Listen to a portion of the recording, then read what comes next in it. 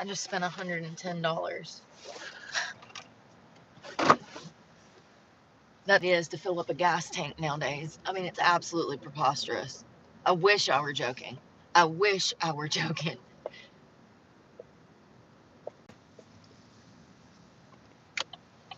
And that'll get me 350 miles for $100.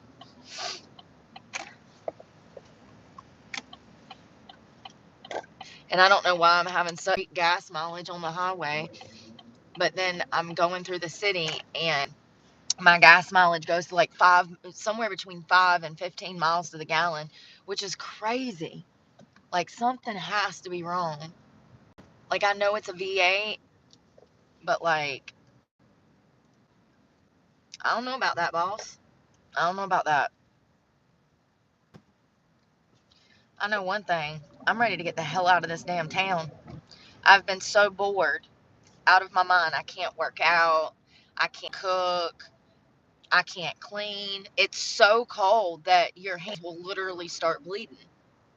Mine will. Mine are already dry and cracked and damn struggling, okay? Like, I'm just not made for this. Some of y'all are made for this shit. I'm not made for this shit. Listen, Brooke physically cannot do cold weather. I physically can't. Mentally, I've already been slipping for 2 days. Y'all can have this shit. Psychologically speaking, I understand why I gained like 80 pounds in a year back in 2021. Like, I get it now. The weather absolutely contributed. There's nothing else to do. Sit home and eat and watch TV. Go drink and burn some shit. Like, there's literally nothing else to do around here. I feel bad for people that have to deal with the cold weather. I really do. I feel for you guys. Because it definitely impacts your mental health and your physical well-being when you can't do certain things. Sure, you can go to a gym, but like, it's not the same as standing outside in the sunshine for 30 minutes, with the sun in your face. Like, your dopamine and serotonin is going to spike because of the good weather and the sun. I don't know why there's not more things to do in the colder months. You would think that maybe, like, I don't know, something, build an inside damn rope course in the sky or something, like, just add some heat to it. build a inside, what are those things called? I love those things. They're like obstacle courses in the trees. They build them up high and you can like not rock climb, you're like rope climbing. I guess they're called obstacle courses. You would think that they would build those things indoors to give some, adults something to do other than drinking. There needs to be like, I don't know, go-kart tracks indoors, and in the summer we're outdoors. Like, there used to be shit to do when I was, younger, and it just doesn't feel like there's shit to do anymore. Or maybe that shit to do is so expensive, it's out of my bracket. You know what I mean? I don't know. I just know that there ain't shit to do here, and it's depressing. I can't even go buy me, eggs and cook eggs for breakfast because it's so cold. I feel for anybody that has to live in this shit because it's miserable. I've literally in 2 days done sank into a freaking depression. I'm like, how long have I been here? Oh, 24 hours. What the fuck? All there's to do is watch movies and freaking order DoorDash. Order you some damn Uber Eats. I actually slept in this morning until 5:45. We're about to pull up at the breakfast spot. I'm getting 4 eggs. I might get more than that. I'm hungry. I didn't eat dinner, and I didn't wake up snacking. I ate applesauce before I went to bed because I'm a child. So I need to eat. a good breakfast, and eggs are the perfect thing to eat if you have muscle soreness. The eggs, the aminos, and good stuff. I think it's called cortisol. Listen, I started to say cortisol, but I don't know if that's it. There's something, a big old C word, that's really good for muscle recovery, and I'm still sore. Like, extremely sore. So, we're going to take a small break, I guess. I guess I'm not. I mean, if it gets up to damn 45, 50 degrees and I can find somewhere that's in the sunshine, I'll work out. But if it's going to damn stay in the 20s all day, I physically cannot. And even getting out in 45, 50 degree weather, it's absolute torture to me. Listen, maybe I got some kind of, I don't know, bone disease or something. I don't freaking know. I just know that if it gets below 65, I am freezing and shaking like a leaf on a tree, and my bones hurt, and my skin starts to get dry and crack. It's like my whole body's chapped. Anything under 65 is like freezing to me. But that's probably because I'm to the warmer climates. So we gonna order some eggs. Maybe. There ain't even no damn parking. This place looked busy as hell. Damn it. I thought I was beating the damn Sunday crowd. I reckon not. Hold on. I mean, my gas tank's, but it's just kind of crazy. Can you even see it? Good. I need food. It's crazy. Crazy. I need a card.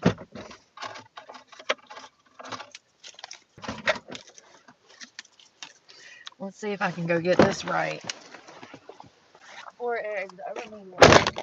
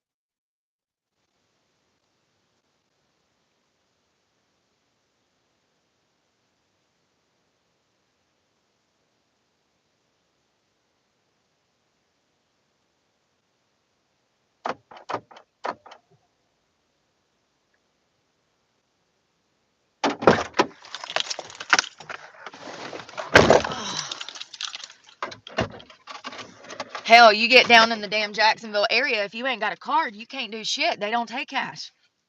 Make it make sense. 100%. Try to go over to Hawkers at fucking Neptune Beach. You won't be able to pay for your meal if you ain't. They don't take cash. They won't even let you tip their waitresses in cash. That's what the world's coming to. So I switch it up, stop carrying cash. Was in a cash only business for 20 years. Had huge problems because of that. Try to finance something with, thousands of dollars in cash and no credit, no damn proof of income. You got 10 grand in cash, but they don't care.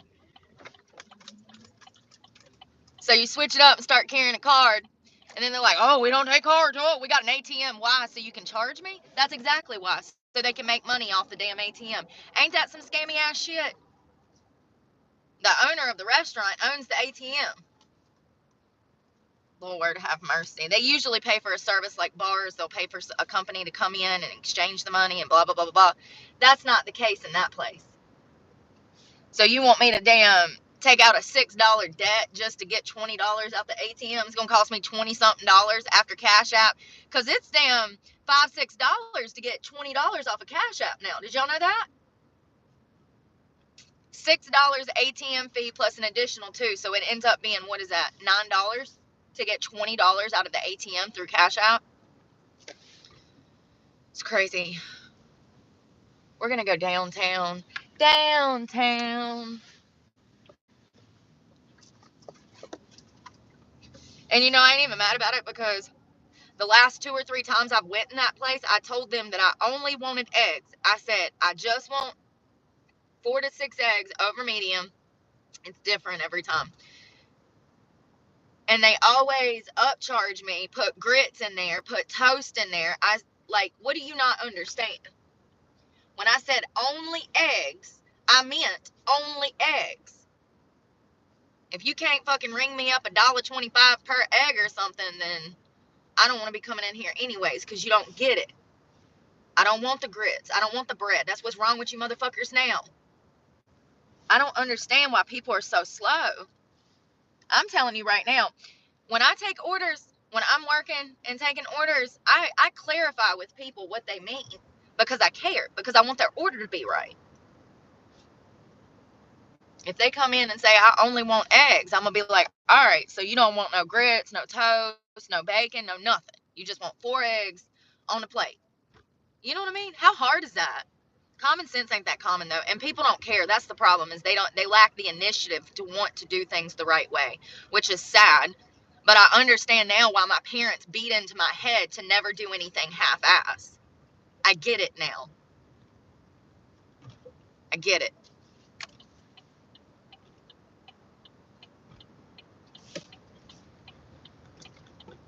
This place probably gonna be busy as hell too. I might have just called, but now I ain't got a phone, so I gotta, you know what I mean? I'm filming on mine.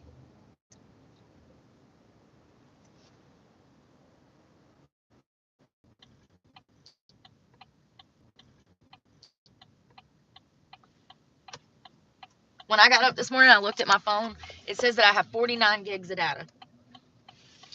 Where? They're fucking closed. Welcome to a small town where there's only 2 restaurants here, fucking county, and one of which is closed on Sunday. I guess, because it ain't open. Neither is the damn restaurant across the street. So what, I just don't eat today? I was in such a great mood. This is a buzzkill. So anyways, Oprah, for those that don't know, she opened up a home in Africa for children, right? She supposedly has donated more than $400 million to children's education. If that's true, then good for her. But at what cost? Because the home she opened up in Africa, the director of that home was essaying school children. Yeah, she was. It was a she, was essaying school children that went to school at Oprah's African orphanage school, whatever the hell it is, y'all. It's a school for girls in Africa, okay? And we're not talking about just 1 or 2 children that were abused. We're talking about dozens of children that were essayed by this director that Oprah hired to run this school. Also, Ellen DeGeneres not only fled the country with her wife Portia after Trump won the election, but she also changed her identity. She's unrecognizable, y'all. She dyed her hair. She looks so different. I saw a picture of her. It does not look like Ellen. What the hell are all these celebrities running from? You know, they were all affiliated with Diddy. Diddy and Ellen DeGeneres were very close. Ellen used to talk about going to his parties. Isn't that interesting? And then she flees the country after he's arrested. It's no coincidence. Austin Kutcher and Mila Kunis, too. They're over here writing support letters for Danny Masterson, a convicted rapist. That's lovely. That's just lovely, you know? So, what's going on? I don't know. No clue. But I know that celebrities are fleeing the country. Fleeing. Good. Who liked Ellen anyways? I could tell she was fake from a mile away. She's one of those people, just like Oprah. I can look at them and tell you their character. It's not rocket science. Ellen is evil. If you can't see that from her two-facedness on her show, then you're not a very good read of people. But if you can see, Ellen and Oprah, how evil they are from afar, then you're a great judge of character. I've never liked Ellen or Oprah. Um, and then the whole children thing with all of these children missing. And then the Maui thing with Oprah. Remember when she come out asking the public for money? Like, excuse me, aren't you the richest, like one of the richest women in the entire world? As people are struggling to put food on the table for their families, you're going to ask people to come out of their pocket to donate to Maui? It's crazy. Oh, and Leonardo DiCaprio. That's another one that damn is moving to the UK. It's like everybody that was close to P. Diddy is like bouncing, y'all. Ain't that crazy? I mean, it's not really when you think about how he's implicated them in all of his crimes. All of these people were ultra close to him, super close. Specifically, Austin Kutcher, because P. Diddy and Austin Kutcher were on Punk together. They ran a show on MTV and worked on a show together back in the day. And yeah, they were friends. And then all of these videos of Leonardo DiCaprio have surfaced with P. Diddy at these parties. And, he is mighty comfortable. That's all I'm going to say. There's pictures of him laying all over other dudes. And, like, y'all, listen, I've been to some house parties in my time, but I ain't never walked into a room of motherfucking dudes laying all over each other like Leo was laying all over damn P. Diddy and these other men at this party. I'm just saying, they just a tad bit too comfortable, okay? That ain't what men do. Let me just be clear. Men don't behave that way. Men ain't laying all over each other, getting all comfortable, calling each other snuggle boos and shit. Ellen tweeted something where she says, she calls P. Diddy like snuggle muffin or something. And she's like, but I can't talk about what that means. She tweeted something one time and it was like, oh, I love Diddy's parties, da da da da da da. And then she's like, but we're not going to talk about certain things, are we, snuggle muffin? Hold on, what? This tweet just resurfaced recently. Listen, I got lots of friends. I don't call none of my friends snuggle nothing. You ain't damn boo boo kitty fuck. You ain't snickerdoodle, okay? You're Jessica or Kelly or, like, I just don't understand these people. But I'm here to tell you that there's a lot of people running around like that. This ain't nothing isolated. P. Diddy being a weirdo and everybody knowing it and everybody going to his house and partying, that shit happens in small towns. I had it happen at a restaurant, Uptown Tavern in Eden, North Carolina. Same shit on a smaller scale. You know what I mean? It's absolutely sick. And then, for all of these celebrities to be fleeing like this and moving to other countries, it makes them look even more damn guilty. And it's just so ironically, all of these people that were linked to Diddy. So it makes it even more suspicious. Now, of course, Ellen and her wife Portia would say that it had to do with the Trump administration. Bullshit. You listen, he can't just win election on November 5th and you gone on November 6th, honey. It don't work like that without a plan. So that means you were planning previously to leave the country prior to him winning the election. I think it has to do with P. Diddy. I don't think it has nothing to do with this damn election. That's just their cover story. Ain't it perfect if it's perfect? I guess I'm just not going to be able to today. I'm so hungry. God, y'all, I'm dreading this, but we going to do it. We going to white knuckle it, raw dog it, and eat some damn bohangles. Listen, this might make me sick as a dog. I might end up ER if I'm just being honest, because I can't eat this damn fake shit. But here we go. Let's eat some fake shit. It's go time. Would you like a pork chop griller combo today? No, thank you. Please order when you're ready. Yes. Can I just do 4 eggs, please? No sides? Oh. Please repeat that. Yeah.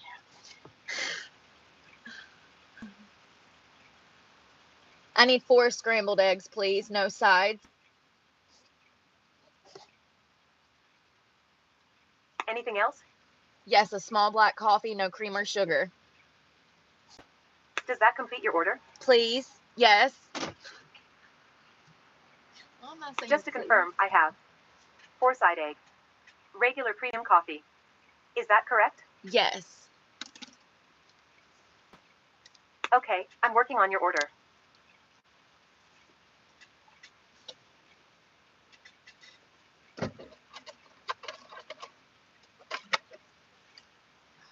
Thank you. Your total is 908. 908. We'll see you at the window. For what? Hell no. Hell no. I refuse. I fucking refuse. What did you fucking ring me up for, you dumb bitch? Hey, why is that so expensive? How many eggs? I just got 4 eggs scrambled with no sides. And you got a medium coffee. A small coffee. We only have this one. Oh, I got you. How much is that? $2.09. I got you. I'm good. Thank you. I can buy a whole fucking carton of eggs for $9. What the fuck is wrong with this world? You a 10-cent motherfucking egg? A 10 motherfucking egg. Y'all, these people smoking crack out here. They have to be. They have to be smoking crack to be asking these motherfucking prices. You can get a whole motherfucker for $6. A whole platter with 4 scrambled eggs and some bacon and a motherfucking biscuit and some grits. Call me crazy. I don't give a fuck. I'm not crazy. That's fucking crazy. I guess I just ain't gonna be able to eat no damn breakfast this morning, huh? And y'all know what happens when I can't eat. I get fucking grouchy. It's already started. This is some bullshit. $9 for just some eggs? Bitch, boy! Y'all were smoking dope! I ought the motherfucking... Y'all, listen, if I had the fucking time today, I'm telling you, I'd write their motherfucking corporate office right now and tell them, y'all got to be smoking dope. Are y'all on meth or fentanyl? Or y'all just smoking crack? Where do you have the fucking right in a small... Listen, first of all, this is one of the cheapest towns to even fucking be in this state. This is as cheap as it gets, baby. Y'all charging $9 for 4 fucking fake scrambled eggs with no nutritional fucking value. Bitch, bye. We about to roll up in Walmart. Think I won't cook me 6 motherfucking eggs this morning. This is some bullshit. $9. Who do you think you are, Ruth Chris? Bitch. I ain't even mad at the worker. I'm mad at the Bojangles. The Bojangles has got, y'all, you got to be on drugs to be asking those prices. 100%. There's no other way that you are asking those prices when chickens lay eggs for free. Y'all be acting like y'all got the fucking golden goose up in there or something. Y'all know how cheap eggs are. It's literally one of the cheapest things that you can buy. Fun fact. Fun fact. They lay them like clockwork, baby. This shit getting ridiculous out here. These crackheads. Got to be. They smoking dope, I'm telling you. They all on meth or something, y'all. Have to be.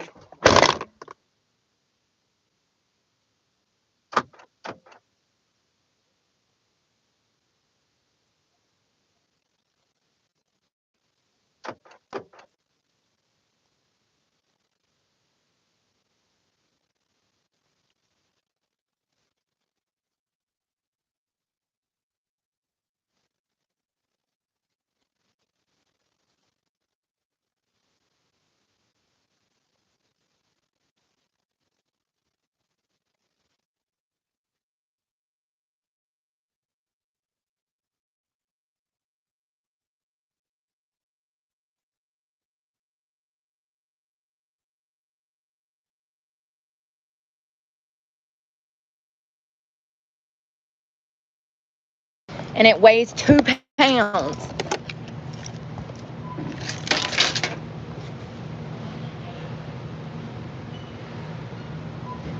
£2 onion.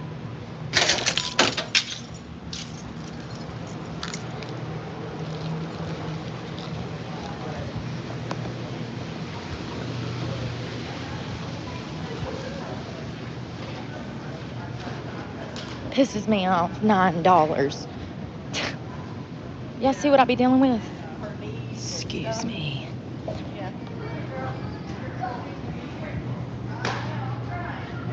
People's like, oh, it's cheaper to live out your car. Shut the fuck up. No, it's not. What I don't pay in rent, I'm paying in gas and damn food.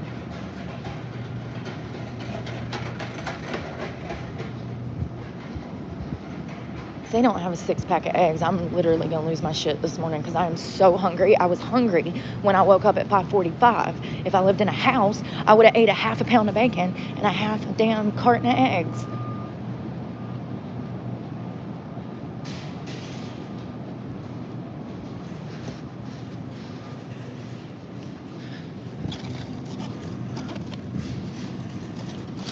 It's ridiculous.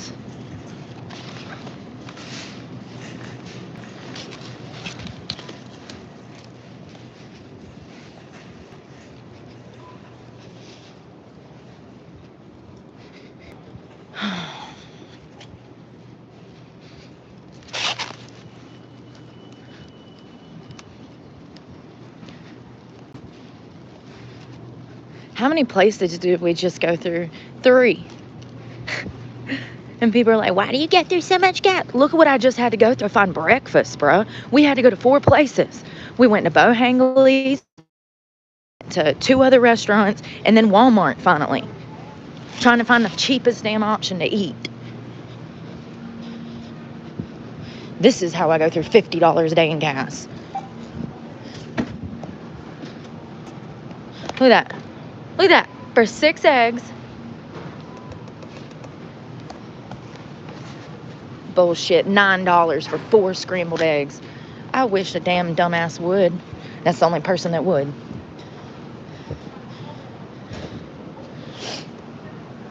That's the only person that would.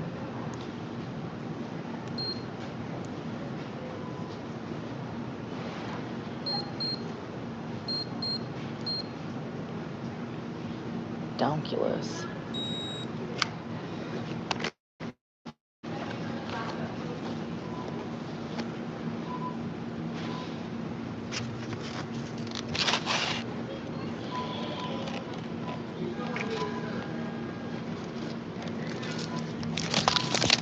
Have a good one.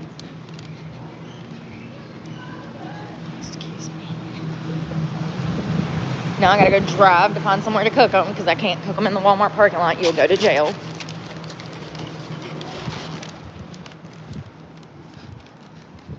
It's ridiculous. $9 and I got 6 of them. So they wanted $9 for 4 eggs.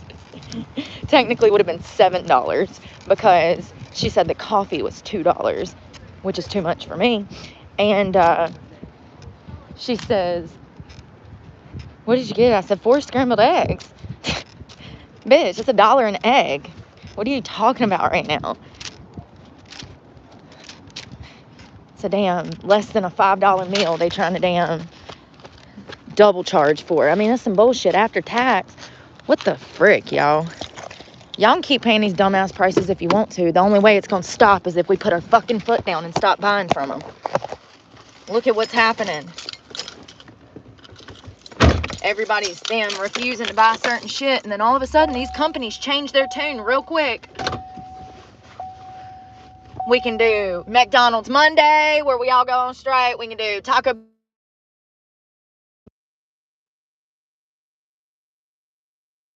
on strike. Think I'm fucking playing.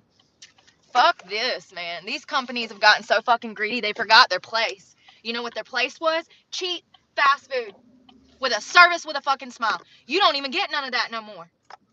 You don't even get none of that no more. I'll be damned if I'm supporting them. That's the first time I've been to that damn Bojangles in damn 3 months. Probably will be the last, if I'm being honest. Because it's not even real fucking eggs, first of all. I would have been hungry an hour later. Bunch of dummies. D-U-M-M-Y, dummy. We'll make coffee and eggs up here at this little park. Hopefully the cops will leave me alone long enough. Ain't that some bullshit? $9? Bitch, I just went and got sick for $1.26. I don't care how much you want to claim that it cost you to get it here. Bullshit. Tell that to somebody that ain't worked in the food service industry the majority of their fucking life. Damn professional smartest.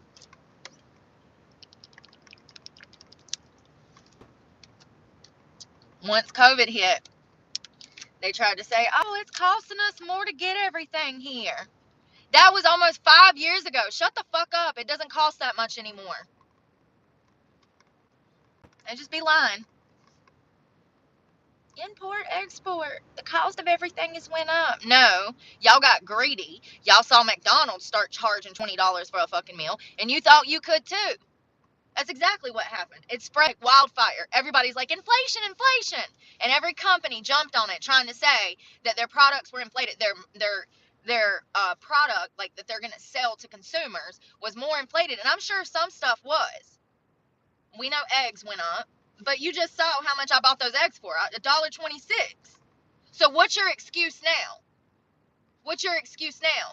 Because it's almost 5 years later. And y'all still doing that same old bullshit, charging $2 for a cup of black fucking coffee like y'all fucking Starbucks. I can go get an Americano for $4. Y'all charging $2, and y'all probably ain't even cleaned that fucking coffee pot since Jesus was a boy. Burnt ass, hot ass, raggedy shit. And y'all over here thinking that y'all.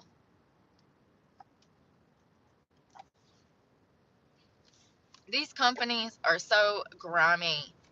They deserve to be roasted, all of them. Stick a fork in them. And that's why I don't support that shit anymore. That's why I don't eat McDonald's. That's why I don't eat Wendy's. That's why I don't eat Burger King. I mean, physically, I can't. It makes me sick. That right there tells me everything I need to know about what they offer. You know what I mean? Because that's not normal. Unless you're accustomed to it. If you eat that shit every day, of course your body is accustomed to it.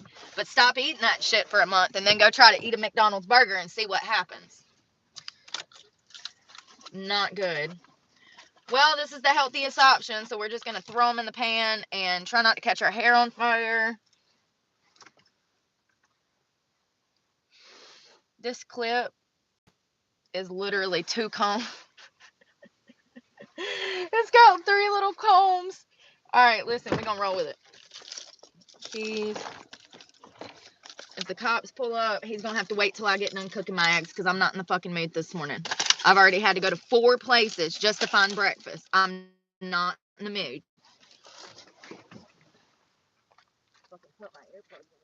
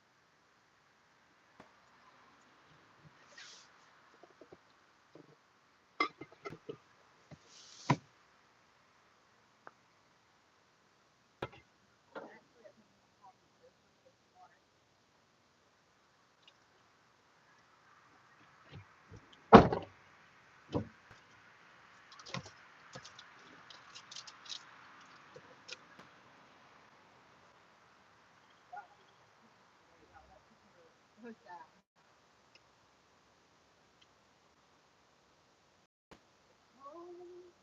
Soldier, water.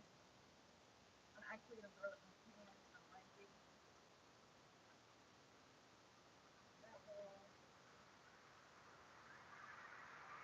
I have a different pan.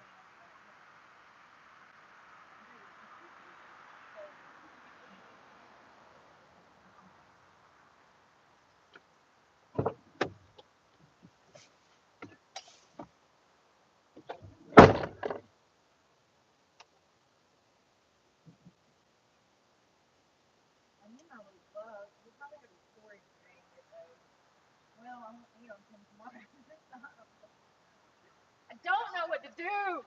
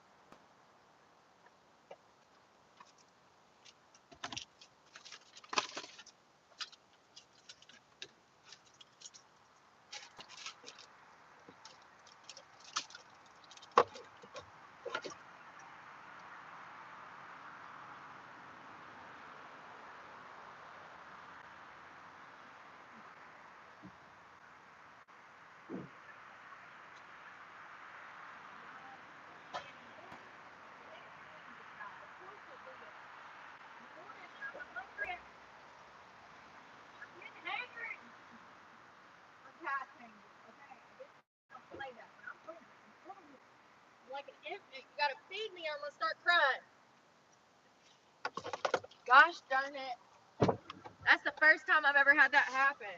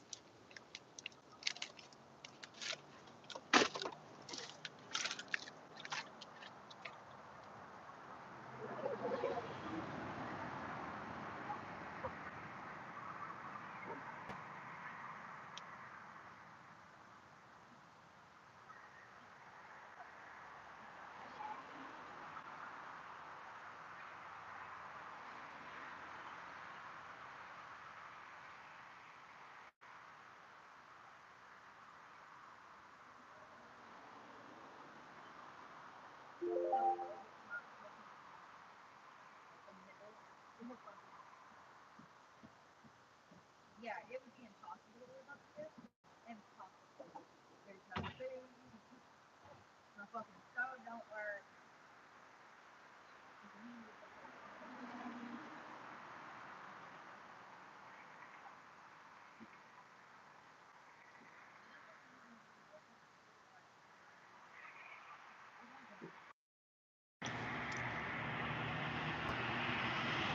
Sriracha. Did this can die too? Yes. Jesus fucking Christ. I can't win.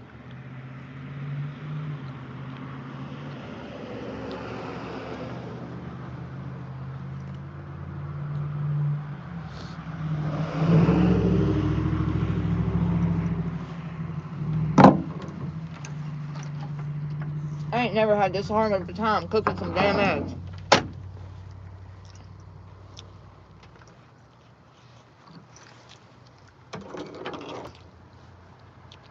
Look. Damn cat stuck down in there. I can't even.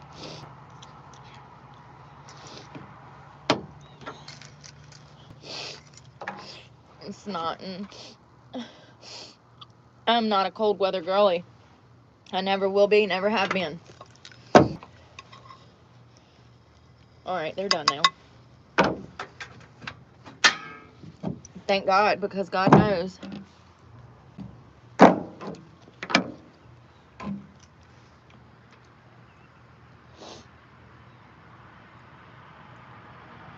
I'm over medium, but my stove is not working. It's so cold. It said FU. So, to wing it. Usually I use that habanero sauce on it, but I got a new bottle in the back. I just don't feel like taking it out, okay? When I said I was hungry, I meant like now. Like, not an hour later. It's literally took me 45 minutes to find food. Look at that.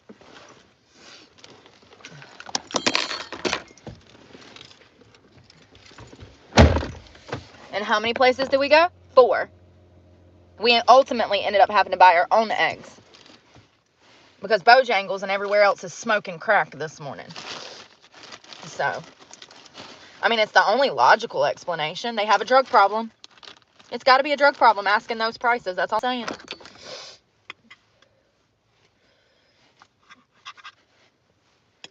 Especially when we rolled up in damn Walmart and bought 6 eggs for $1.26. Literally one of the cheapest places you could be. That pan feels so good. I'm just letting it burn my leg because it's cold. Oh. I use pita bread just for some extra carbs or for some carbs.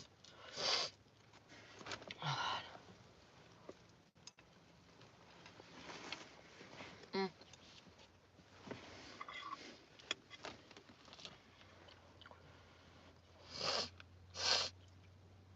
Between the sriracha and the cold. Oh, shit.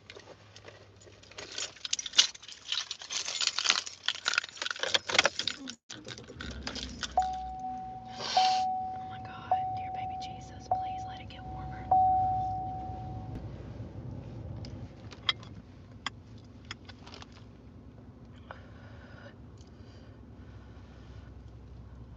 Oh, hot.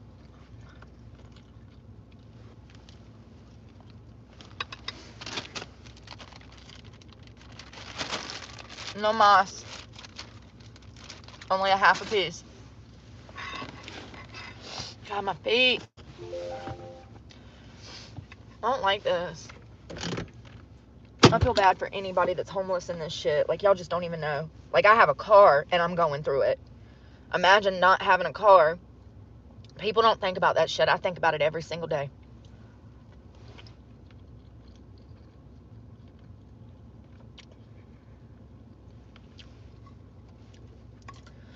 I was watching, now that I have YouTube back on my phone, I was watching the disaster relief that they have going on in Western North Carolina. Things have gotten worse, not better, just to be clear.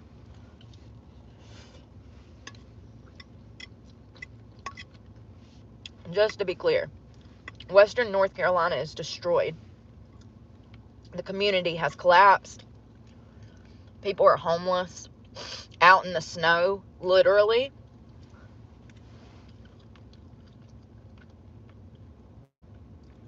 Why does God give empathy to people like me that can't help people? You ever thought about that? Why does God give high levels of empathy to people that can't do nothing about a situation that they would love to fix?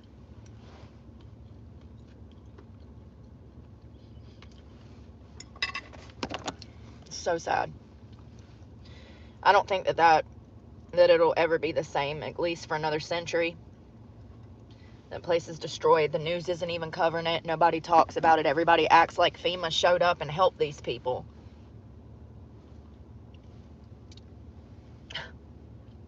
We got over 200,000 people that were affected by this.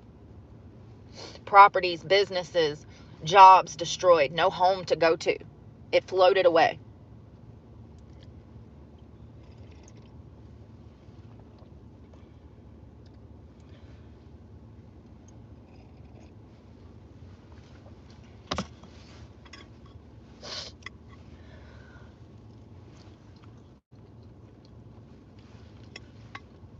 I guess I should have cooked them other 2 eggs. It's so late. I eat my first breakfast usually about...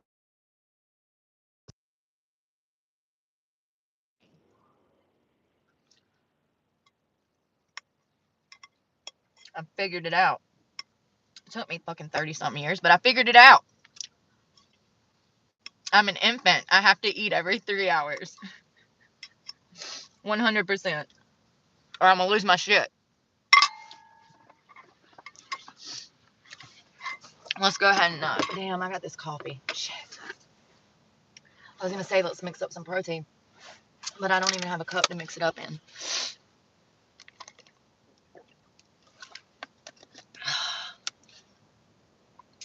I ain't getting back out and cooking them other 2 fucking eggs. I'll boil them for lunch and eat them as a snack, like an egg salad or something. Deviled eggs or something. I love me some eggs. Eggs are really good for you. Really, really, really, really, really good for you. I mean, don't get up and eat 6 dozen fucking eggs like I do every morning. But if you're working out like I do, then absolutely you need to incorporate eggs into your diet because it's going to help you heal. It's going to help your muscles heal.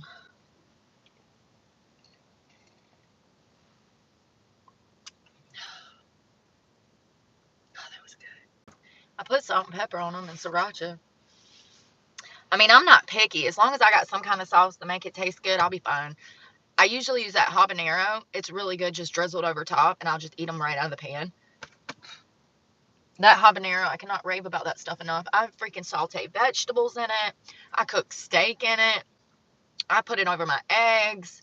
Literally anything. I've put it on subs. I've put it on pizza. I've literally put that sauce on everything. It's at Walmart 98.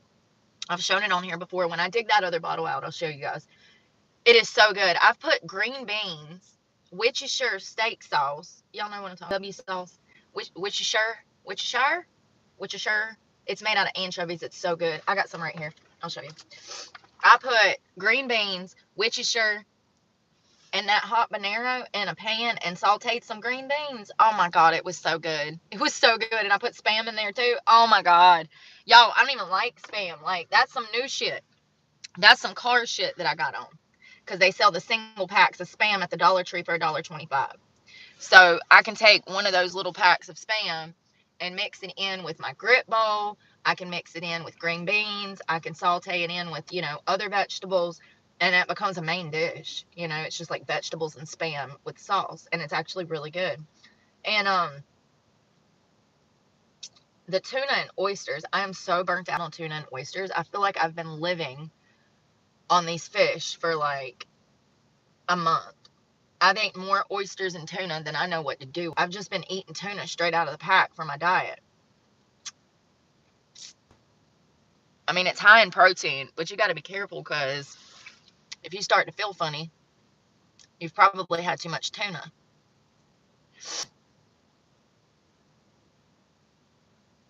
That was good. Now clean up. Can't I just leave them in the sink till I eat lunch? I am that girl. Don't let me cook a big meal and I'm about to wash some dishes after I done got my belly full.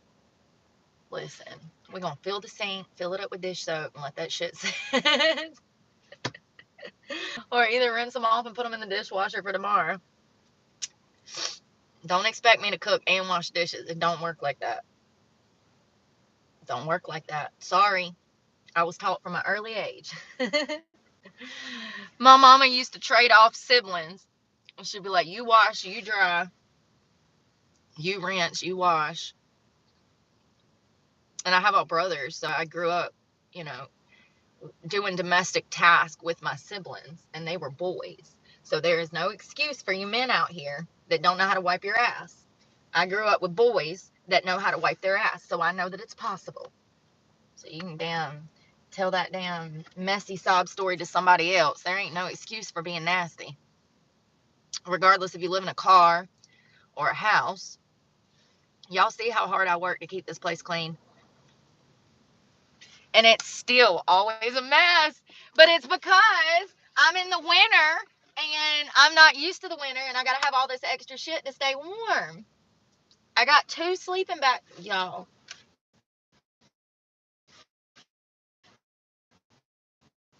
Of all, that sleep is only supposed to be good to 30 degrees. After it gets below 30 degrees, it's supposed to not work anymore.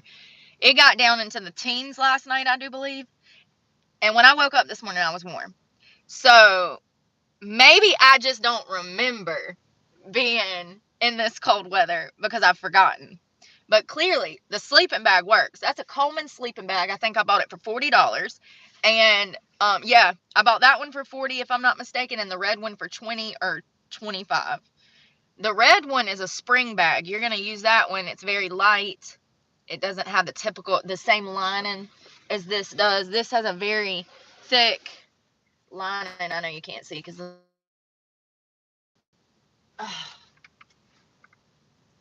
it takes me a few hours to wake up in the morning. I'm not a morning person. I don't know why my phone's doing that. It was working fine, and then all of a sudden it starts acting crazy. Make sense. Down-filled blankets. I've heard of that. Is that like goose? Is that like goose lining? You know what I mean? Is it like goose feathers? I had a goose pillow once that was amazing. Good morning, Holly Ann. Feathers. Okay, what kind of feathers? Is it geese feathers? Is it duck feathers? Is it chicken feathers? Lots of birds have lots of feathers. It could be lots of feathers.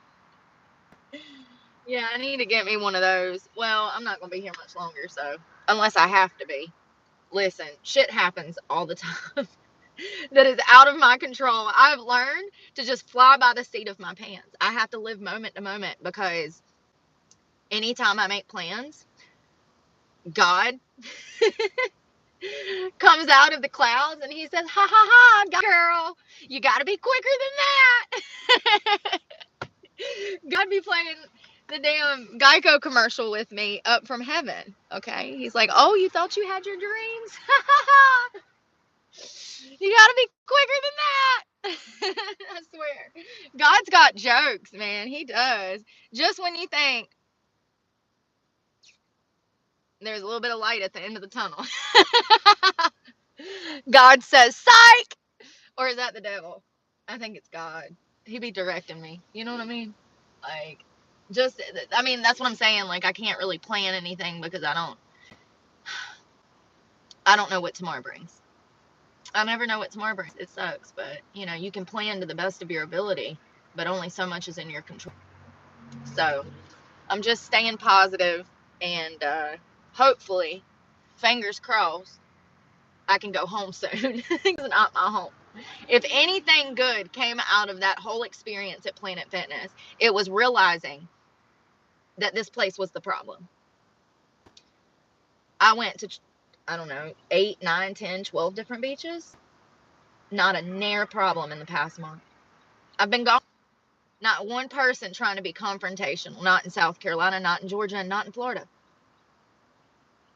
But I already knew this. This is why I lived there multiple times in Florida and Georgia. I lived in Macon. This is why I lived in those areas before. Charleston, lived in Charleston. So, you know, I already knew this. Maybe this was God telling me, like, hey, girl, there's so much more to life than this shitty ass town. You don't like the weather here. You've forgotten how life is south. You know what I mean? Because I'd gotten comfortable here in my passion and letting everybody bully me and mistreat me because I'm homeless. I'd gotten comfortable just allowing people to spit on me.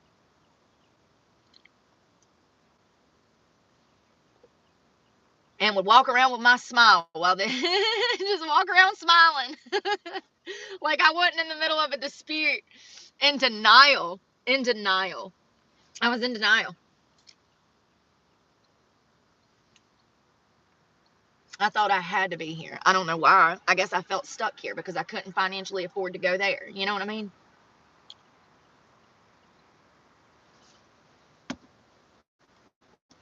Hmm. Hmm.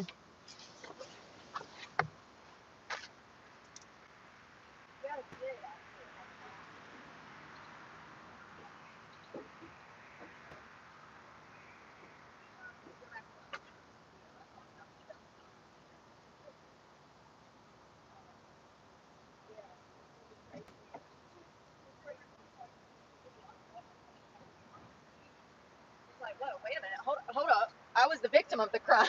Like, what are y'all doing right now? What are y'all doing? Oh, typical small town police bullshit. Y'all don't know what you're doing. That's right. You don't know what you're doing. Yeah. It's okay. You're not the first. You won't be the last one.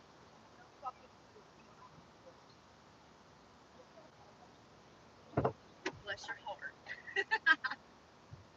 Bless your heart.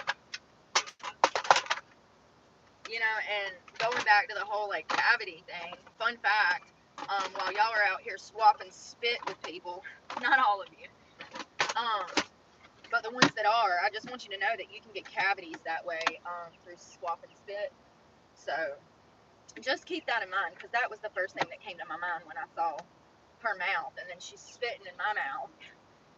Y'all, I don't know how I held it together that day. I'm so proud of myself. At the end of the day, I'm so proud of myself.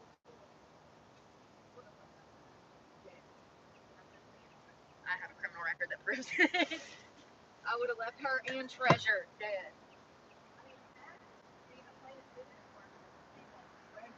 I mean, it doesn't get any more golden than that, man. It's like, Jesus fucking Christ, a white girl, meth head, And I actually think that she was on pills. Remember when she was asleep on? And I told you guys, she fell asleep talking to me. She's like, "Can I ask you?" Oh, she said, "Can I ask you a question?" Now, this was weeks prior to this incident. I said, "Sure, go ahead. What's up?" She's like, "Do you live in your car?" Listen, she is so high. She's going, "Do you live in your car?" And I said, "I'm a van lifer, if that's what you mean, yeah." And she's like, "Oh, God, we got to get you a house." And I'm like, "First of all, bitch, we need to get you a rehab. Second of all, who the fuck do you think you are coming and telling somebody who's fucking sober that they need to do better when you're high as shit with a 13-year-old son?" Listen, I don't understand how people like that can have drugs, can have kids. Y'all knew what I meant. But it's unbelievable the way that things progressed in that place. Once they realized that I wasn't into drugs, just like everywhere else, then that's when they like made a problem about me staying overnight in the parking lot. And that bitch woke up trying to start shit with me, and she got what she wanted. And she gonna get more.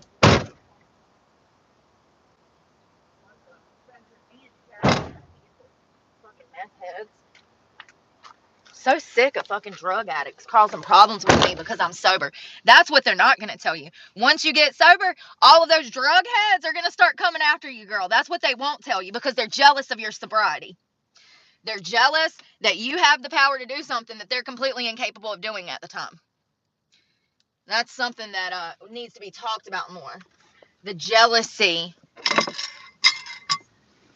of struggling addicts towards newly sober addicts, or like me, I've been clean for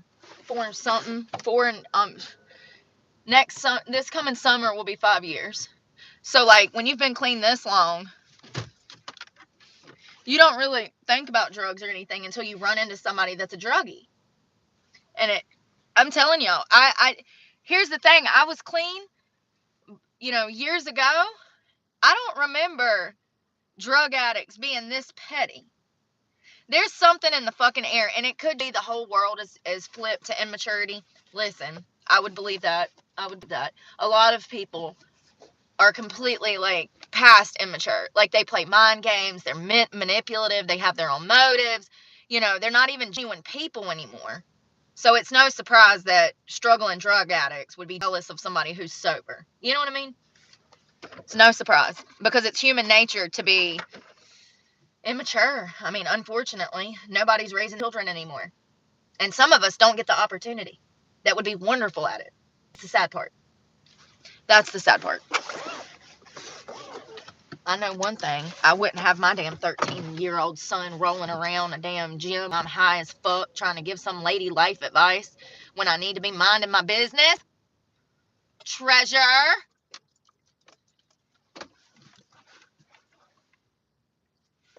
Treasure's not such a treasure.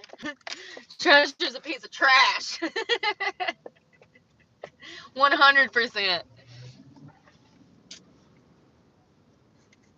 Piece of trash.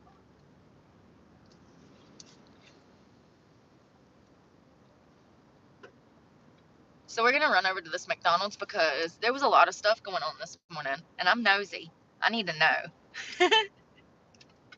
I want to know who else is leaving the country. Adios. Or is hasta mañana? Which one is bye? Is hasta mañana see you later? Like, I'll see you later. I don't freaking know. I think adios is bye. I don't want to see you later. I don't want to say that. Not Oprah and Ellen. Oh, God. And then, who else was it? There were several other people. Garth Brooks and his wife said that they were thinking about moving to Ireland because of these rape allegations that he's under right now. I mean, honestly, this is what I have a problem with. First of all, this was a hairstylist for Trisha Yearwood. Trisha Yearwood had hired this woman out of the kindness of her heart, okay? Because she's a huge celebrity. She could have picked anyone, just to be clear. But for some reason, she picked this sorry sack of shit. And this woman on a private jet with Garth Brooks to a show. And while they were on this jet, she claims that while they were in close quarters at some this trip, maybe not on the jet, maybe it was in a freaking hairstyling studio. At some point when Garth Brooks and her were on this trip to do a performance, supposedly he assaulted this woman. Oh, it was a hotel room. He supposedly assaulted this woman in a hotel room. Now, this was 10, 15 years ago, allegedly. I have a problem with this. Like, I just have a problem with it. It's like the whole Trump thing. I mean, most of us are aware of what that was. It's crazy that you can come out 20 years later and say that. Now, it'd be different if there was a record of this stuff. Like in my case, tons of records. Hospital records, police records, tons of records. But there's not. It's just this woman's word against this guy, against Garth. So I don't know. Now, I do know that he had substance abuse and drug problems back then. I don't know. I don't know. But apparently, they're going to leave the country because of it. They're thinking about going to Ireland, which actually is probably one of the best places you can go to.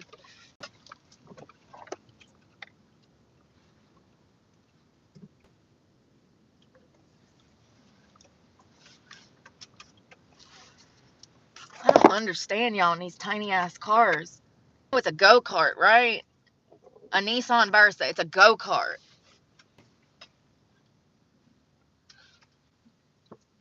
She damn 3 feet away from the damn drive-through window. Bless her heart. That's why I tell y'all, teach them in Suburban. Teach them in a Suburban. Let's see.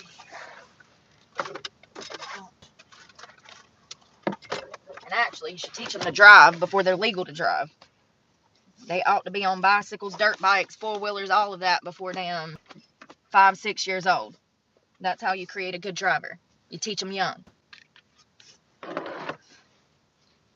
Y'all be waiting till they damn 18 years old to get licensed and then wonder why they in a car accident every week.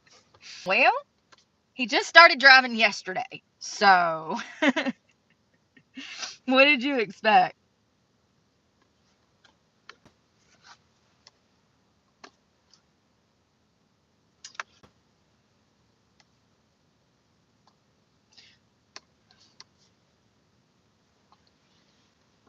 Sorry, I just don't want to share my password.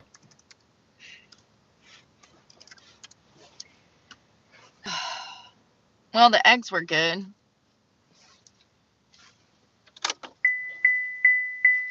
Save my gas. Oh, it's December 1st. That's another thing. My birthday is this week, and I haven't celebrated my birthday in like 10 years. Seriously. I go to bed every birthday. Go to bed at like 6 o'clock depressed as fuck. Just like Christmas, just like Thanksgiving. It just sucks. Like, I don't know.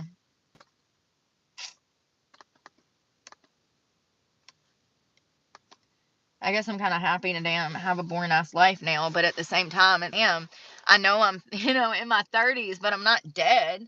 Like, and like, I'm still hot. Like, it sucks. It does. Like, but like, my thing is that I don't trust people in those kind of social settings. I'm not going into a bar. I'm not going into a busy restaurant, on a Friday or Saturday night. Because of my CPTSD, I can't be in those kind of social settings. So that's part of the reason that I haven't celebrated my birthday, is because I don't trust society. I've witnessed too many shootings. I've been involved in too many robberies. I've been involved in too much. I can't deal with people in that kind of setting. And I don't know if I'll ever be able to.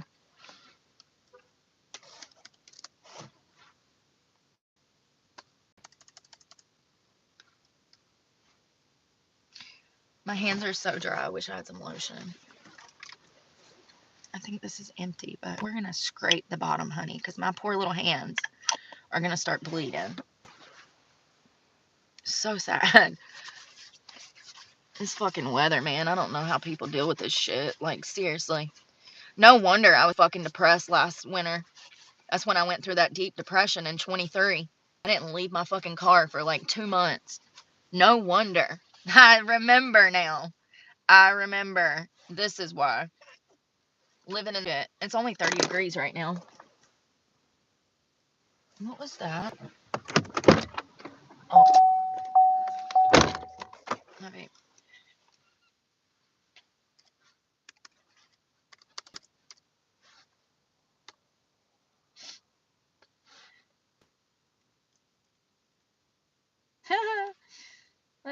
Karma, bitch. Karma.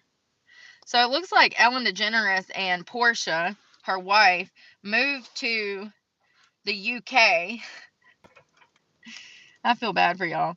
And it looks like her mansion flooded just weeks after she fled the US. Not karma. Their dreams are dreamt.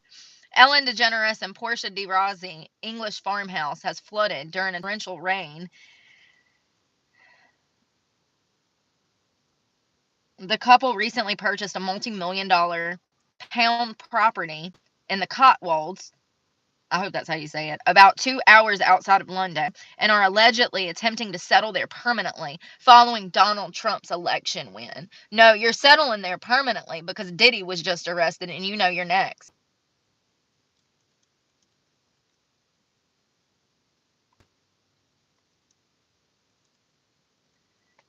I mean, how do y'all not see that she's evil?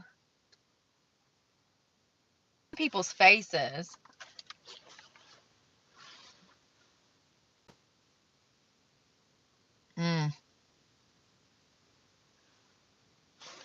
Listen, like I said, I can just look at some people and I can tell you their character. I've never liked Ellen.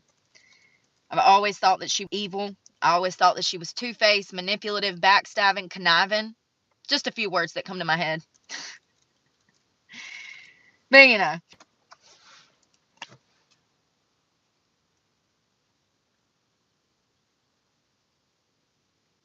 Wow. So this was a catastrophic flood. Locals said that they've never seen a flood this bad. The flood water was rising hour by hour.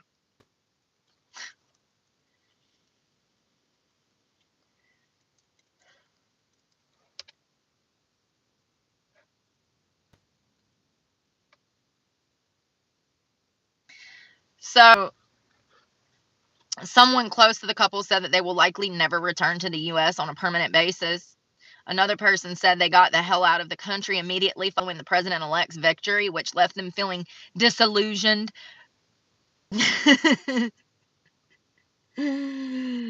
Oh, not the queen of floating down the Nile talking about disillusion. Girl. What is wrong with people?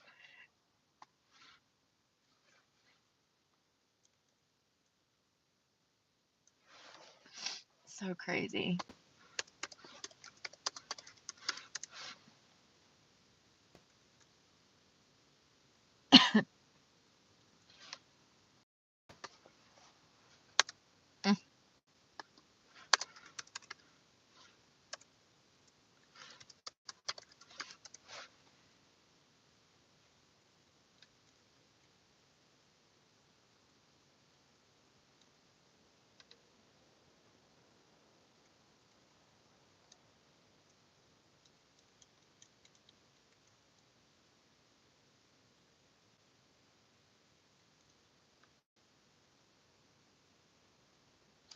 I was trying to see what Oprah and Diddy had going on.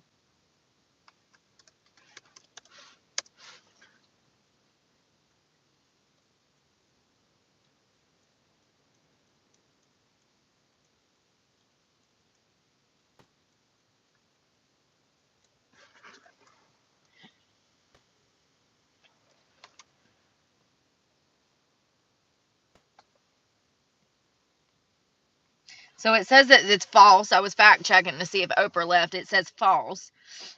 So it doesn't look like Oprah's left the country. It's just Ellen and her wife and a few others that I mentioned earlier. But I'm trying to click on this article on my freaking computer, man.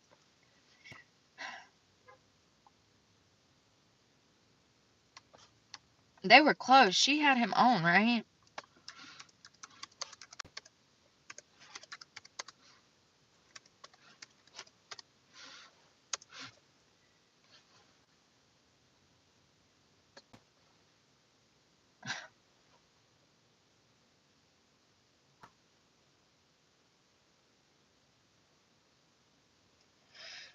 Protein.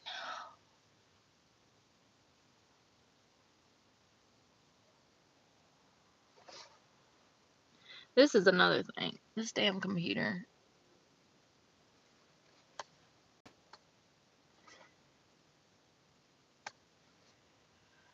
Oh.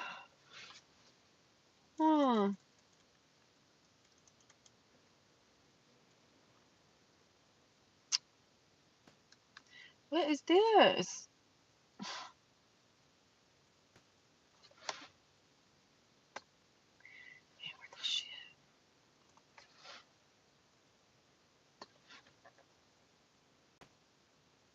Right row. Oprah Winfrey and Diddy.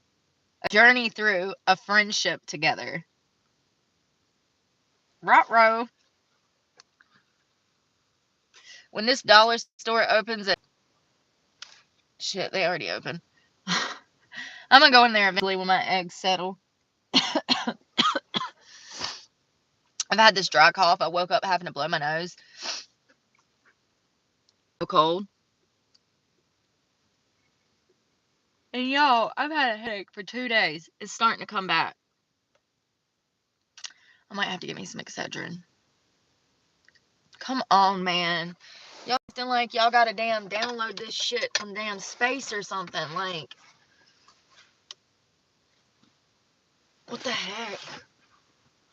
You know what else I need? Socks. And I ain't got none. And it sucks. I bet I got some in storage. Oh my god. Here we go.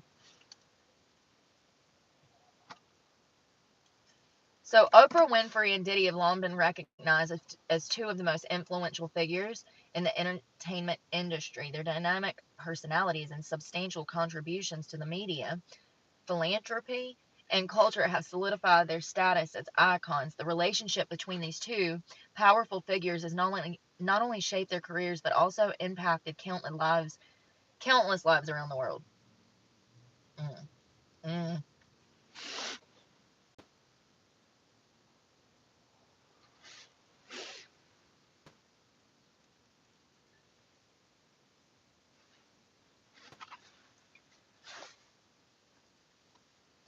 So Oprah, who was born in 54 in Mississippi, that was the start of the Republican. No, that was 1854, bro. She's a renowned talk show host, television producer. She's best known for her influential talk show, The Oprah Winfrey Show, which aired for 20 years and became one of the highest rated programs in television history. Sean Combs, widely known as Diddy or Puff Daddy, was born November 4th of 1969 in New York. He's a prominent music producer, rapper, and entrepreneur. He founded Bad Boy Records and has played a significant role in shaping hip-hop and R&B. His dynamic personality and business have led him to become one of the biggest figures in the entertainment industry.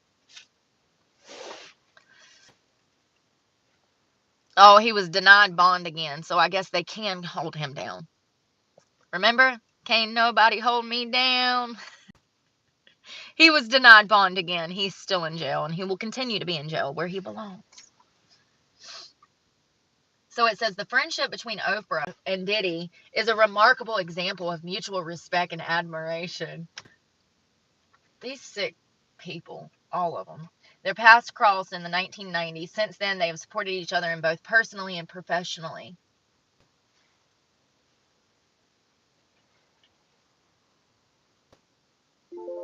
Their admiration for each other is evident in various interviews and public appearances where they often speak highly of one another's achievements and contributions to society. Through the years, Oprah and Diddy have made several notable public appearances together, showcasing their friendships.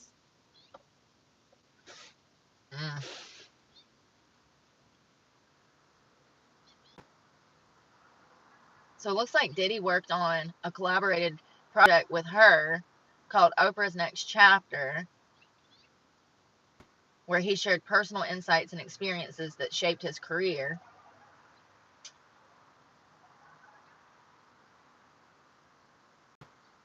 Oh, they were very close. Their friendship also influenced their respective careers. Oprah's storytelling ability has inspired Diddy in his music, while Diddy's entrepreneurial spirit has motivated Oprah to expand her brand beyond television.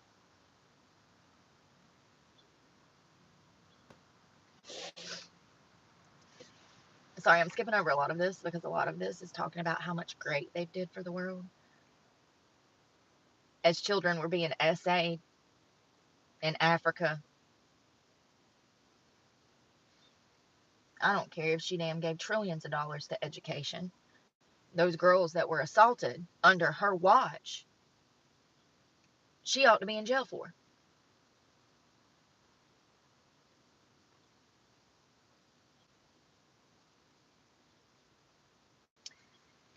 So it just looks like that they really liked each other, okay? And they were super close. So in my opinion, there's no way that Oprah didn't know what he was into.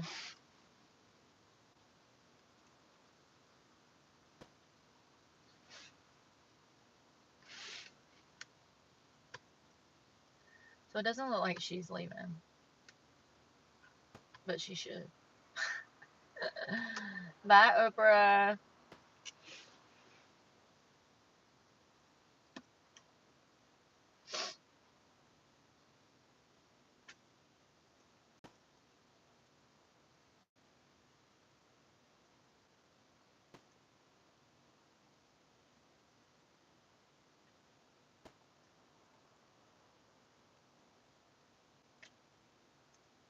Yo, I saw this story this morning that was crazy. This gotten out on bond.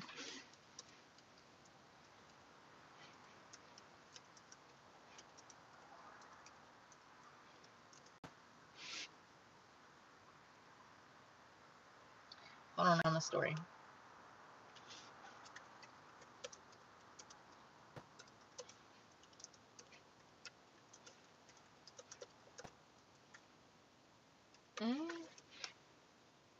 Yes. This Houston woman who was 26 years old, she was accused of robbing and stealing. She had 16 bonds in 1 year. That means that she committed 16 different criminal acts in 1 year and was out on bond, each of them. Every time they'd take her to jail, she'd make bond and go commit another crime. And then they'd catch her stealing something else. They'd take her back to jail. She'd make bond, commit another crime. 16 pending bonds. Like, she was out on bond 16 different times, all at the same time within a year span. The judge sentenced her to prison time last week. I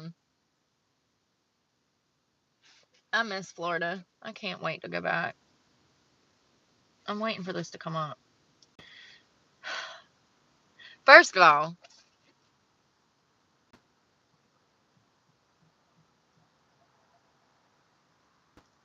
after like the third or fourth arrest for robbery, why was she still allowed to post bond? Let me tell you why. Because they knew the money and they wanted to make the money.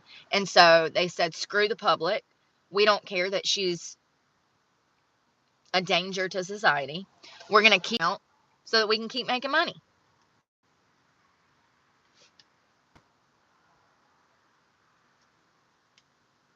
I'm trying to get this Fox Houston article to come up. So it says breaking bond day for the 26-year-old defendant dubbed the bond The bail bonds queen. That's what they're calling her online. The bail bond queen. Aubrey Davis racked up the most bonds ever seen in about a year's time. Davis was in and out of jail a total of 16 bonds. She has both felony and misdemeanors bonds in at least 5 counties.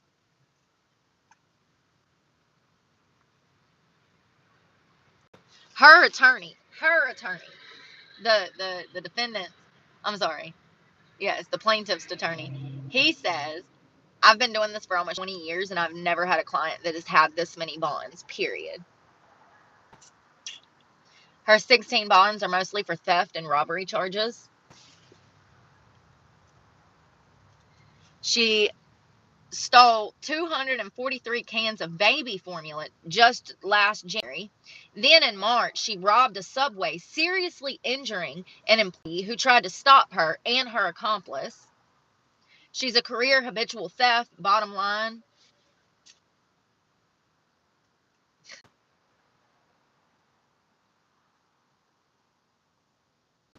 Her lawyer would go on to say that she was addicted to drugs and blah, blah, blah, blah. Listen, bitch. They don't even make the shit I used to be addicted to, and I never robbed anybody, and it was 10 times stronger than anything you can even get on the streets nowadays. There is no excuse for this behavior.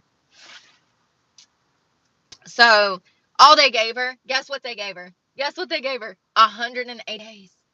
180 days. Now, she'll still have to go in front of a judge for all of these other pending charges, which could rack up. I mean, given the circumstances, you would hope they lock her ass up for the next 5 to 10 years. You know, that's what she needs. She needs to lay down. That's what we call that. They need to lay her ass down because she ain't got it yet. And 16 bonds. It's absolutely crazy. I don't care what you're addicted to. It's no excuse for stealing.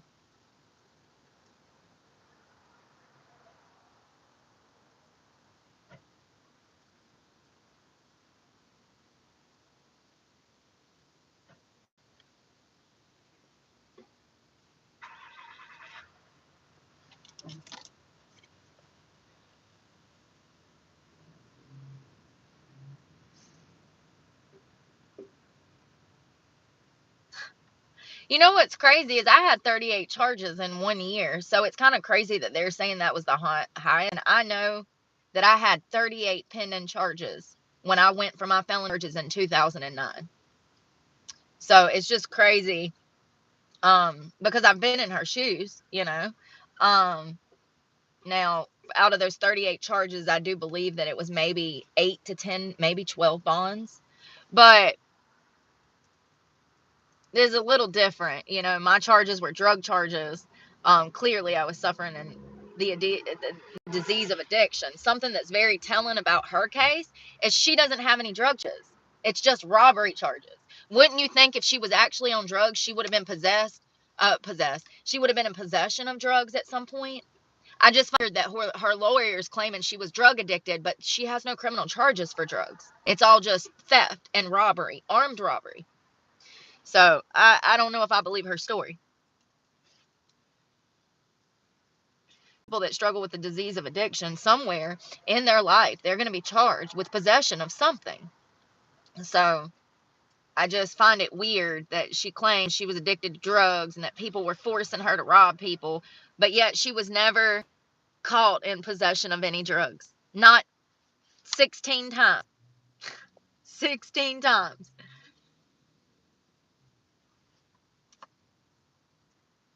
Ooh. Oh, what is this? First of all, the headline read, woman who killed sex trafficker gets 11 years in prison. This is out of CNN. Milwaukee. A Milwaukee woman who argued that she was immune from prosecution because she fatally shot a man who was sex trafficking her was sentenced Monday to 11 years. This is out of Kenosha County. Crystal Heiser, who earlier this year pled guilty to reckless homicide in the case, will also serve 5 years parole.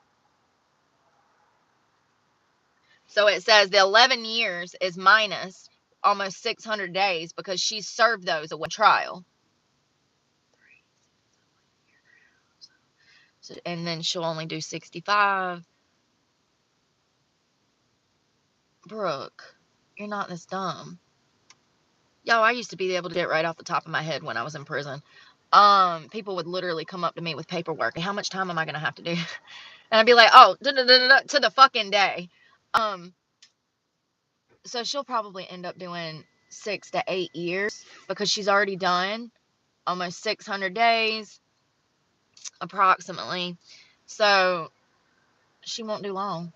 6 years, 7 maybe, because you're only going to do a certain percentage. And I think it's like, what is it, 85% or 65%? 85%, I do believe. Regardless, I want to know what happened. So she's 34. Wow. So she shot this guy, Randall, when she was 34.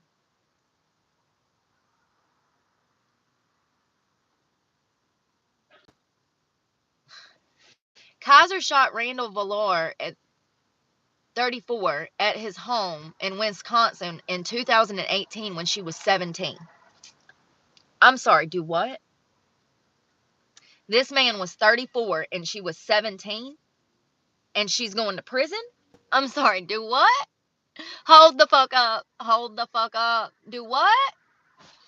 What is the age of consent in Milwaukee? Probably fucking fuck, because they're all changing it to young as fuck. They've been doing it for years. Fucking perverts. Lowering the fucking age of consent. And the working age. What is the age of consent in Milwaukee? Probably 16, right? 16. Ooh, minors age 16 and 17 can consent to sexual touching, but not intercourse. You have to be 18 to be considered able to freely consent to sexual acts. I'm sorry. So why is she going to jail? When he trafficked her? Listen, y'all. Listen. I'm not saying it's right she shot his ass. But for a 17-year-old child, that might be the only logical response. Fight or flight. I mean, I'm just saying she was a child. So she shot him in the head, burned his house down, and stole his BMW. Okay, well, that changes things. She was initially charged with multiple counts, including first-degree intentional homicide, arson, car theft, and being a felon in possession of... She was a felon at 17? What is going on right now? So she was trafficked by this guy when she was 16. Well, listen.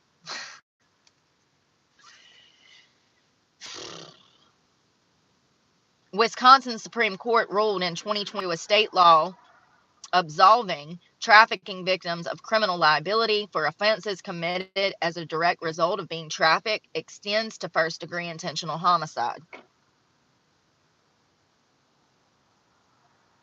This is crazy, y'all. I don't even know how to feel anymore. Well, I mean, they say that she fucking... Let me tell you something about these court cases. These officers, they can just say whatever they want, and a judge will sign off on it, and they will say that it's true. So, I believe half of the law enforcement story. Half of it. Half of the shit that you read in court files is a lie. Fun fact. For those that don't know. They can just write anything down, a judge will sign off on it, and it becomes fact. And that's how the court system works. And it's unfortunate, but you know, these are humans who are... They have human emotions and human feelings, and they're humans, okay? We are faulty. We are faulty. We are all sinners. So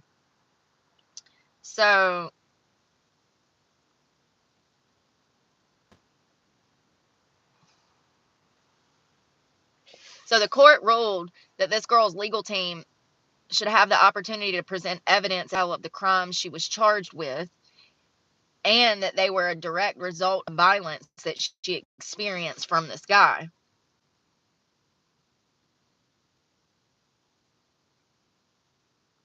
So the court is requiring her attorneys to provide evidence for a trial judge. Her decision to kill this guy was connected to being trafficked before she can invoke immunity.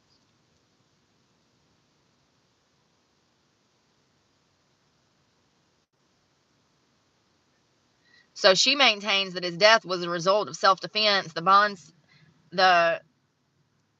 But in May, she pled guilty to a count of reckless homicide. Yeah, I'm sure she's sick of sitting in fucking jail. She was 17 at the time.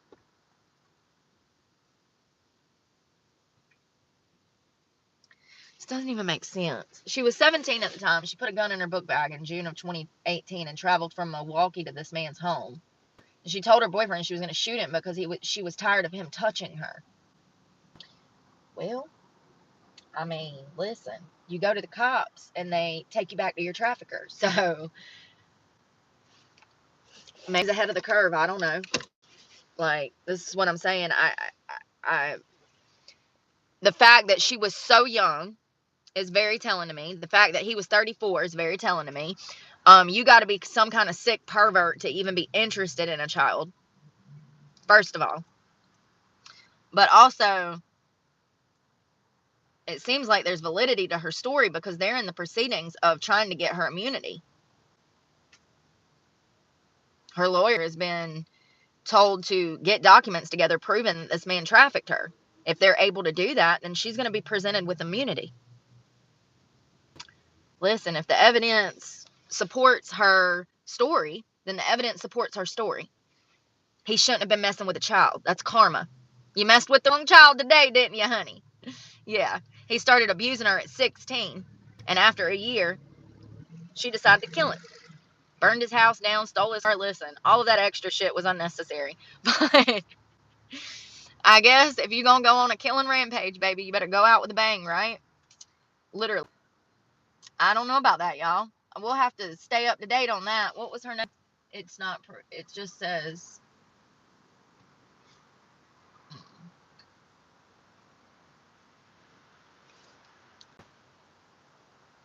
Crystal Kaiser. And it's Kizer. I don't know. I don't know.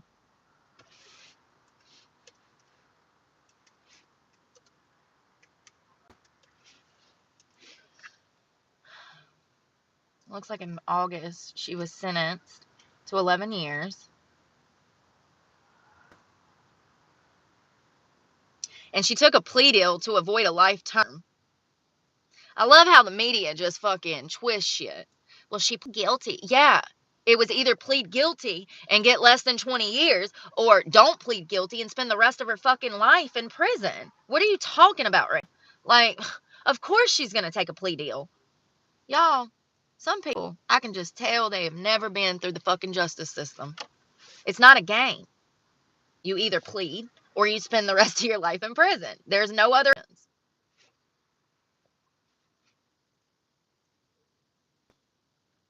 This has been a 6-year legal battle. She's now 24 years of age. And she accepted a plea deal this year to avoid a life sentence. Like I said, that's what it says. Like, other media made it sound like she pled out because she thought she was guilty. No, she pled out because it was the best thing for her to do at the time. She said that she met this guy when she was 16. He sexually assaulted her while giving her cash and gifts. She said he also made money by selling her to other men for sex. Listen, murder is never the option, but I'm just saying that this was a 17-year-old child. This was a 17-year-old child.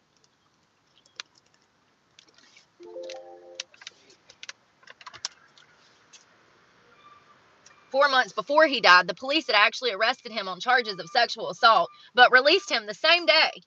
Don't you love that? Don't you love that? Once again, the sex offenders and traffickers and perverts, they just get let out of jail. But the poor girl that was getting trafficked, nobody cared about her until she killed him. And then they want to make her out to be the bad guy.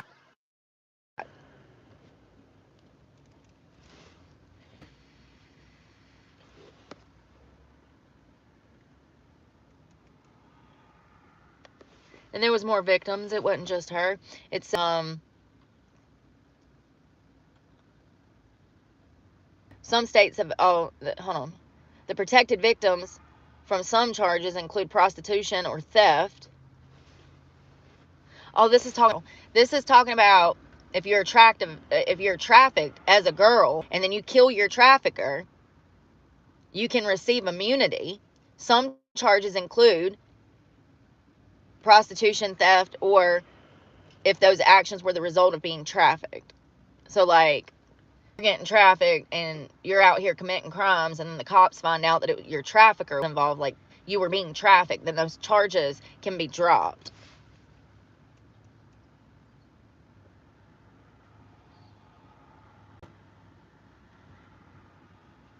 Wow. So it says that she had tested whether an affirmative defense for trafficking victims could be used for homicide. In 2022, the Wisconsin Supreme Court ruled that she could. So the Wisconsin Supreme Court is saying, listen, if you can come to us with evidence that you were trafficked, we will give you immunity for killing this guy. I'm literally getting chill bumps right now because that's just like such a progressive movement. That's the progress that we need. That's the progress we need. This poor child. I mean, and it doesn't sound like she had any kind of guidance. Let me see if I can find her history. Sounds like streets.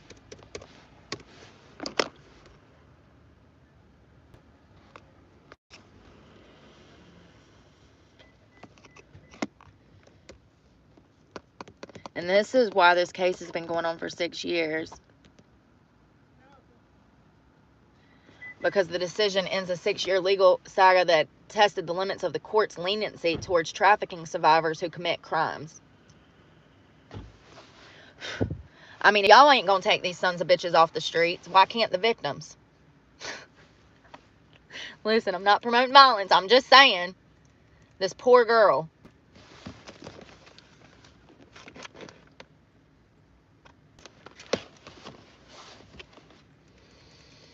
She looks like a damn 14-year-old, y'all.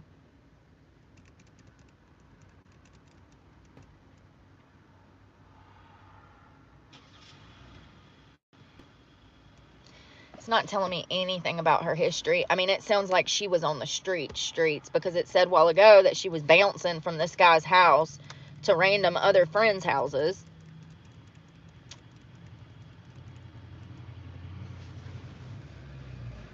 Yeah, maybe they'll decrease her time. I mean, I do believe that it would be good for her to lay down for a little bit, get that experience young, get a taste of being locked up so she knows what being free is worth, you know?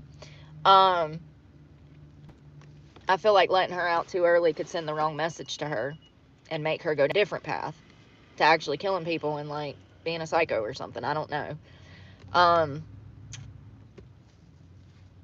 I can't find shit about her family history. I can't find shit about her upbringing, about her circumstances. Crystal Kaiser is the name that everyone should know. She became a victim of human trafficking at a young age and therefore was not given the opportunity to enjoy childhood. She was exploited by a person that she once trusted and believed that person was the friend that she had. Crystal was charged with arson, first-degree intentional homicide, and that carries a mandatory life sentence in Wisconsin. So once again, if she would not have taken the plea deal, would be doing life without the chance of parole. She's been surrounded by abuse her whole life. Her mother was in a domestically violent relationship, and the kids were also subjected to it. Crystal learned her siblings to their bedrooms while they had to wait for the police to arrive at such a young age. In 2015, they moved from Indiana to Milwaukee, where they had to stay at the Salvation Army shelter for months before being able to afford a place. Crystal and her brother started to act out more. She was skipping school while her brother was still in cars. During this time, she formed a relationship with Deland Nelson, where she was subjected to abuse. Crystal's life has been surrounded by abuse. She tried to find things in life that made her happy. When she was in junior high school, she earned a spot in Gray's Performing Arts Academy. She also tried to play the violin and chose orchestra as her specialty. In 2016, Crystal was 16 when she sent an advertisement on Backpage because she needed money for school and snacks. This is where she met her 33-year-old man named Randy Bowler. Randy was interested and offered her money, gifts, food, and to let her use his car in exchange for sexual favors. Right after her 17th birthday, Crystal was arrested for fleeing an officer when police tried to pull her over. Randy paid her $400 bond. Since then, Randy offered claims that Crystal owes him when she refuses to do specific sex acts. When Crystal tried to cut connections with Randy threatened that he would kill her if she did so. And she said in an interview, he was grown up and I wasn't, so I listened. And also, if she's trying to get money for snacks, and the damn girl was hungry, literally. What Crystal didn't know was this generous friend was trafficking her and other girls. In February of 2018, Randy was arrested for child SA.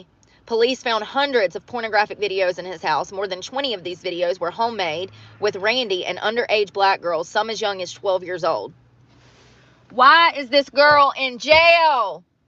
If y'all would have done your motherfucking job to start with, he wouldn't have ended up dead. It's actually the police that he's dead because they didn't stop him. So she did. Although he committed a felony that's punishable by up to 40 years in state prison, he was released the same day after being arrested. First of all, this is a 16-year-old child that posted on Backpage to get snacks. Think about how naive that is, first of all. That tells you the mentality of this child.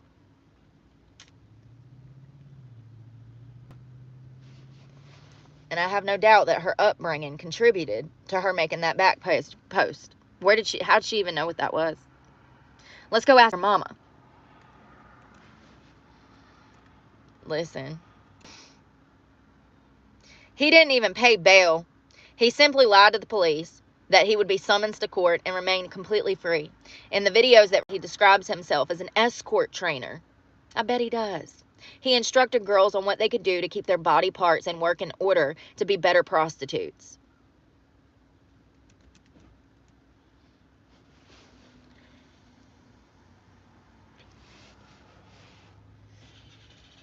The man told Crystal that he would support her. He drove her to the hotels and took all of the money that she earned from prostituting. In June of 2018, Crystal resisted Randy's attempts to forcibly engage in sexual activity with her. During the struggle, Crystal shot Randy in an act of self-defense. Listen, I don't care if it wasn't self-defense at this point. Seriously. Due to the fear, she set his house on fire and left with his vehicle. Now that makes more sense. She was facing a life in prison on charges of murdering her sex trafficker. Crystal is a victim, but she's not treated as one. Go figure.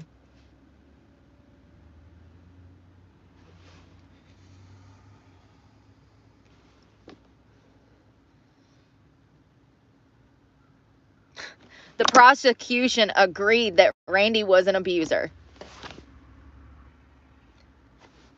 The prosecution agreed that Randy was an abuser, but further stated that her plan to steal his car was problematic.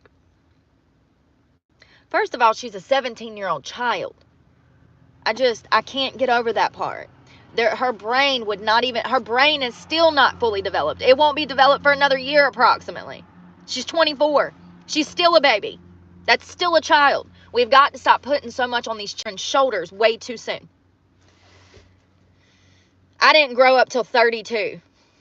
That's when I literally come into awareness, okay? I'm looking for real. That's when I came to awareness. 32. Everybody's different. I was very sheltered. But, this is still a 17-year-old child who was getting trafficked and sold.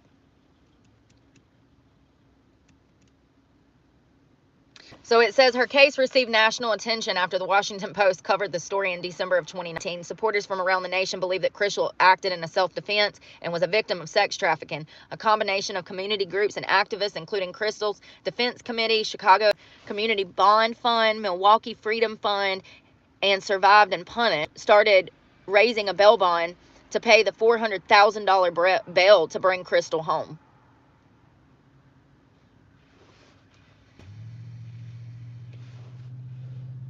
This is crazy. She never did come home. Oh, she was within, hold on. With the unremitting efforts of everyone involved, Chris finally released after 2 years of incarceration. What? She was locked up. Is she free or is she locked up? Jesus fucking Christ.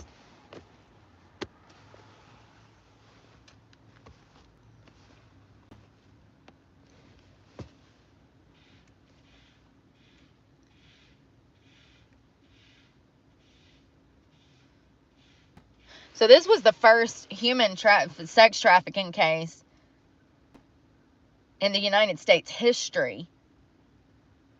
It is Wisconsin versus Kaiser is a murder case in which the deceased alleged sex trafficking of the defendant was raised as an affirmative defense for the first time in Wisconsin and probably anywhere in the United States. Yeah, I wonder how many other women have went to prison and sat in prison for the rest of their life for doing the same damn thing towards men that traffic them. So it looks like she's out for a little while, but it looks like she's back in jail now because she was sentenced in August. And that's when she was sentenced to the 11 years.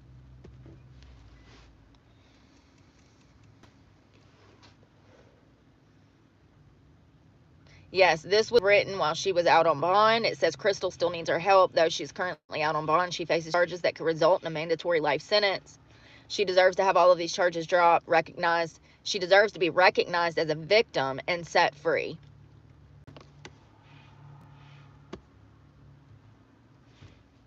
I don't even know how I ran across that. That is crazy. So the sex trafficker was busted having sex with KIDs.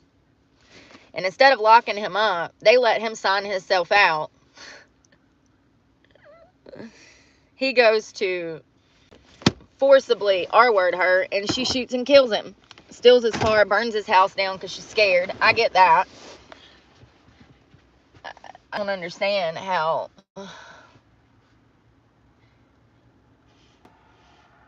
You know, if she would have been 15, then people would have been burning down buildings, rioting in the streets because a 15-year-old girl. You know what I mean? But when they're 16 and 17, it's like people are just like, oh. And then you add in the fact that she comes from horrible upbringings. She's running the streets. I don't get it, man. I'll never get it. I'll never get it. Listen, she needs to do a little bit of time. And it sounds like she's done did 2 years. I do think that she should face consequences for her act. Those circumstances need to be looked at in a certain light. You know, like the facts, the evidence, the fact that he was a pedophile. Like, it's just crazy. All right, let's go to the Dollar Tree. I need Excedrin. We need to go. Yes, I need Excedrin, y'all. I'm not functioning today. It's too fucking cold. I'm sorry to keep cussing. I'm a sailor. Sue me. Seriously. I'm like 2 seconds from being Lieutenant Dan. If I could buy a boat, you'd never see me again. I could buy me a boat. Spend all day float. One of my favorite things to do is go to the import-export and watch the boats float in and float out with all of the cargo on them. It's so much fun. Recently, I've been obsessed with like planes, trains, and damn helicopters. I don't know what it is. They're just so interesting all of a sudden. I don't think that I've ever even like thought about the mechanics behind it. And now I'm like thoroughly intrigued by these things. One of my siblings was obsessed with airplanes, which is kind of ironic, but he would land in the Air Force for his whole life. So, uh, yeah, that's not my, like the the military kidnapped him, and we ain't seen him since. Seriously. So it makes, like, going and watching the boats come up, and like at night, certain days of the week, like everybody goes out to the ocean and they watch the boats go out. The helicopters are so cool. Like, did y'all see that dumbass social media influencer that went to take a picture and got her head chopped off? Propeller. Dumb bitch backed into a fucking propeller. Like, listen, I know I be on social media and not paying attention, but if we was anywhere where there was dangerous objects or shit like that, I'm gonna be paying attention, hun. Y'all ain't gonna be able to see what's going on because I'm too busy paying attention while camera's going everywhere. She went to take a picture with the helicopter and backed into a propeller. Listen. So sad. Nice to know you. Like, it's like them people that be out in the wilderness in the parks fucking with bulls and shit, fucking with buffalo. What did you think it was gonna do, Karen? You thought it was just gonna lay down and take a picture for you and smile? Like, you dumb bitch. Of course it attacked you. It's a wild animal. Ah! People aggravate me so bad. I be seeing people in the parks trying to take pictures with birds and shit, and I'm like, leave them birds alone. They ain't bothering nobody. Why are you all up in his face? He's trying to relax by the damn shoreline.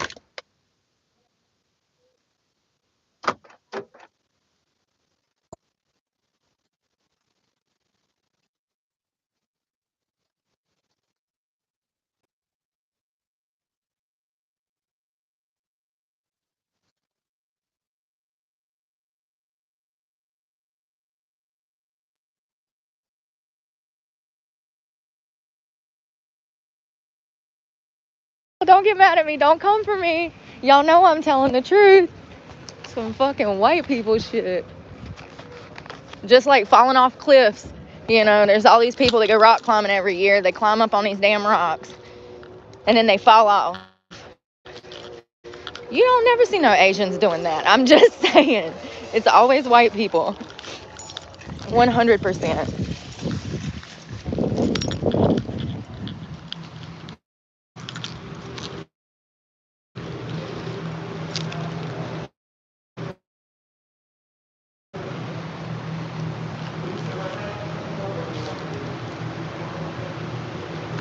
This jacket's a little stiff. I've only had it for 2 years. You got to have it for about 5 to 10 to really break it in. That's how long I've had my long johns. So I'm just assuming because it's the same material as my long johns. So we get an Excedrin and then we go into Dollar Tree, which is right behind us. These ugly ass Christmas sweaters. Listen, y'all be out here rocking them things.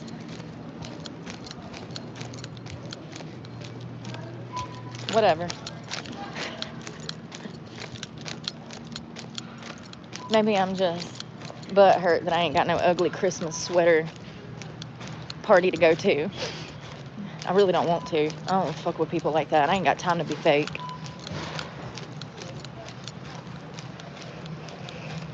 I hate that shit. Hey, how are you? Oh, we've been well. Suck a dick, please. Like, ugh, can't deal with it. Oh, you know what else we need? Body wash. We have no shampoo. We have nothing. Definitely gonna grab some of that. Cedrin.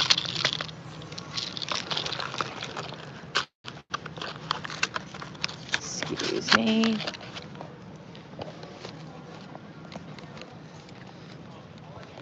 Some people have zero situational awareness. Be in the damn middle of the damn aisle when you're trying to turn. That guy was just in the middle. I couldn't get around either side because he's walking down the damn middle of the lane. Sir, can you pay attention? Thank you. I need head and shoulders, knees and toes. Head and shoulders, knees and toes. Head and shoulders, knees and toes. Hold on, they had a coconut one last time that I really liked. It was a Walmart knockoff brand. Because we don't spend $8 on nothing, honey. I'm cheap. What the heck? I guess they sold out. Well, we'll just do this one because it don't matter as long as it's Dandruff shampoo. It'll stop the acne and clear my scalp up. I mean, and I don't have dandruff, thank God, but it's probably because I use the shampoo. You know what I mean? You know what I mean, Vern? Oh, that little girl back there was smiling at me. So sweet. She's probably like 13. What a sweet girl. See, people like that, they're going to do well in life because they're nice. Ain't no reason to be walking around all grinched up. Unless you're like me and you don't have any family. Then I'll understand. And even then, look at this. Even then.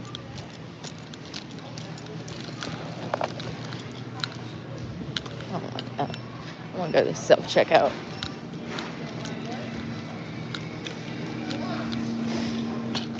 Alright, shampoo. I just opened it.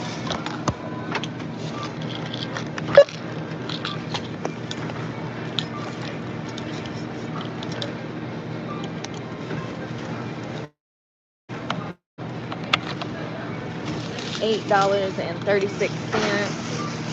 Damn Excedrin. My head's killing me though. What am I supposed to do? Walk around with a freaking migraine all day?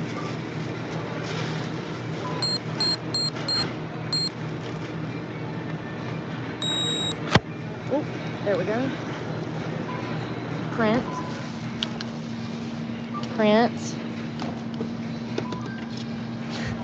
Maybe.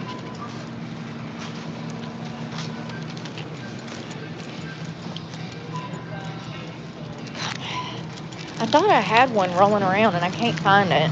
Probably because my car is so junky. It's just like a hot mess express.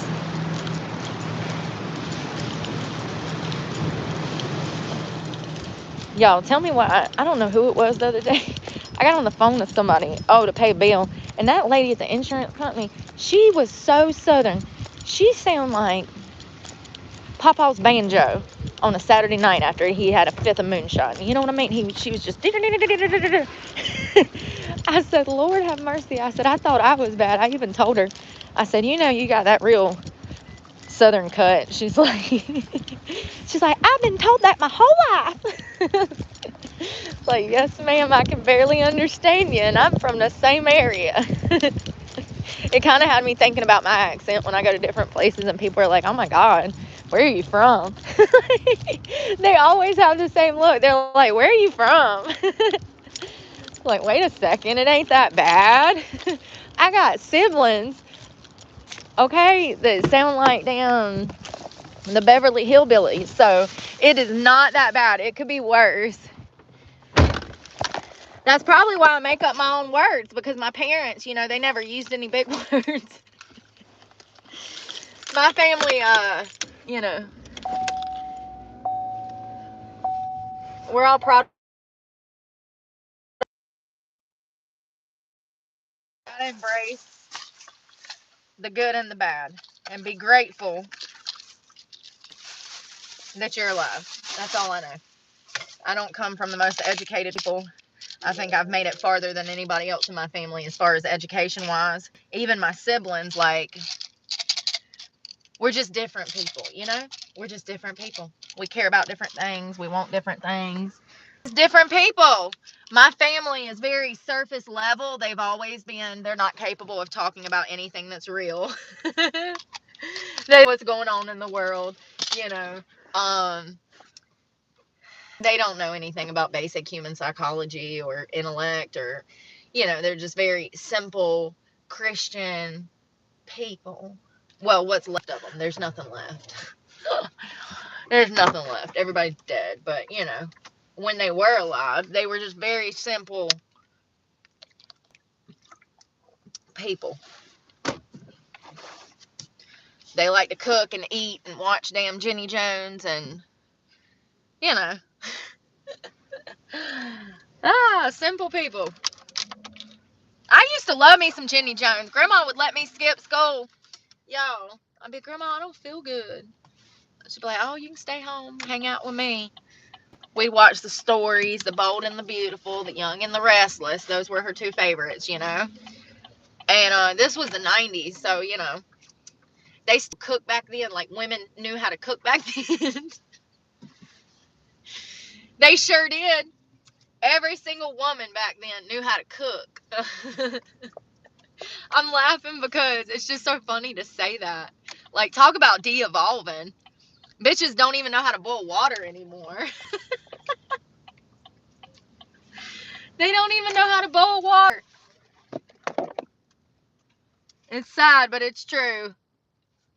I've met more men that know how to cook than women now. That's even sadder. That's even sadder. But yeah, they love to cook. And back then they cooked all the time. So like when I would stay home from school, I was eating good, honey. And then, you know, grandma's always got the good snacks, you know, the gushers and the fruit roll-ups, and like it would be a blast. My grandmother died during COVID. I miss her so much. She was literally my favorite person in the entire world ever. She was amazing. And God, she loved me. God, she loved me. And I loved her. I still miss her. Grandma Millie. I talk about her all the time. She was the best. Good old Southern woman.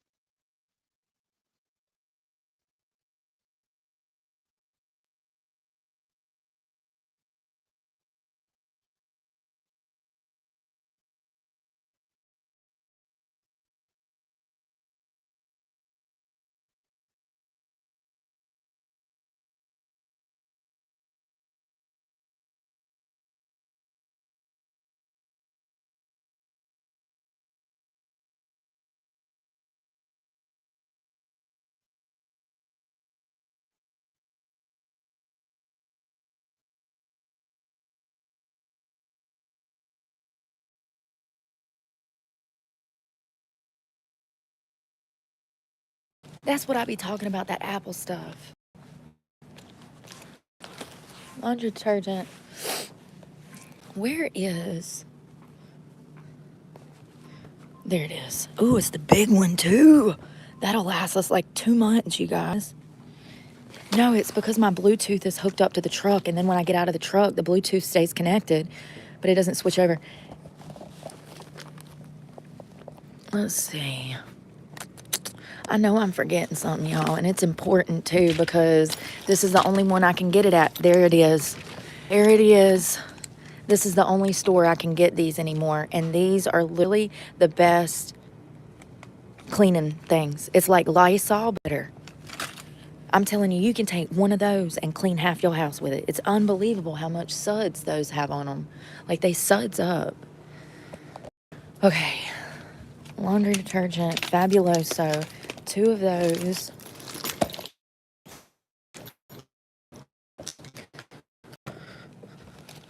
Nope. Listen, we don't pay full. We don't support this aisle. Don't be supporting this aisle. This is the $5 aisle. If you want the Dollar Tree to disappear for good, then support this aisle. But if you want the Dollar Tree to stay open, do not buy shit off this aisle. That's the problem. And most of these stores are closing by 2025. Fun fact. Sorry to break your heart, dear. I know I love them too. It's a damn shame, ain't it?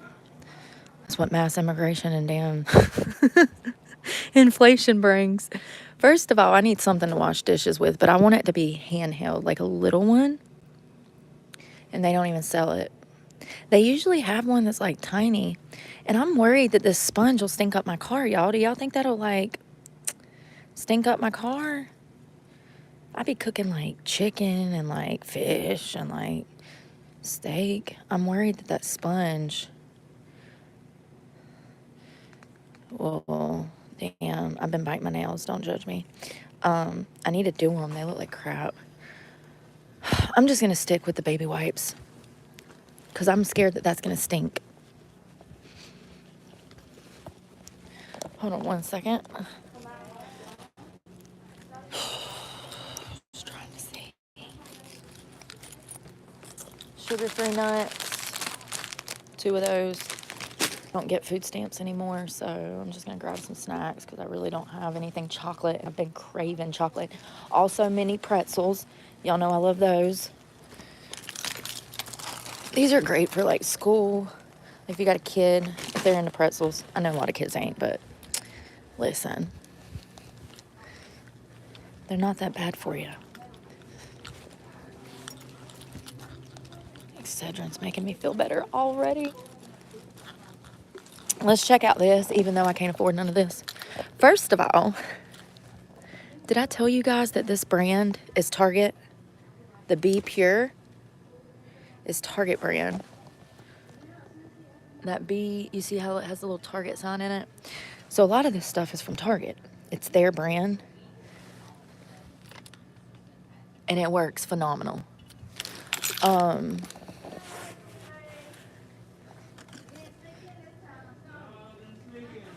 I need that bronzer. I don't know if that's it, though.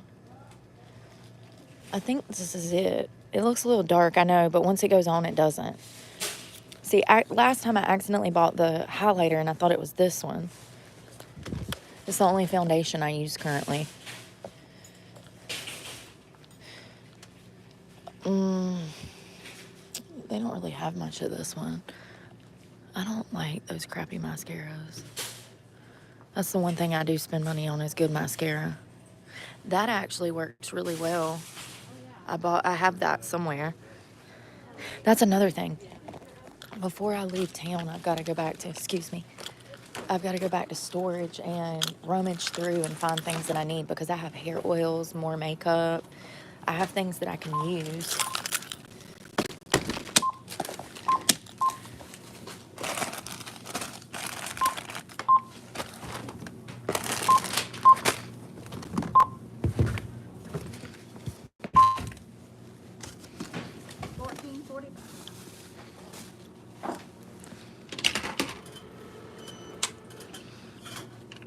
Yep, that's what they're doing, Tony. It's exactly what they're doing. They've been doing that for 2-3 years now. But, you know, the media is not going to tell you that. Good morning. Hey, how are you? Good. Put this basket up.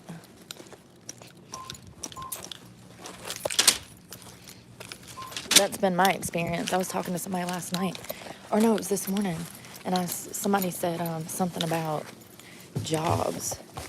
Oh, I'll tell you in a second. I remember now. It was a woman on social media making all of these outlandish claims. 1064. Thank you.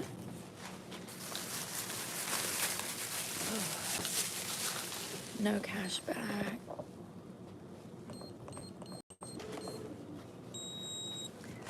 Thank you. Oh, you're fine. You have a great one. Let me tell y'all this because this is crazy. So this woman, I saw this morning. This woman went on social media making a claim that 90% of lawn care, lawn maintenance, horticulture work was going to fall through with Donald Trump's plans. And I said, bullshit. I said, that's what I went to school for. I said, so, excuse me, little horticulture right here will take all of those jobs if that's true, but it's bullshit. Y'all know how long I've been trying to get work in the horticulture field? Over 10 years. Over 10 years I've been putting in applications. Anything. Landscape design, floral design, grass cutting, yard maintenance, digging up and replanting flowers. And this dumb bitch says, oh, with Donald Trump's immigration plan to deport everybody, lawn care is going to go down 90%. You won't find anybody to mow your grass, cut your grass, or trim your shrubs. Good. Maybe then I'll have a job. Maybe then I can do what I went to school for. How about that? I said, bullshit. I said, I've been looking for work for over 18 months. I said, bullshit. I said, said, I went to school for that. I have extensive experience in education and horticulture. I said, bullshit. Trying to say that because Donald Trump's going to deport all of these people who are here breaking the law, let's be clear, criminals, she tried to say that you wouldn't be able to find nobody to mow your grass no more. Bitch, bye. Maybe, good. Maybe then Brooke will have a job doing what she's good at. Oh, the audacity of these dummies. The audacity. And what a racist thing to say. Think about the irony of what she said, though. You know what I mean? Like, only Hispanics work in lawn care. Girl, the shit was wild. I said, Lord have mercy. Let me get off here for I dumped this bitch down and slapped her silly this morning. For real. What is wrong with people? And and you could take one look at her and see that she ate privilege for breakfast. Diamond necklace around her fucking neck. Looked like she been working out her whole fucking life with freshly blue and shit. Bitch, if you don't get the fuck on somewhere with your bullshit, you're not working, living off your husband ass.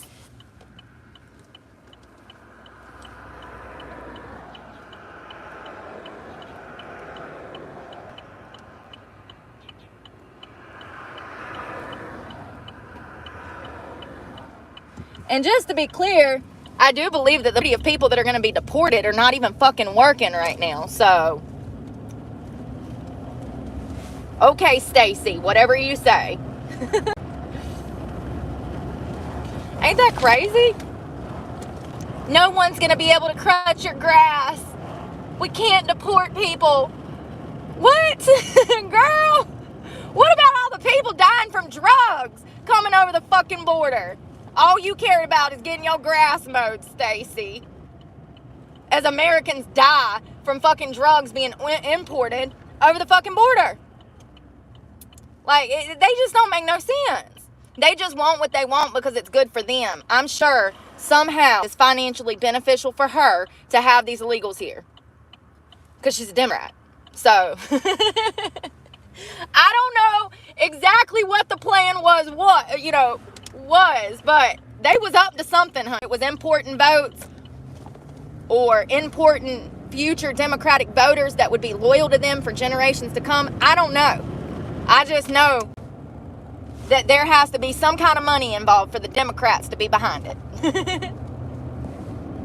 Something was going on. It still is. It still is. Because these sons of bitches are fighting tooth and nail to try to keep people here. As 2-year-olds and 10-year-olds at the border with no parents. Just a sticky note with a first name and an address. I'm sorry, a phone number. Not even an address. I saw a sheriff talk this morning at the southern border. He found a 2-year-old little girl. What was so shocking to me, what was so telling to me, is how articulate and aware this 2-year-old was. That tells me that 2-year-old has already been through a lot in just 2 years. For her to be so aware. She kept saying, United States, United States. He asked her where her mother and father was, and she said, United States. And kept saying, United States. And then she pulls out a sticky note, a yellow Post-it note out of her pocket, and it had a first name and a phone number. And that was it. They don't know where her family is. They don't know. They know that a coyote was bringing her over the Mexican border. There was a caravan of about 200 of them, and 60 of them were children. And now we got 520,000 children missing because of this. 520,000. Imagine if that was American children. Just imagine the rioting in the streets if we lost 500,000 fucking children. That's the true victims in all of this. Those children. Those are the victims. But imagine being 2 by yourself on the United States border. Coyotes have done left you behind. And all you have is a Post-it note with a name and a phone number.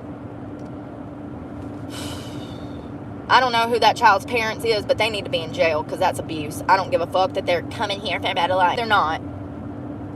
Some of them that have come here had a better life than I fucking have. I'm an American. So I don't want to hear it. It's abuse. Plain and simple. I'll tell you something. You got to be fucked up in the head to abandon your kid like that. Plain and simple. A 2-year-old. You leave with more than likely perverted coyotes. Let's be honest. If you know, you know. Those are the true victims. The children that are being displaced, left behind. Their parents don't even give a fuck where they are.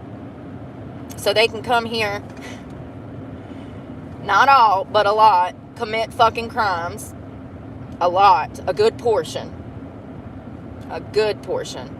The immigrants that are coming here today are nothing like the ones that came in the past. Not in the 60s, 70s, 80s. And we've had immigrants come to this country for decades. For decades. Oh, you going to jail. So sorry. See, if you were running behind me, you would have been doing 7 over. And not going to jail. This is state trooper country. I done passed 2, and he's got somebody pulled back there, a 3rd one. This is not the road to F around and find out. I mean, you can. You can. Listen, though, real talk, I got a break on this road one. I mean, I still got a ticket, but that was a break for me at the time. I was coming down this road. I had enough heroin on me to probably send a few people to jail for life. And I got pulled for speeding because I was rushing home to do drugs. Because y'all know I got that rule. I don't stop at gas stations. You never stop at gas stations to do your stash. You wait till you get home. That's the number one way you're going to go to jail, honey. You don't stop somewhere sick, trying to not be sick anymore. And then you OD in a fucking Food Line parking lot. The next thing you know, you're going to jail. A lot of people stop at gas stations. They'll go in bathrooms, do their dope. I never don't like that. But anyways, I was coming down this road and I was speeding and he pulled me. And listen, I know he gave me a break because I was so bad out on drugs at this time. I had track marks. I don't know if I told you guys this, but I had to go get laser tattoo removal to remove all the scars off my bodies because there was so many black track marks up my body. I had to wear long sleeves 24/7. It was crazy. The backs of my hand were completely covered in, it looked like black oil marks down my hand. And it was from the tar that I was shooting. It was black tar heroin. It would leave drug remnants all in my skin. And then it looked like a failed tattoo. Okay, it looked bad. So how he didn't know I was on drugs, he was either being lenient or dumb as hell. One of the two. He was either being cool with me that day, because if he would have searched me, there ain't no telling what would have happened. It was all personal. It wasn't like I was a dealer. But still. If I'm going once, I'm going for the week. I ain't going every damn day to go meet this fucker. I'm going to get enough for a few days at the very least, if not a few weeks. Like, so anyways, freaking, I remember him looking at my messy ass truck, because I was in a different truck at the time. This was years ago. And I remember him looking through my nasty ass truck, and he was probably like, not today. I probably had spoons and needles, everything in here. So stupid. So glad I got clean. So glad I got clean. Because it got to the point to where they were setting up roadblocks to catch me. They were so mad. You know you piss them off when they setting up roadblocks waiting for you to come down the road for 5 hours. Real shit. We getting this bitch this morning. We got a tip that she's going to be leaving at 9 a.m.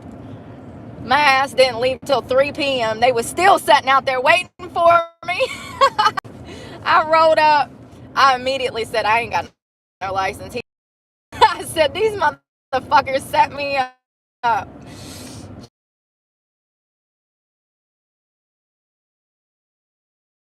Took me right to jail. Slapped me with a $50,000 bond. There was one time they arrested me 3 times in one day. I kept making bond. It pissed them off. It makes them mad when you make bond, boy. You would think that since they making money, it still pisses them off when you make bond. Let me tell you, if you get an officer that has a bad taste in their mouth for you and they are out for blood, it pisses them off when they see you rolling. 3 times they arrested me. 3 times. Had to make bond 3 times in one day. That's a task. That's a feat within itself if you know anything about bonding. It's not a simple task. You don't just show up and sign some paperwork and boom, friends out. Fuck no. You're gonna be there all day. All day. Waiting. What's crazy, when I had my most expensive bond, which was $250,000, I was out in 20 minutes. Ain't that crazy? But for a $25,000 bond, it took me like a day and a half. Make it make sense. It's 2 different counties, number one. But also 2 different decades. 20 years apart almost. You know, so I guess, I don't know, man. I guess they've gotten stricter because people are scammier. So I'm sure it's not nothing to damn, I don't know, get the deed to a land and pretend like, I don't know. I'm sure that things have gotten more scammier, and that's why it's harder to get out on bond now than it was 20 years ago. Because 20 years ago, I had a $250,000 bond, and I was out in 15, 20 minutes. And it took me damn a week to get out on a $25,000 bond. So like, and it didn't take me a week. I actually laid down and admitted defeat. I was like, well, we in the bitch. This ain't your first rodeo. You've been locked up for shit you didn't do before when you were the victim of a crime, just like now. So don't be surprised. I guess for me, when I first went in, I just said, Lord, I need your help. I need to come off this box, and this shit is holding me here. This is, God knows. God knows. He knows that the main reason I was here was because of that Suboxone. Because I had to see a doctor every month to get, and you can't live out of state and see a doctor in another state, honey. It don't work like that with a controlled stance. So I had to talk with God, and I said, God, I've been wanting to come off this medicine. I'm here willing and need your guidance. Please help me get through this. Please don't let this be that bad. And every day that went by, the first like week is the hardest. But by day 6, I was out of jail. So I think I was running on adrenaline then, because I'm like, what the fuck have I been through? Like, you know, you lay there in pain for 5 or 6 days. You're throwing up. Your stomach's all messed up. I mean, you feel the worst you've ever felt. And the next thing you know, they're calling my name, telling me to pack my shit. And I'm like, oh, okay. You don't argue. You grab that fucking mat and you book it, bitch, okay? You don't ask no questions. Who bonded me out? What's the stipulations of my bond? You don't ask fucking questions. You grab your shit, you listen to them guards, and you get the fuck out of there. You ask questions after you get out, okay? I'm trying to get this process going. Yeah, she said, Clark, grab your mat. You've been bonded. Ah. I said, bet, bitch, say less. I was already 1 step ahead of you. I already had everything packed. I never got comfortable. And that's a lie. I did the first 4 days. And then I was like, we're going to lose our personal property and our storage. We're going to lose our car. We're going to lose everything. And we've already lost everything. You know what I mean? I said, I can't do it. And, oh, shit. Y'all see how accident prone I am?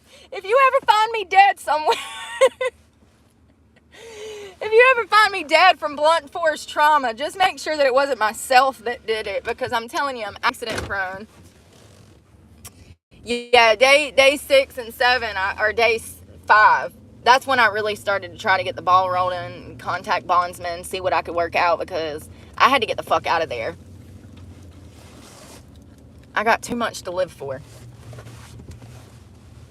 And you know, the sad thing is that there was women in there under like $80 bonds, bro. I'm sorry.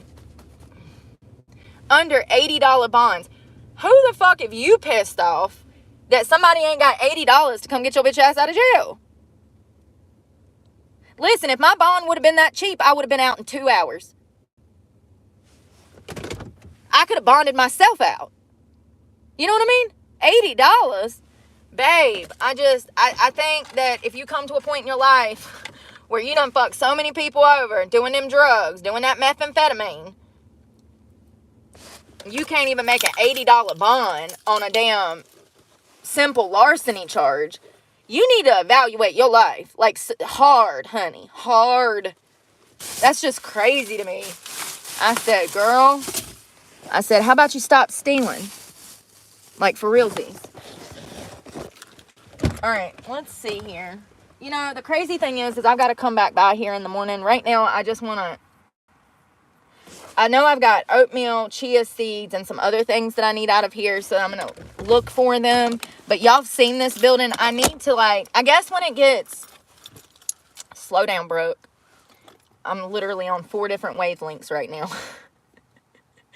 I guess when it starts to get warmer, we can take some of this stuff to the market to sell again, because I have too much personal property that I do not need that is in the way. I actually wish that this building was only like 1/4 of the way full, so that I could kind of walk into it like a closet, pick out what I need, and then be done with it. But I have so much stuff that I can't access anything because it's just all piled up. And I need to sell a lot of it. And I don't do that Facebook stuff, you know, where them crazy people be. Listen, some of y'all brave as shit meeting people off of Facebook. I call it the Book of Face, because all it is a bunch of horny men and jealous women. I stay off those sites. I mean, that was literally the breeding ground for Karens, you know? Facebook. That was the breeding ground for Karens. That's when it all started.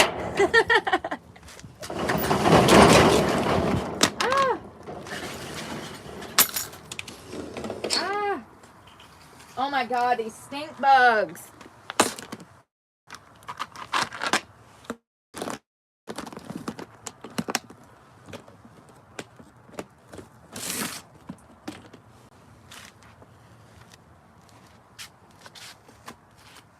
All right.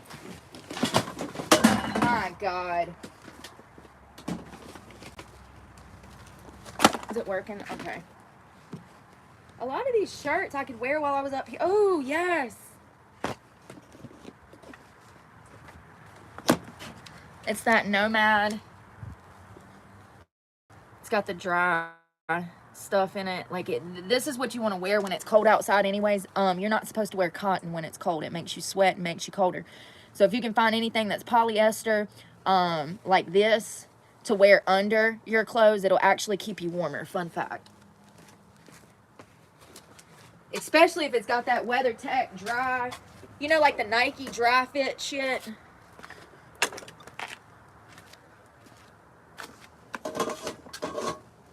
We're looking for hair oil and foods.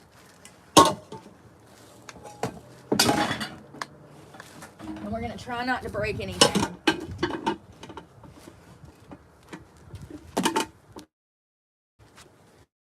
Ooh, I'm sweating like a whore in church.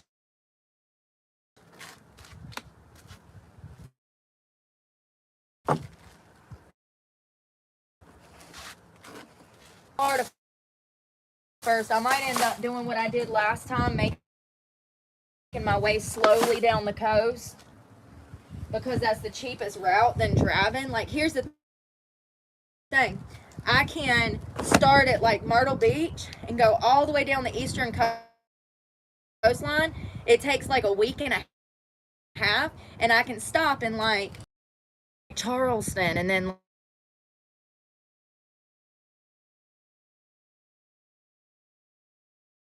gives you time to kind of spread out, because as a van lifer, if you stay anywhere longer than 2 days, but I can assure you,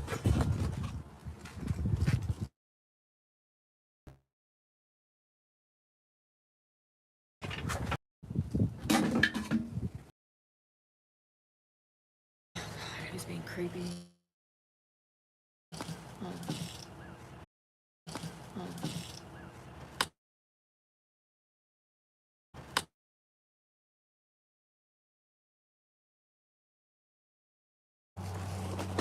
Hey,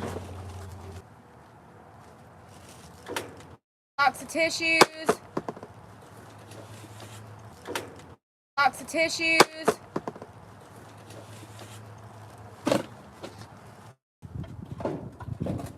Alright, something I am gonna do. Alright, something I am gonna do is take this board out of. Take this board out of.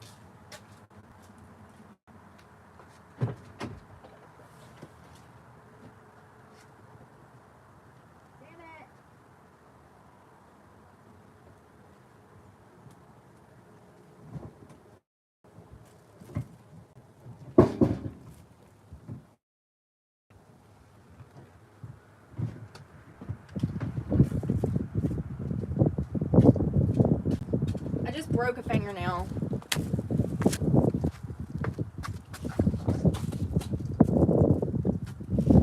Okay.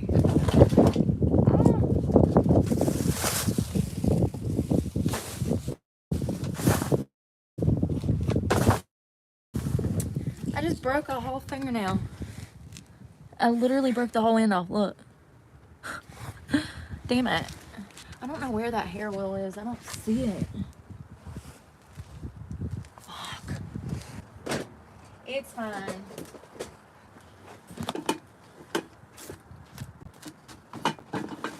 Oh God.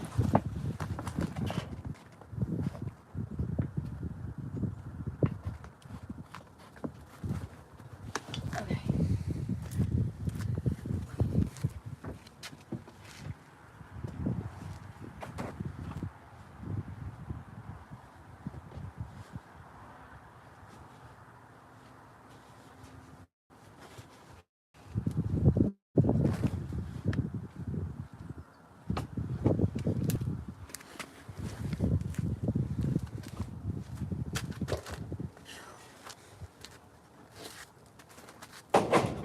Damn it.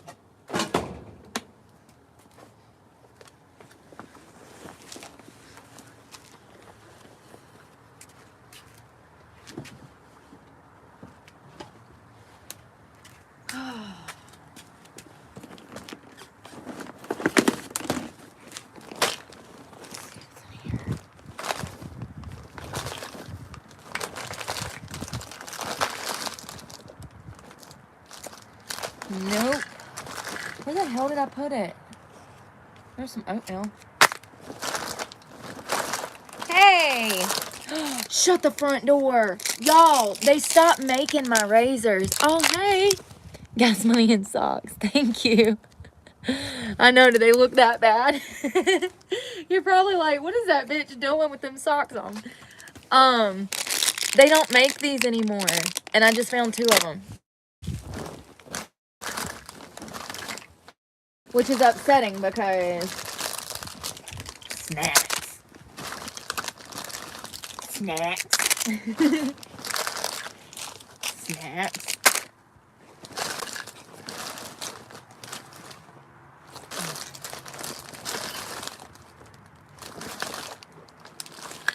Y'all, there's so much shit in there, I don't even know. Ugh, I was looking for the hair oil and I can't find it.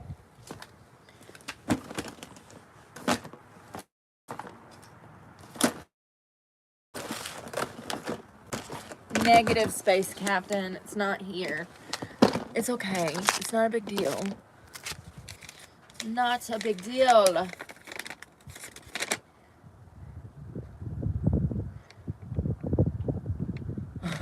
That's a refund from that bitch in South Carolina that gave me that fucked up work permit. Remember that? Dumb bitch. I went down there to work, and the club that I worked for told me that I had to go to the to the clerk of court and buy a permit to dance, right? So I go all the way over there, which was a pain in the ass, first of all. I get over there, and some damn heifer is in there laughing with her friends like life is cute, you know what I mean? And I'm like, oh, ain't they nice? They're trying to help me. No, they were fucking up my paperwork intentionally. So I had to go back up there the next day. And me and this heifer got in an argument. Because either A, you did it intentionally. She gave me a fucking panhandling license to go to a strip club to strip with. And y'all wonder why I'm a bitch.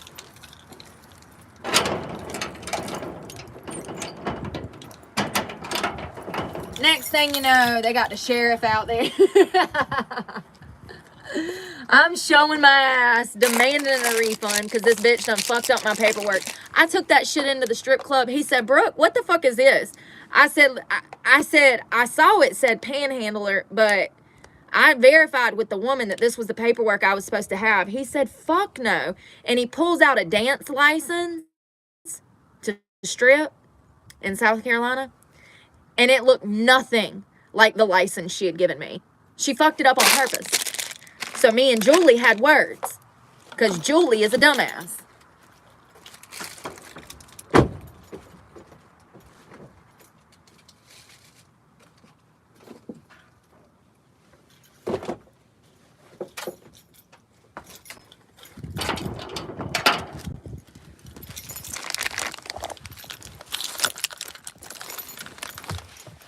I mean, imagine fucking up a girl's paperwork that is simply trying to work to earn money so she can feed her fucking self. And you intentionally fuck up the paperwork. Y'all saw what she looked like. There's a video of it. That's why. 100%.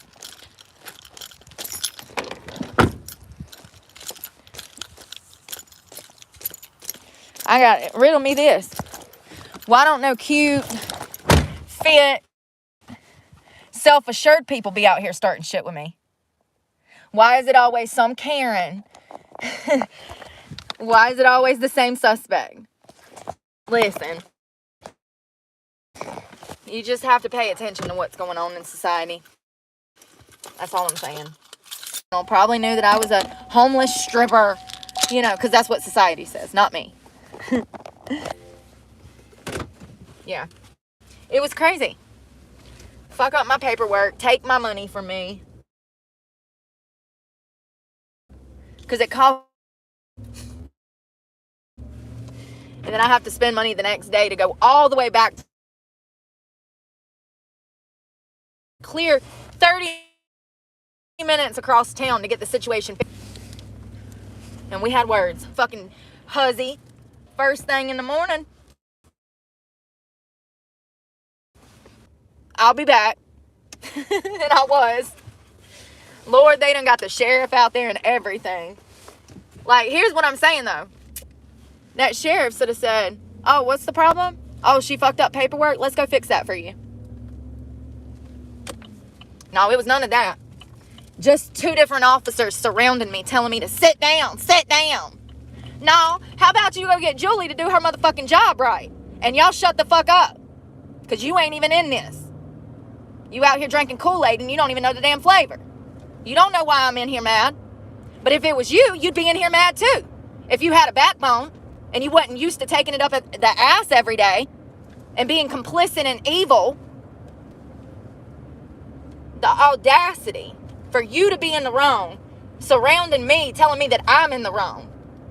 And y'all wonder why I hate the police. Julie done got these poor officers mixed up in some shit. Gonna get everybody's ass kicked up in the damn clerk of court. Because she's fat and don't know how to be happy. That's what it boils down to. Absolutely. 100%. 100%.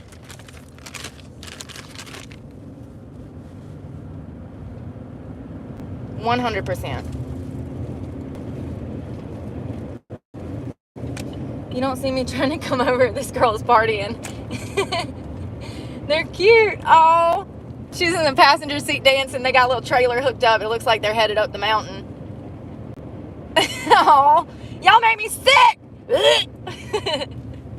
Her boyfriend's driving. She's dancing around. Lord, they might have already been damn pre-gaming early because he's all over the road. Honey, you got a trailer on the back of there. You need to be careful. Lord have mercy.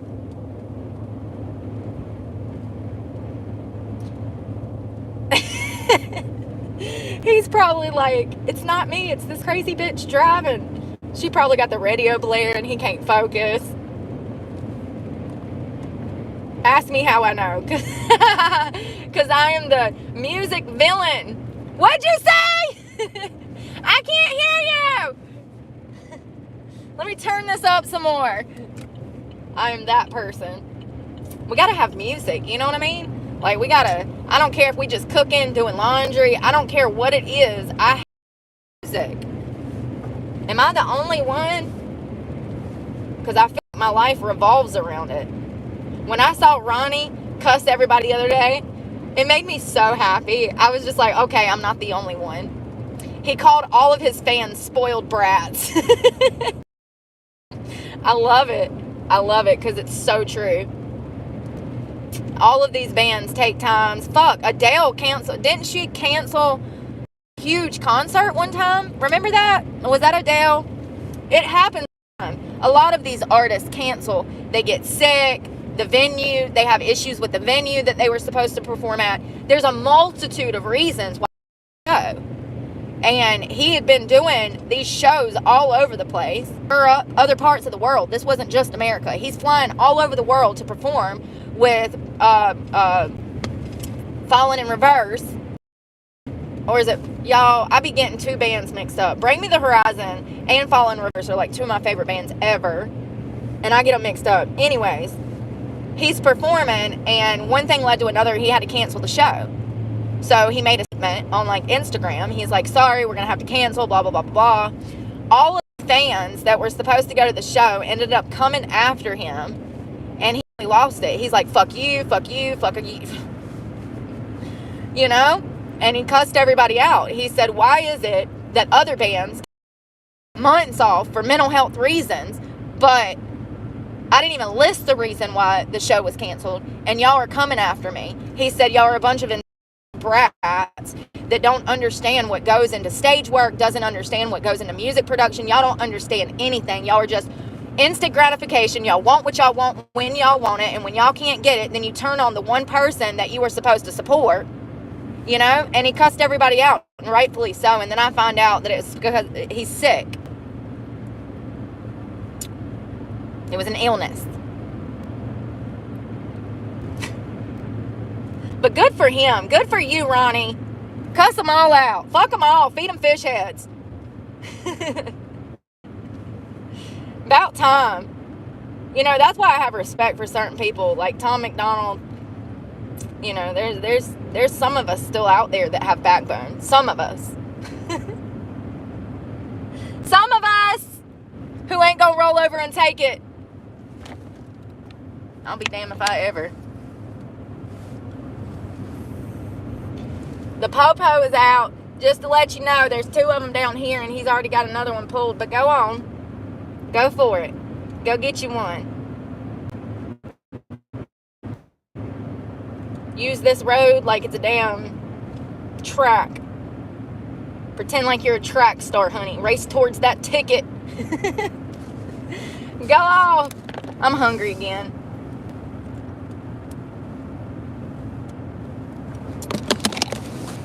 Honestly, I don't feel like cooking shit. It's too cold. It's only 40 freaking degrees out here. I don't know how anybody lives in the snow. Like, that's got to be the most depressing. Because I ain't leaving. If it snows, we in. We ain't going out. Is that just me? Like, we ain't leaving. Okay? We snowed in. Officially. I don't care if it's an inch, or 15 feet. We snowed in. I can't go nowhere. I'm sorry. There's snow on the ground. What do you want me to do? And it's not that I can't drive in snow. It's just where I'm from, when it snows, you stay in. There ain't no school. You ain't got no work. There's snow on the ground, boss. What you want me to do? I guess I just ain't made for this shit. It used to snow a lot when I was a kid. It doesn't snow much here anymore. I don't think we've had a nice, like, hard snow in, like, half a decade at least. And I'm talking, like, 3-4 feet. That's a hard snow, you know. I don't think we've had a snow like that since I was a youngin'. The last one I remember, I was, like, maybe 10 to 12. And I remember it being up my body. So it was a few feet. Y'all are whipping around like y'all ain't driving fucking trailers and shit around. Y'all just dumb as fuck. Hope you don't go up there and fall off a fucking rock. The way y'all driving makes me question. Jesus Christ.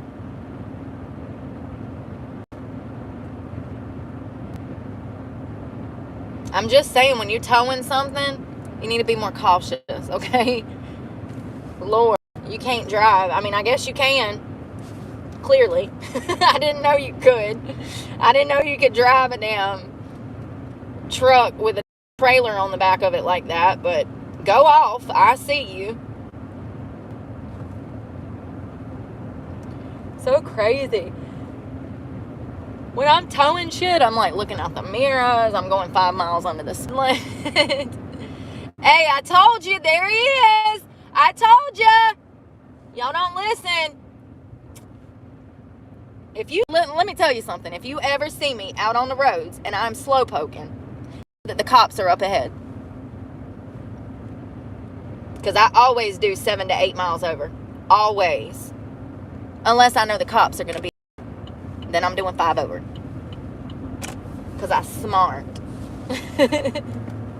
I got my speeding tickets 15 years ago, honey. I ain't them since. You live and you learn.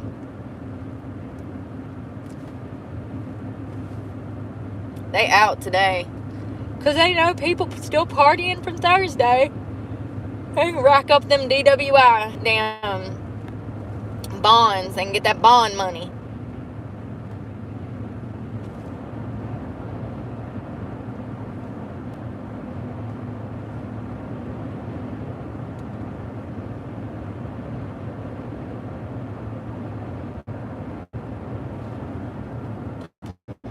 Need a bathroom. Screw this. You know, another thing that I've noticed lately is people recognize my truck and they intentionally do stuff on the road to try to get a reaction out of me. How pathetic. Could you imagine? I mean, I know you wouldn't behave like that, but I can assure you that there are tons of mentally unstable people out here that do. Imagine. Just like I was talking about last night, people trying to fuck with me in public, you know. It's just, I mean, that's the main reason I opened a channel, though. Because I'm like, wait a second, I can't be the only normal person that doesn't play fucking mind games like I'm still in high school. Listen, they're in every profession. Everywhere. Some people just never grow up.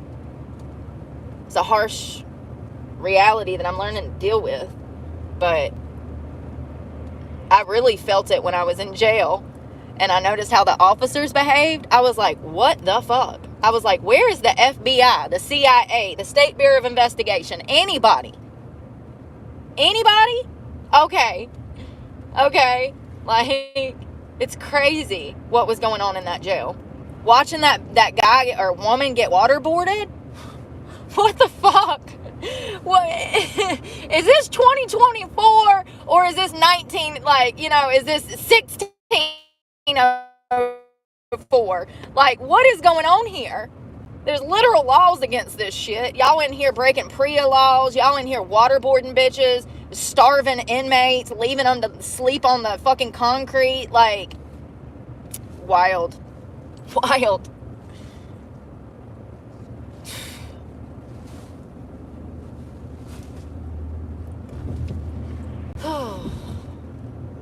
And then we read about the jail not even having insurance and under all of these 400 violations. And then it made sense. I was like, oh, okay. So the FBI, the CIA, and the State Bureau of Investigation already knows. Okay. So why is it still operating? Because it has to. Because it has to. What a shithole.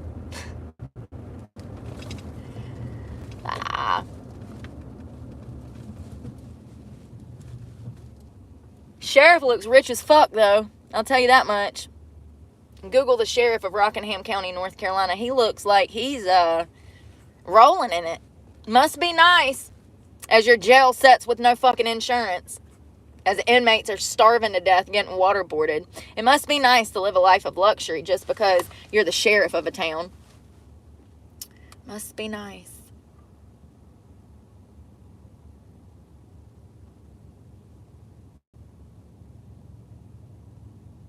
Come on.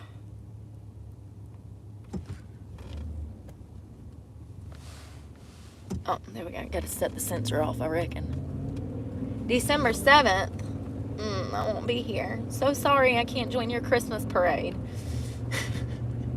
You couldn't pay me to go to a fucking Christmas parade. How many people have been killed in the past damn 2-3 years at the fucking Christmas parade?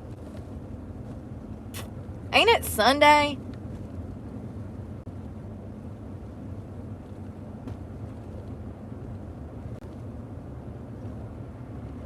No way. That's wild.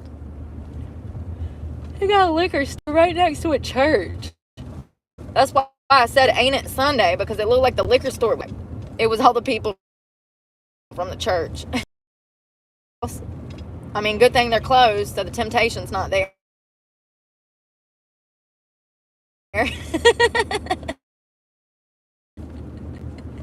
You know what I mean? Oh, I mean, for you to run over people at a fucking public event where there's children, for God's sakes.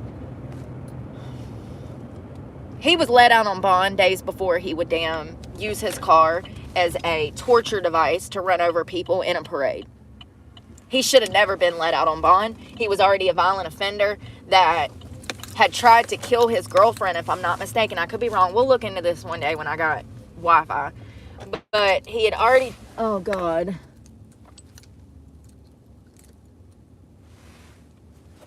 Hold on. I got two guys being creepy. First of all, they followed me off the interstate. And then they followed me all the way down to this car wash. And then that Jeep. Then they twist back up when they notice that I'm coming in here. Y'all, you got to pay attention to your surroundings, because people are creepy. And bitches go missing all the time. So something happened. I think he tried to murder his girlfriend like days prior. And then he made bond, or they let him out. I feel like they let him sign himself out. Anyways, 2 days later or the day after, he would go to this parade and get in his car, run through the parade, y'all, and killed a bunch of people. Which was crazy. I cannot. Looks horrible. Looks horrible. So we've got to do something with all of this, because I can't. It's literally just packed up.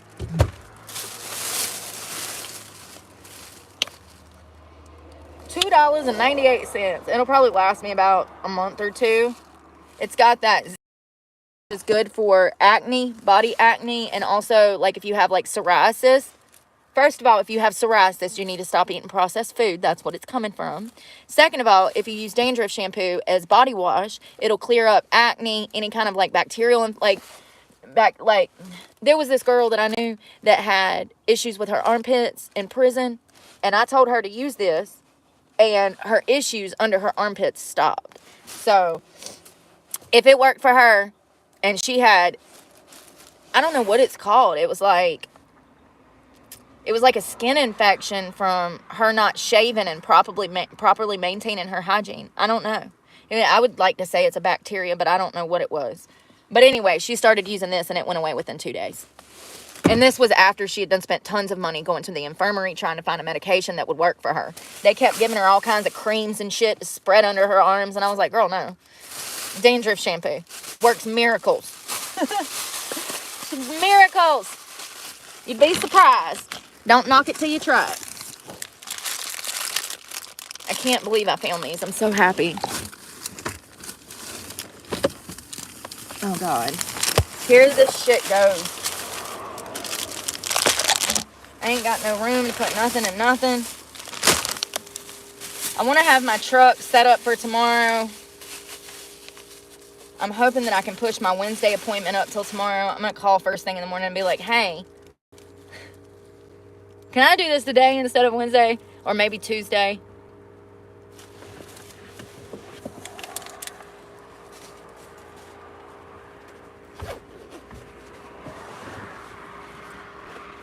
I know I'm getting hot.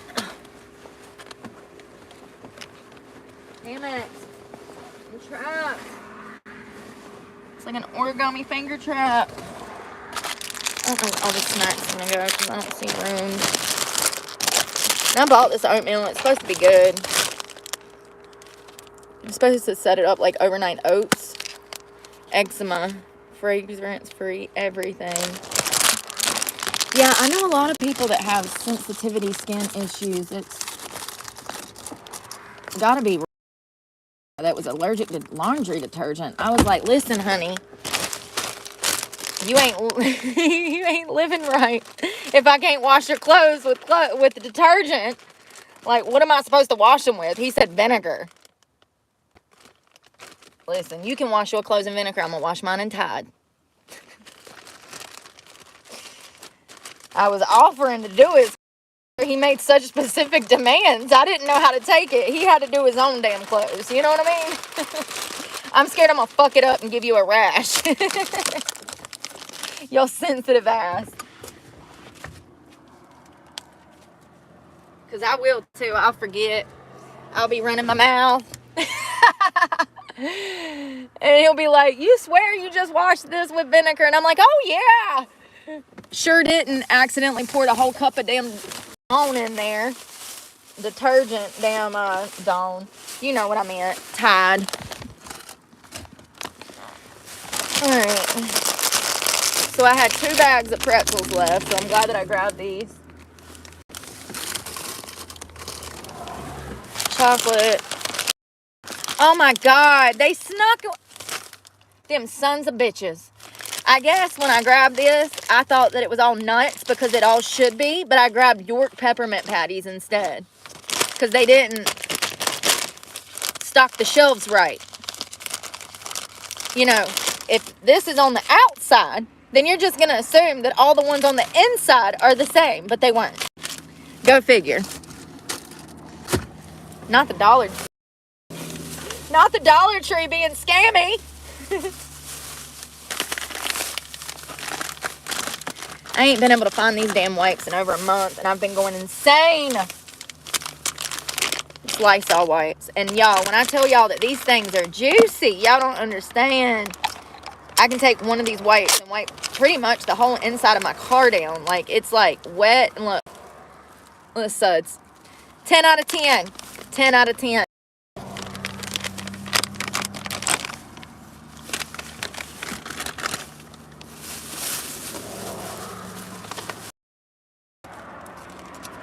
I hope this is right. I really do love this. I've used it for like 10 years. Yep, that's right. It'll just blend in with your face. I know it looks dark in the pan, but it's not.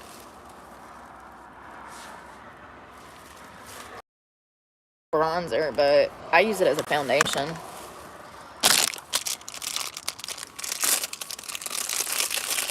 Because it's just easy.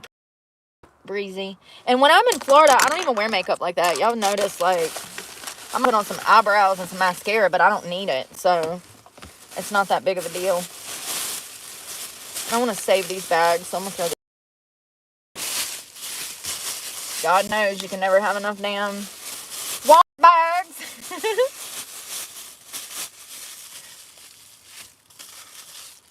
Cleaning supplies. God, the mess.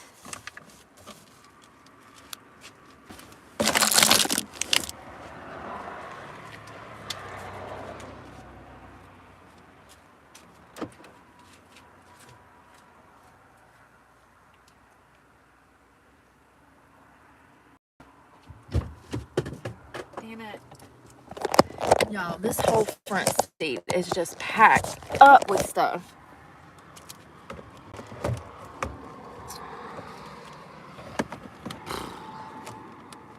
Shit. Salt, pepper, cleaning. Ouch. Is this trash? Yep. Trash. Damn, it still feels like it's got stuff in it though.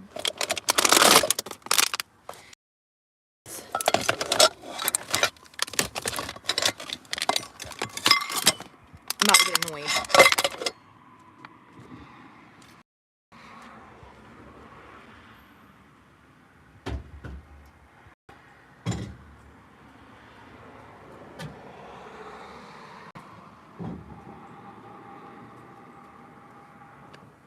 Shit falling out the car.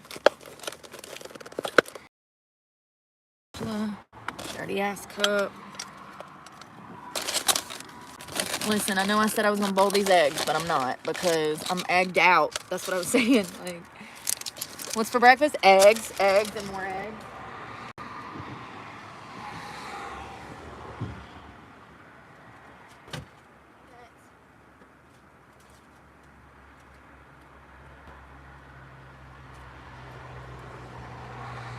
Here, you can wash dishes with me.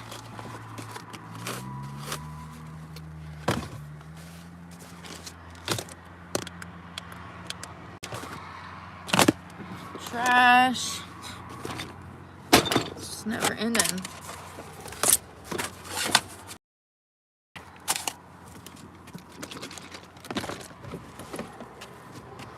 Trash.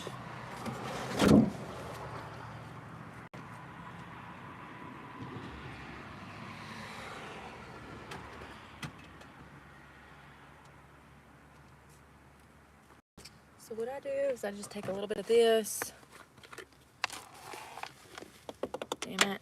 Try not to lose the cap, because once we lose the cap, I have to throw the whole damn thing away, because God knows I'll spill it in the truck. Water, phone, come on.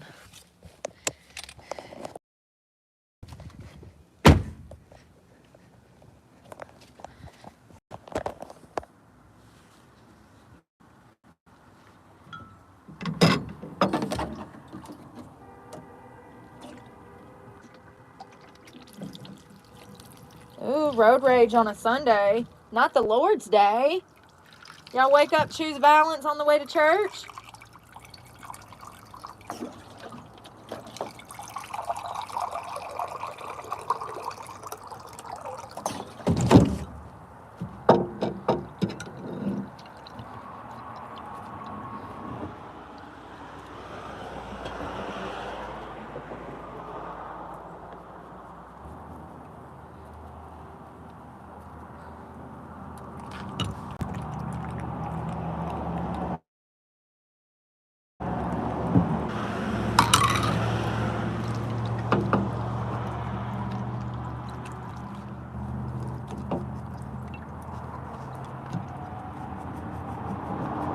Usually after I cook, I soak this in water so I don't have this problem, but this morning was not really an option where I was parked.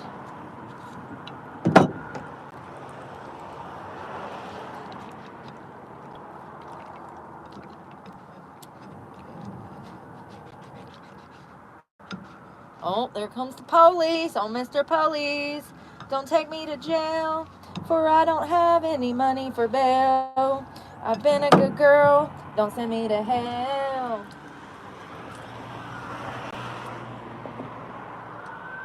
I'll fight your ass and make you wish you hadn't let me out on bail. Mr. Police.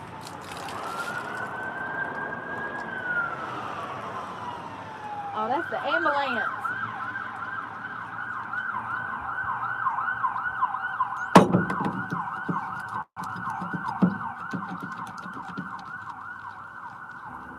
Y'all are giving me anxiety. Is all of that necessary?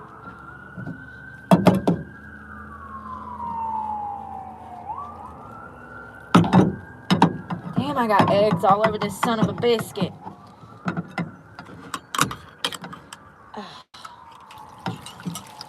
Ooh.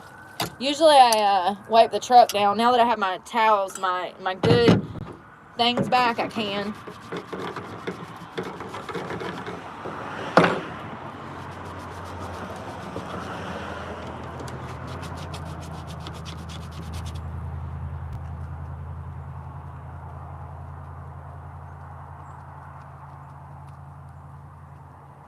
My due diligence, because I OCD.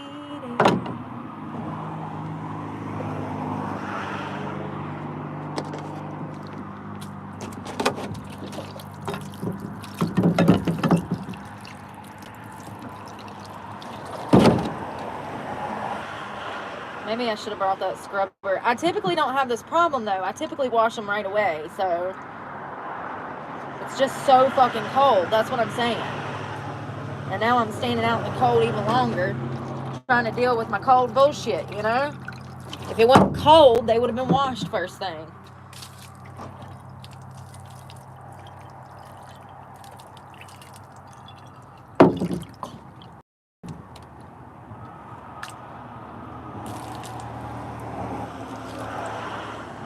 Bitch.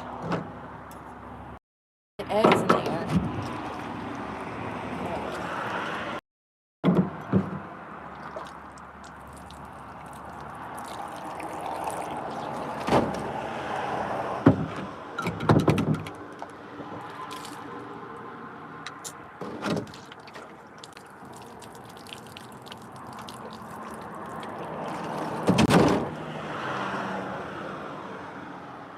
Damn eggs.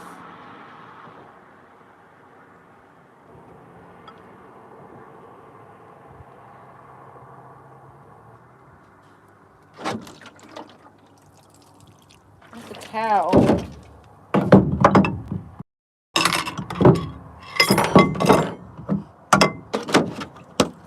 My hands are cold. I'm aggravated.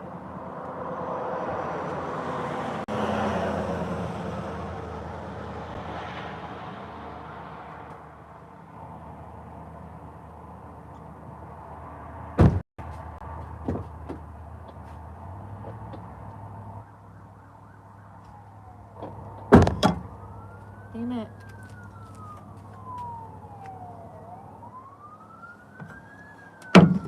It's too early to be done. It's the Lord's Day too. Mm-mm.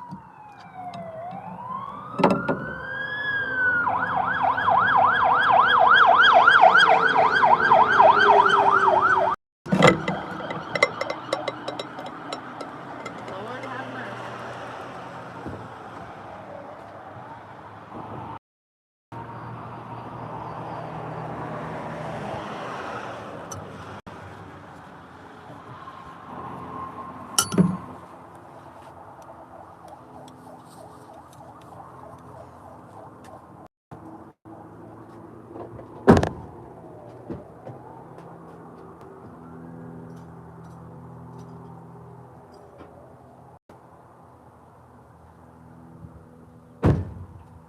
Whew. Holy schnauzers. It's cold, Batman.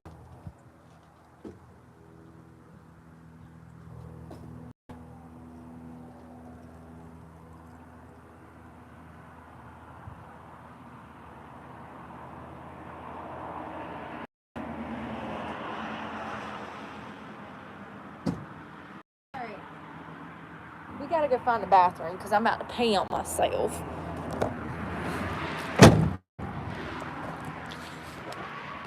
I gotta party like a rock star.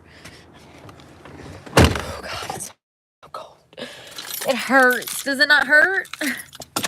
It hurts me. Jesus, you're hurting me. God, you're hurting me. Seriously, this shit is for the birds. Yo, why did I back in this freaking place? Oh, yeah, that's right, because my AC broke, and I was literally dying in the Florida heat. That's right, I remember now. I remember. That's the thing about living out of your car is you're going to have to go where the weather is, man, unless you're made of money. If you're made of money, by all means, go wherever you want. But I'm here to tell you, if you're living out of your car, you're going to have to fit your schedule around the weather. Always. When it gets too hot somewhere, you got to go somewhere cooler. When it's too cool somewhere, you got to go somewhere hotter. Simple as that. It would probably cost me $50 to $100 a day in gas just staying warm up here. I can't even afford to damn stay warm. You know what I mean?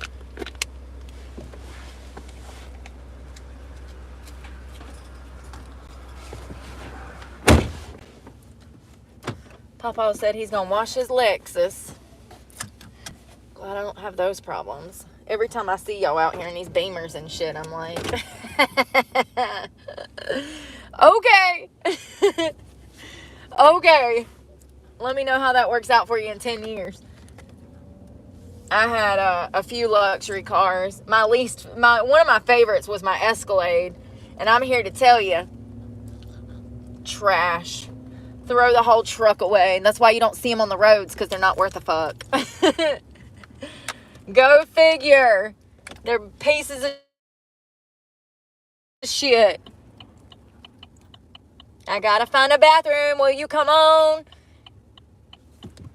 Oh, there goes BMW. This is what I was just talking about. And that's an older one, too. That's like a 2014. I'm surprised it's still on the road. Ah. Still surprised it's on the road. Oh, Lord. I'm gonna pee my pants. Papa had his truck stuffed full of hay. It was one of those big old round bundles. It barely fit in the back of that truck. It's so funny. If it was a Ford Ranger, it would have carried it. What the fuck?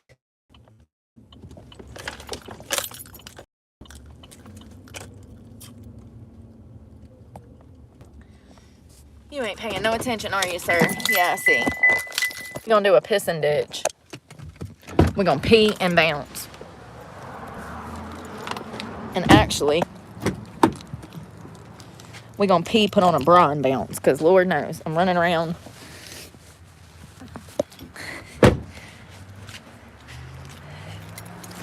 Ouch. That's sticky briars. Lovely.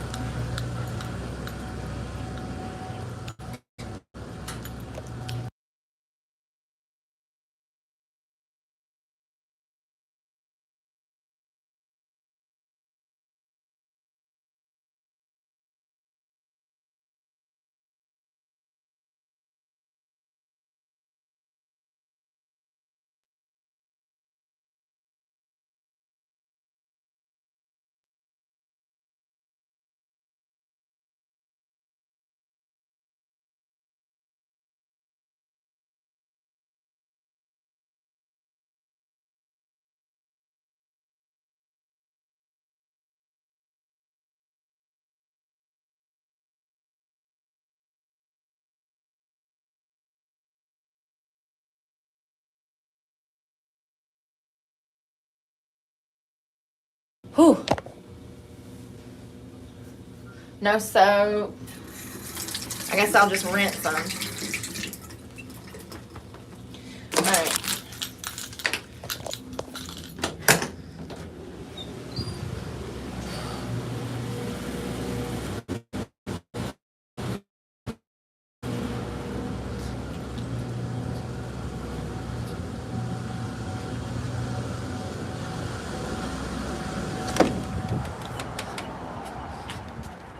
I'm so glad I quit smoking cigarettes, y'all, because everybody up in that damn place smells like damn cigarettes.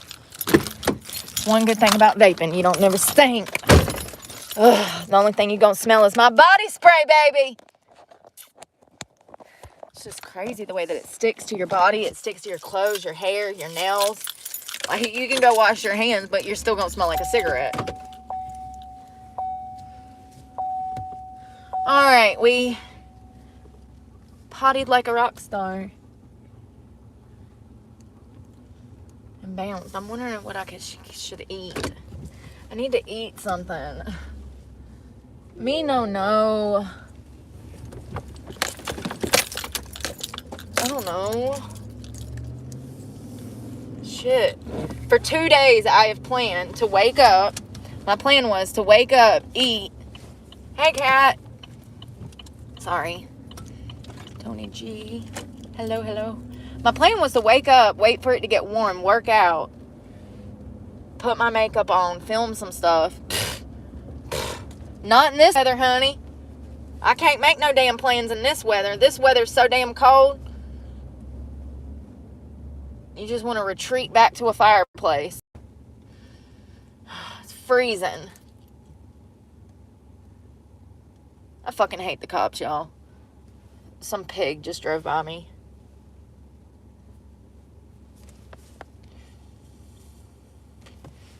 Y'all be like, oh, they're not all the same. Yes, the fuck they are. Yes, the fuck they are. You're either on this side of the fence or you're on that side of the fence. When you're on that side of the fence, you work for the government. And the government is not your fucking friend. Never will be.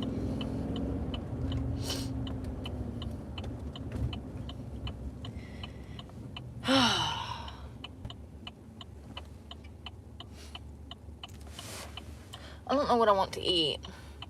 I don't even know what's open. Shit, this town ain't shit open. Nothing. Need to quit smoking. I vape, but it's not my choice. If it was up to me, I could quit. I would quit. But I don't have that option right now. So. But you're a smoker, so you get it, Candy. You understand what I'm saying when I say I don't have the option to quit smoking. Not right now. Maybe one day when my bills are paid and I don't have the stresses on me that I have on me currently. Maybe. That's my plan. That's my plan. But, you know, I've been smoking since birth, so it's not really, it wasn't my choice. When your parents smoke 2 packs of cigarettes each and they're blowing that shit in your face, you're addicted as soon as you come home from the hospital. If that's when they start smoking around you. Mine did. Mine brought me home from the hospital and pretty much shoved a cigarette in my mouth. All but shoved a cigarette in my mouth. It's really sad. And then they wonder why I fucking had ADHD. Oh, could it be that I was nicking every time I went to school? Every time I went to school, I was craving a fucking cigarette from kindergarten till fucking 12th grade. Makes me so mad. And then y'all labeled me a problem child. Y'all all took turns beating the hell out of me as I was getting sexually abused at the same motherfucking time. Love that. Welcome to growing up in the 80s, honey. Where nobody knew shit and nobody cared to know shit. Where is this buffet? Am I tripping? Oh, that's in a whole nother town, Brooke. Yes, you're tripping. Y'all, some of these shopping centers be looking the same. Y'all ever get backwards? You think you're in a whole nother town? You're like, where the fuck is that Chinese buffet? It's 15 miles away. I'm like, I know there's a fucking Chinese buffet around here somewhere. It's in fucking a whole nother town. I'm such an idiot. I need to find something to eat. I'm getting cranky. It's about that time. There ain't shit. Like, everywhere you go, it's just shit food. I need to open a restaurant. Seriously. I would kill it. I would kill it. Because the shit we got out here on the streets is trash. All of it. Even the grocery store. It's just trash. The only good section of the grocery store is the produce and meat section. That's it. If you eating anything besides that, you eating a shit diet. I guess I just ain't gonna eat. I mean, fuck, man. My foot is itching. I don't know what I want. I need somebody to make these choices for me. Can you just drive me to the buffet? Drive the buffet. Lord.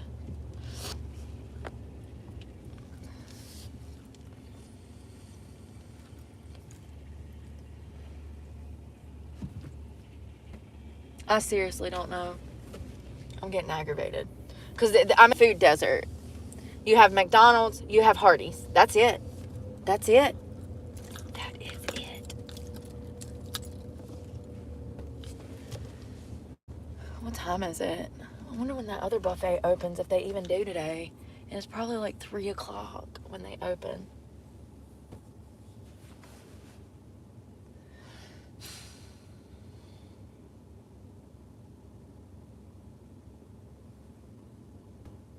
I don't fucking know. I get sick of cooking. It's too fucking cold. I'm almost out of butane. So it's not like I have the option to damn cook anyways, because the only butane can I have will run out before I even get started. I'm about to just go fucking eat a gummy today. I'm literally aggravated. Because there's nothing to eat in this fucking town. What do you motherfuckers live on? And then y'all wonder why your kids look 9 months pregnant. I'm not trying to be funny. I'm being legitimate, y'all. It's fucking sad. Over half of this county is obese. This is why. There ain't even no fucking food to eat. How y'all get that big eating nothing? What y'all eat every day? McDonald's and fucking Hardee's.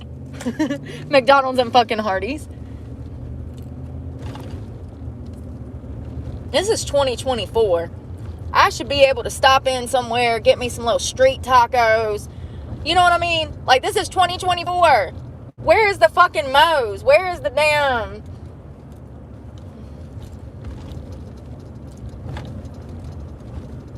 What is that other one where you can get the burrito bowl? I do like that. Chipotle. I ain't ate at a Chipotle since I lived in Charlotte, honey, 3 years ago. But still, my point is, we got such good food out here in this fucking town. Ain't got shit. They don't even take credit cards. Debit cards. They don't even take debit cards in this bitch. Don't be an out-of-towner hungry, honey. You going home hungry. Free sawdust. You can eat sawdust for free. Jesus.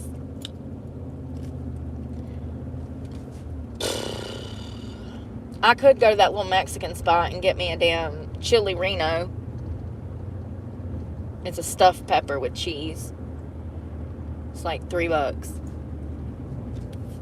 And they always hook it up too. The last time I went in there, she threw rice and beans in there. I said, oh my God, you're going to make me cry. I can't eat the rice, but I'll fuck them beans up, girl. So sweet. And I actually think it was like $5 and some change because I ended up tipping her a few bucks. But still, listen. Rice, beans, chili Reno, boom. That's all you need. That's all you need. And it was more than enough food. It was actually enough food for 2 or 3 meals for me. I mean, I eat usually like that my hand, you know, like a portion. Eggs are different though. Eggs, I feel like after you chew them up, they just disappear like marshmallows. You know what I mean? They just kind of like cotton candy. It evaporates. It's not very filling. Eggs. I mean, they can be. You eat enough of them. But, like, I just feel like eggs is one of those things, like chicken. Like, you'll be fine. You can have as much as you want. You ain't gonna gain no weight. You'll be fine. You do have to be careful about the cholesterol if you have issues with that. Just want to throw that out there. If you're already suffering from high cholesterol, you probably want to stay away from the egg.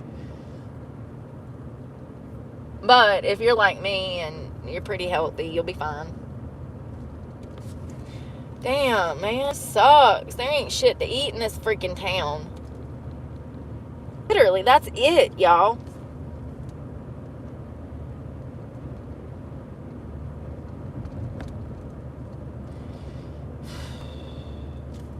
You don't see that damn sign that says 35, sir. If you don't get off my damn ass, you're going to be eating my tailgate for breakfast. I can promise you that. Or for lunch, one.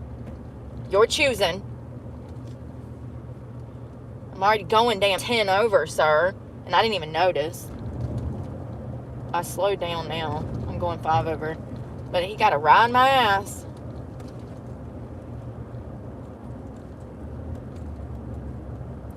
And there is a pizza place, but damn, it's so damn expensive. It ain't even worth it. And I can't eat a whole pizza. Like, I can eat a slice of pizza. That's a meal for me. When I say I eat 6 meals a day, that's what I mean. A slice of pizza is a meal for me. You get it?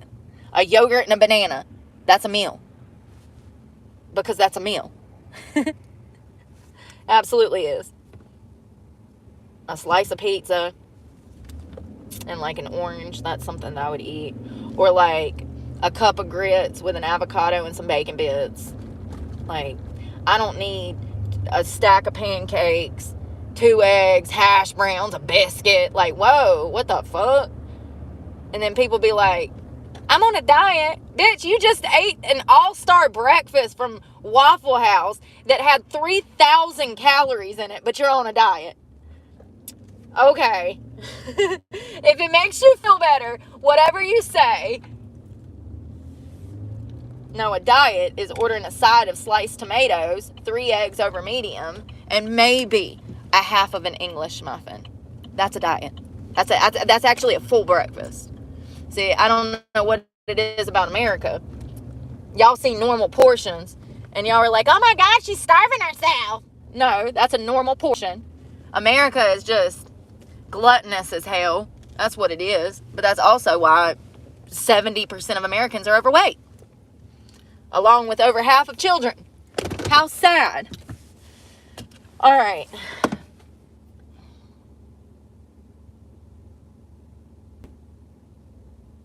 I'm wondering if I want to do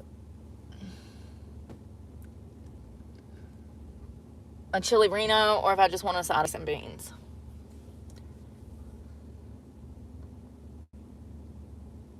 This is so hard. I get so frustrated trying to feed myself every day because it's so expensive. It's like, what is the best financial decision at the moment? And it's stressful. And imagine doing that with like $10 to your fucking name and you have to use 8 of that for a park pass so that you can wash your ass. It's just never ending cycle of bullshit.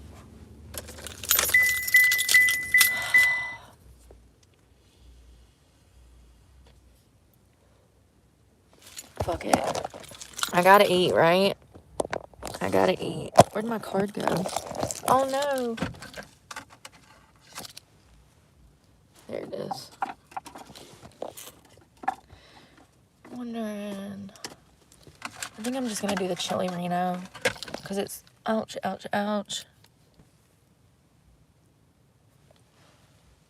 Ow. Oh. Oh.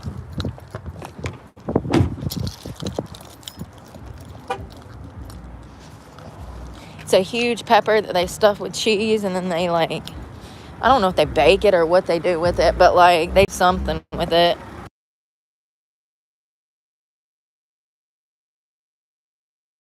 I'm gonna get something for takeout. Yeah, that'd be great. Lunch is fine. Thank you. Let's see here.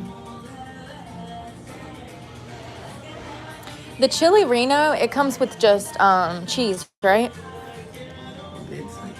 Yeah. Can I just do one of those? No. Diet.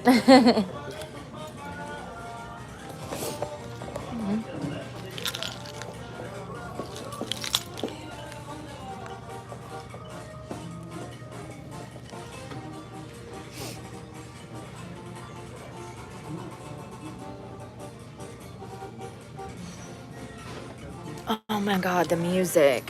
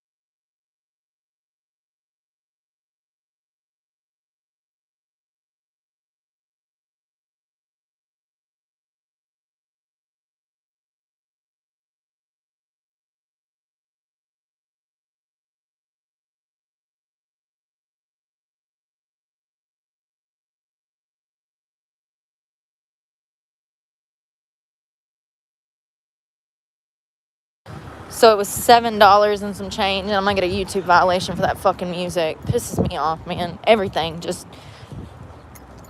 fucking 3 hours worth of work gone. What's new? What's fucking new?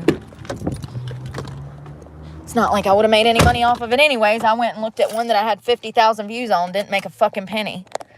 How does that even happen? Like, it's like, what's the point? What do you want from me, YouTube? What do you want? $7.50 because I gave him a $1.50 tip because, listen, that's what you do when you take takeout. Sorry, not sorry. I mean, by all means, if you want to I just feel like when you take care of them, they take care of you. He sounded like he was sick. His poor voice was gone. That place has been there for damn forever. And every time I go in there, they're so nice. Like, so nice. That's what I'm saying. Them's the immigrants. 100%. Whole different class of immigrants, though. Those are immigrants that actually come here not to commit crimes, but to open up small business and become part of the community around them. Whole different set of immigrants than we have today, honey.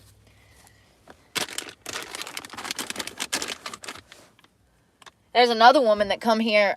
She runs a Chinese place across town. Owned it for 20, 30 years. She came here from, I think, Laos, but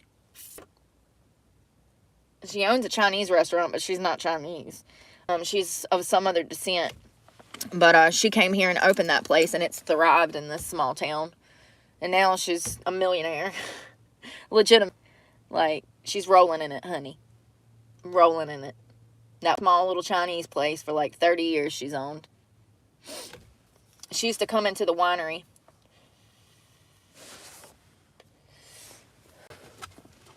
It's a whole different set of immigrants than we got coming here today. Cannot believe I broke a nail. Yes, I can, Brooke. You're rough as fuck. What did you think was gonna happen? You grab shit like you're grabbing shit to run for your life, girl. Because I am. Because I am, honey.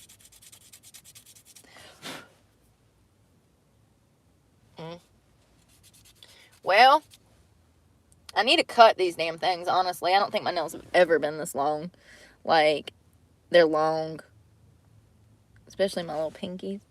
I don't think I've ever had nails that long because I bit them for so long. I don't even know how to shape them, honestly. Like, that's been the hard thing, is coming up with a nail routine for somebody who's never had nails. You know what I mean? Like, it's so weird. Some of them grow out pretty, and then other ones grow out looking fugly, and I'm like, what the fuck? Y'all can't all grow the same? I definitely have my mom and my grandma's hands. I notice that now. I see my mom in my own hands every time I look at them. I'm like, oh God, there's mom. Ain't that crazy? Listen, if you don't see those similarities now, when you get older, you will. You'll be like, shit, that's my grandma's nose. Like, for real, that's my grandma's nose. I'm like, damn, grandma has some strong genes. And she passed that nose down to like 5 generations. 3 so far. But you know what I mean? Look at, like, I don't know. I see mom a lot, but I also see my dad more. Like, I have my dad's facial structure and my mom's features, if that makes any sense. My mom had more of a round baby face. My face is more defined. Like, I've got like a jawline and like I got some cut. You know what I mean? That's my dad. But my features, like my nose, my eyes, my lips, those came from my mom. My freckles, that's all my mom. My dad was like a pale white man. My mom was the tan in the family, man. She had tan skin when she'd get out in the sun. She's a beautiful woman. Thick thighs, pretty eyes. One extreme to the other, like me. She'll either be your best friend or your worst enemy. You pick. Mama was a spitfire. I miss her. I miss her every day. Especially through the holidays. It gets really hard. But, you know, they say it gets easier. I don't believe that. I think it gets harder. The older I get, the harder it gets. The realization, you know, the regret of not spending more time with things like that. They say that death gets easier, that all wounds heal. Bullshit. Bullshit. When? How many decades does it take? Because it's been 2 decades. And I think that it gets worse the older I get, because the older I get, the more realization I have, you know, the more awareness, I don't know. I just, and I think that that's the way that it's supposed to be. You're supposed to mature. You're supposed to step into your parents' shoes a little bit and understand them better the older that you get, and sympathize with them. And I do. There's still some stuff that I don't understand, and I probably never will. But once again, they were not the most educated, well-rounded people. You know, they were people that were victim of their circumstances, just like I was a victim of my circumstance. And I can't fault them for not knowing certain things. They definitely tried to steer me in the right direction, but at the cost of abuse, you know. You know, it's one thing to steer your children in the right direction, tell them, teach them. It's a whole nother thing to try to beat them into submission.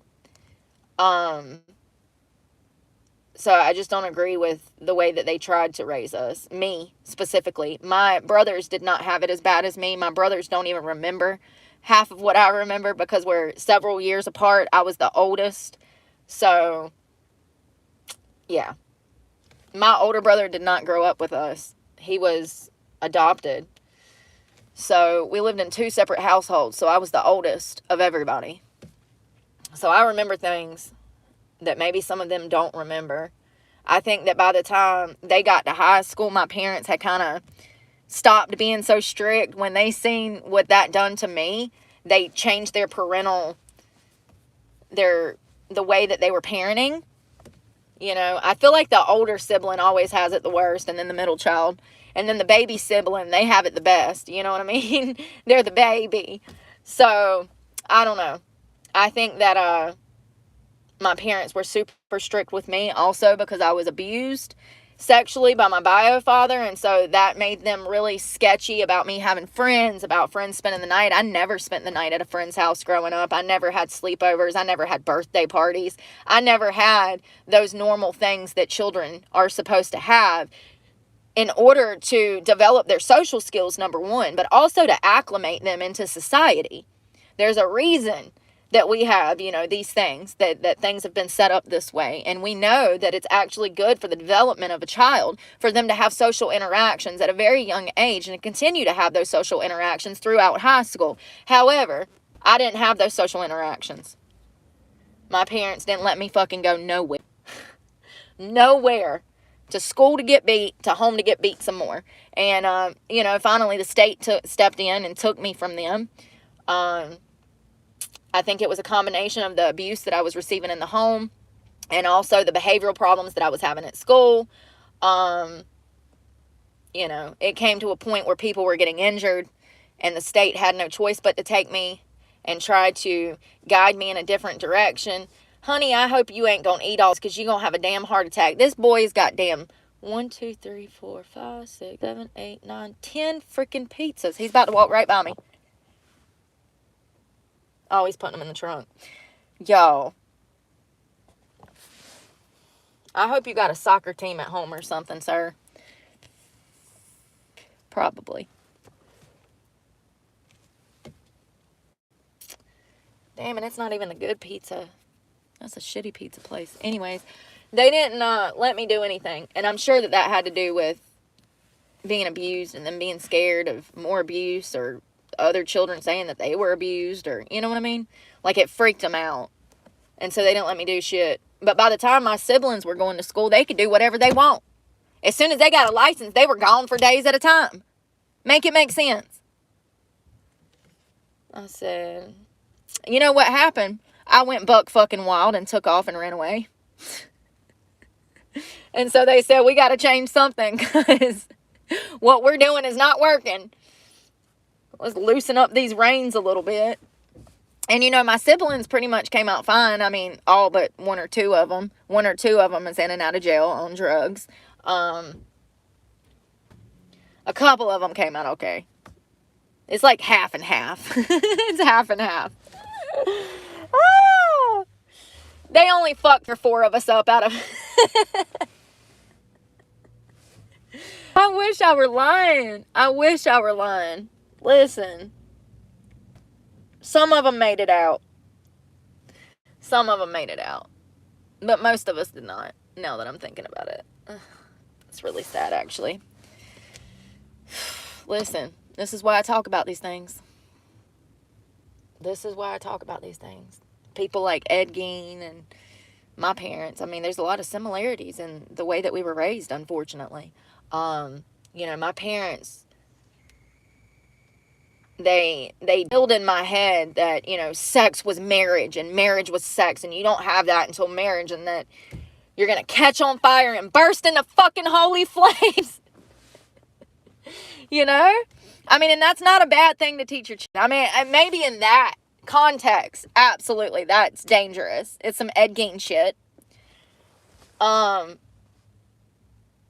But I understand how his religious upbringing fucked up his mind, because I've been there. There was a time where I was agnostic. There was a time where I was an atheist. There was a time where I was heavily involved in the occult. So I get how Ed Gein's mother raising him to hate women and believing that all women were nefarious whores by nature. I understand how that fucked him up in the head. And because of that, he, you know, was completely isolated. He never had a girlfriend. He probably never even spoke to a woman other than his mother. And that ultimately led to him being a grave robber and making nipple belts out of women's titties. Okay? Like, this is why I talk about this shit. Because I should be an Ed Gein Jr. From the raising I had, I'm not exaggerating. It was church 2-3 times a week. In the summer, we were doing the Awanas program. They fucking isolated us. The only time we had any social interactions was either A, at church, B, with our own family, or C, at school.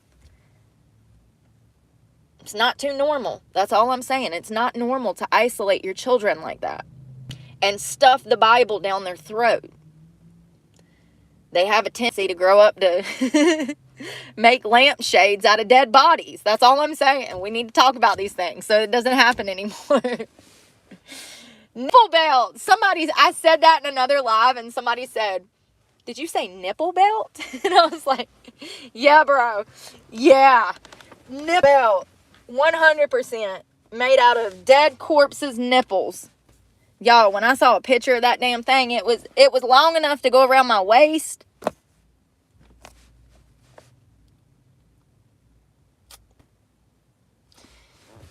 Listen now, don't be isolating your children and giving them giving them damn nipple belts. Crazy.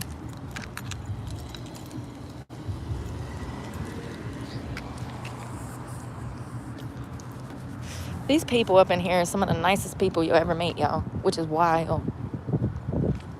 Because it usually ain't like that in this town. I look like shit, for real.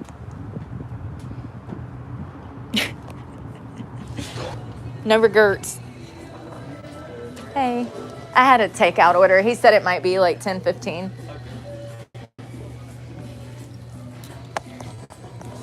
Oh my God, the music.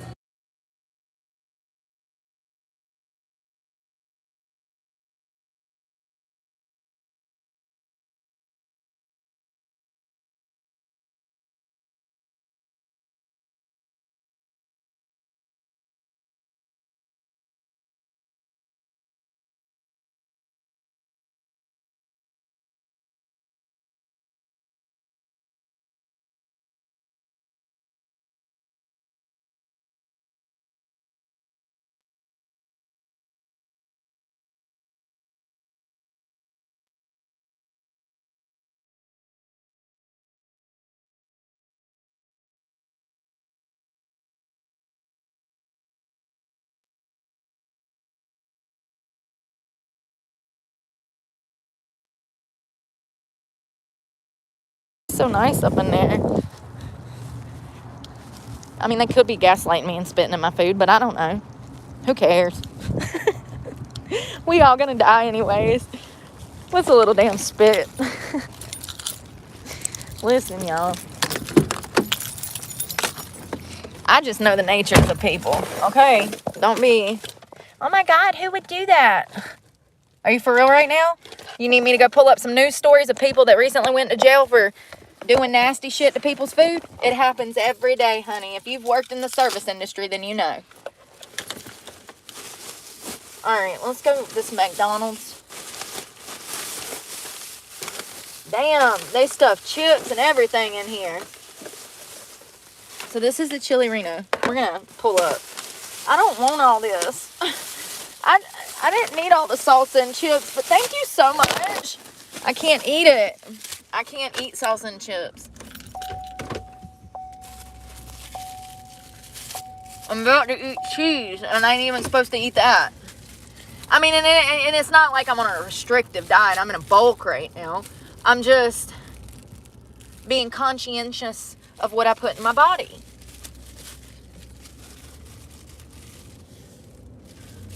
You have to when you're like trying to actually be a bodybuilder. I'm telling y'all, I'm gonna look like The Rock next year. You're gonna be like, who's that girl? Who's that man? Is that a man or a woman? Listen, I'm gonna have you bitches thinking I transitioned. You're gonna be like, that bitch went and done transitioned into a man. I'm gonna be like, nope, all natty, bitch. All natty. And there's you can only get so big natural. Trust me, I've been looking into all kinds of shit recently. Some of my favorite, like, bodybuilders, they're not natural. I'm gonna stay natural until it's profitable for me not to be natural. How about that? We'll see what happens.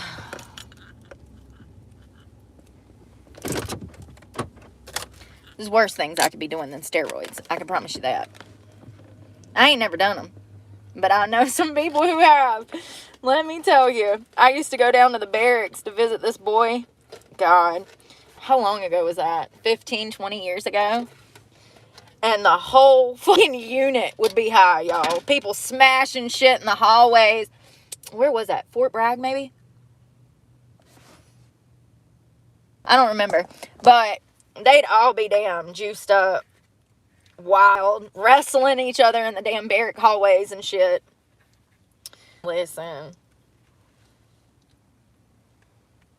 I was never intrigued enough to get involved in that shit. This is the first, like, ounce of cheese, and this is a lot of cheese, first of all. It's a chili, and they put some kind of bread on it that I'm sure is not good for me. I forgot about that.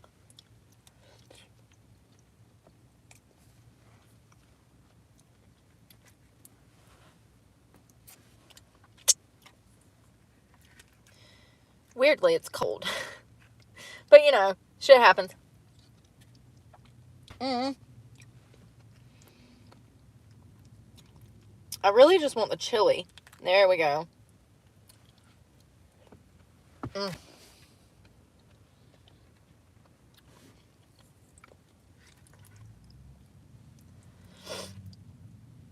Chili.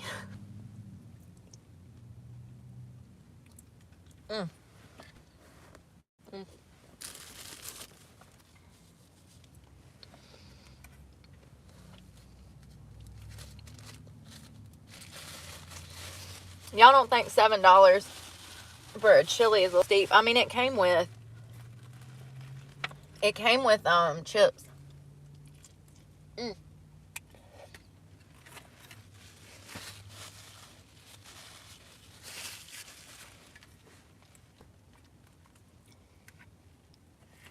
I mean, I did tip him $1.50 because I felt obligated. You know what I mean?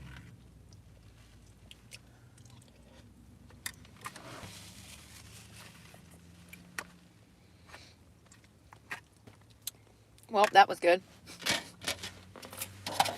I eat like a vacuum, don't I?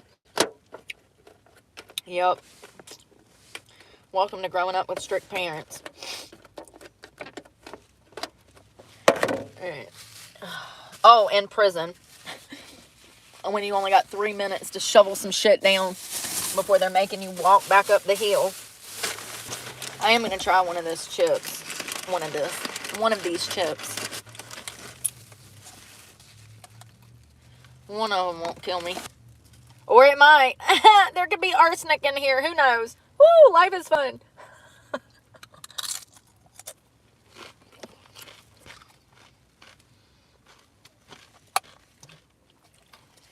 It smells like perfume.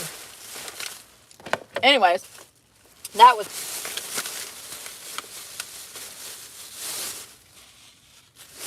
I really wanted the greens. I scraped half of the bread and off of it. I wanted the greens, like the chili.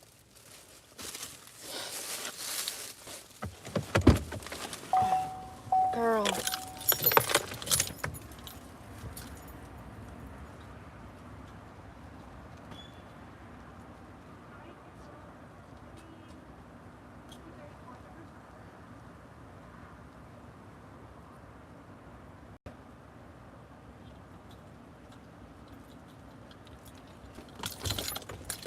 Ow!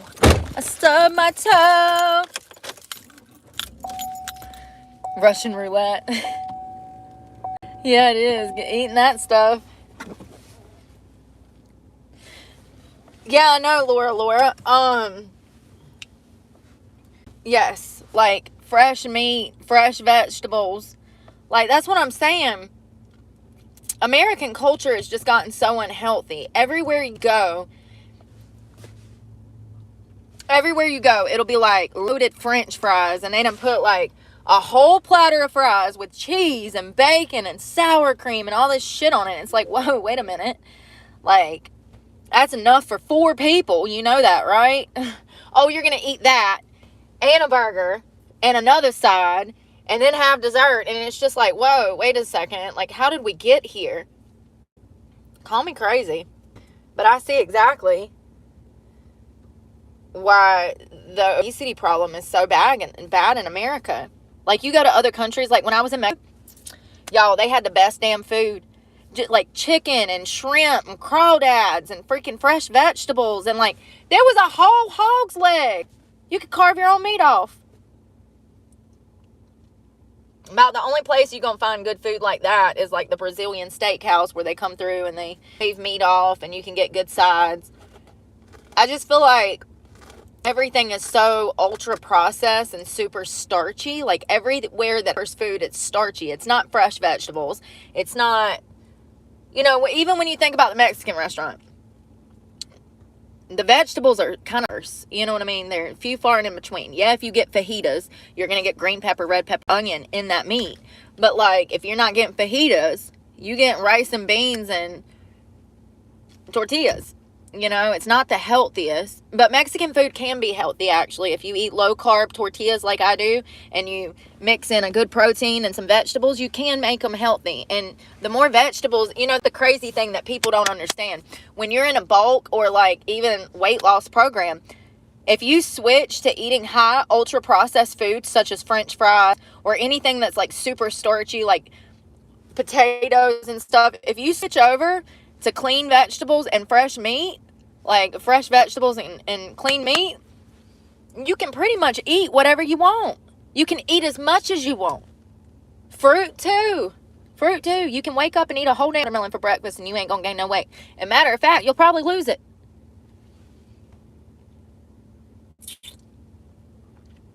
I don't ever want to get back to how big I was back in 22. My life was so miserable because of my weight. I hated my life because of the weight that I'd gained. I'll never look like that again. I will never be depressed like that again. Like, I went through a depression last year, but I don't know. I debate. Was 2022 the most depressing year, or was it 23? It's a toss-up. It's a toss-up.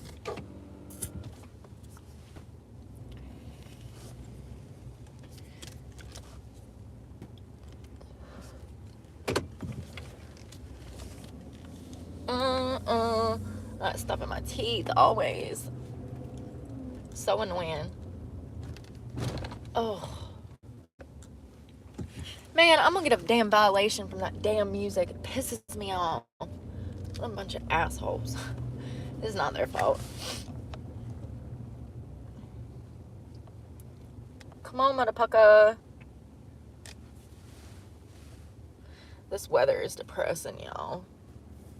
Even my hair looks shit because of it. It's just flat. It's the weight of the cold weather dragging it down. My hair said, not today. Thank you for that turn signal, you jackass.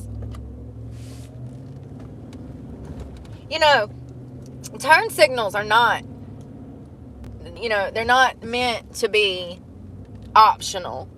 It's state law to use them. I just want to be clear. And it's not just for you, okay? It's for everybody else that is on the road, oncoming traffic that's trying to turn out of intersections.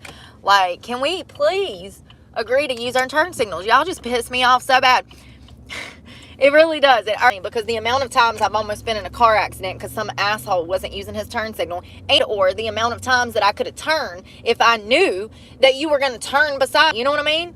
You assholes don't even be damn putting your turn signals on, trying to tell me how to live my life. When you learn to use your turn signals, I'll take you away. How about that? I feel bad when I forget to use mine. I'll be like, I'm so sorry. Seriously. My bad. It's having a conscience, though. Alright. I am out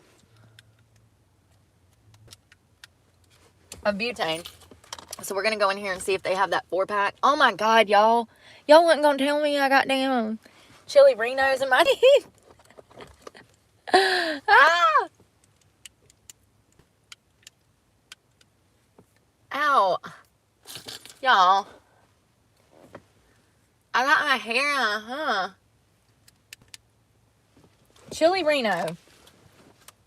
And then I got my hair in teeth. What the frick? Where's the water?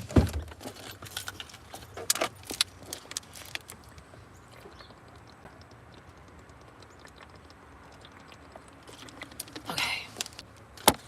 The last time I was here, they didn't even have it. The only store that I know of that does is down in South Carolina, which I can stop in. But I don't know. Hey, Kevin. Decorative purpose. Yeah, for real. It's their Christmas lights, Tony. It's like it's optional. It's not optional. You're breaking the law when you don't use it. Fun fact.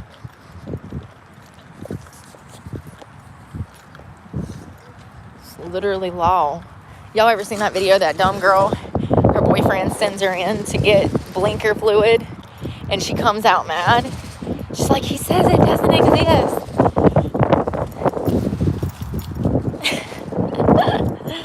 Oh, God. Where'd I put my card? Y'all. I left my card in let's just see if they have it. If they have it, I'll come back. Oh, God. Just never ending. Usually I have it in my phone case, but my phone case is broke. My phone slid out and cracked. So, like,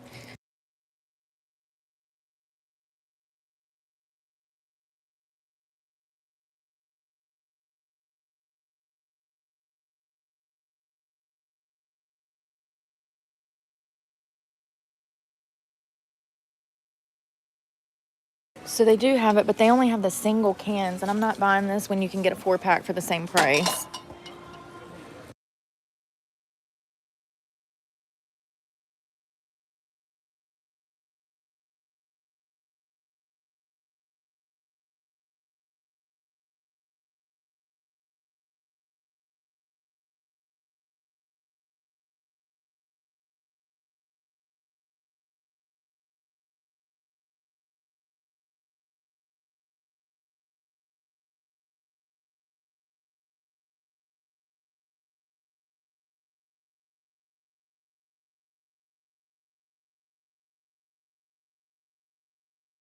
First of all, why would I pay $2 whatever for one can when you can get a 4-pack for the same damn price? What the hell? That's that crackhead shit I be talking about. Professional scam artist. Same company, 2 different locations. Almost $3 for one can when you could buy 4 cans for the same damn price at a different Walmart. Call me crazy.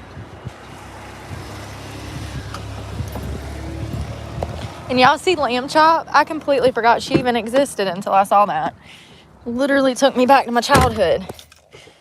Oh, okay. Lamb chop.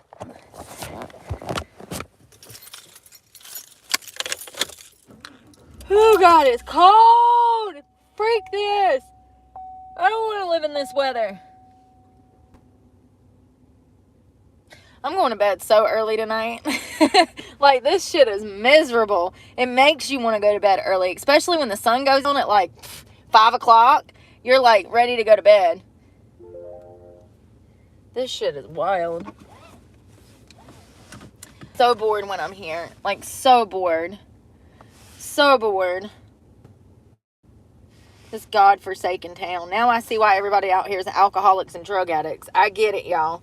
I didn't get it before I left. Now I get it. I'm like, oh, this is why they're all crackheads around here. Meth heads, actually. But whatever. That's what happens when you... Ah.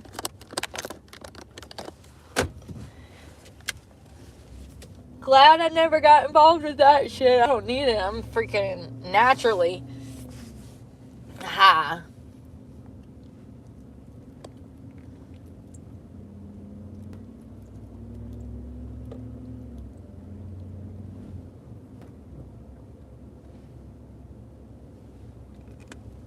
I don't know where my other lipstick is. Chapstick, whatever.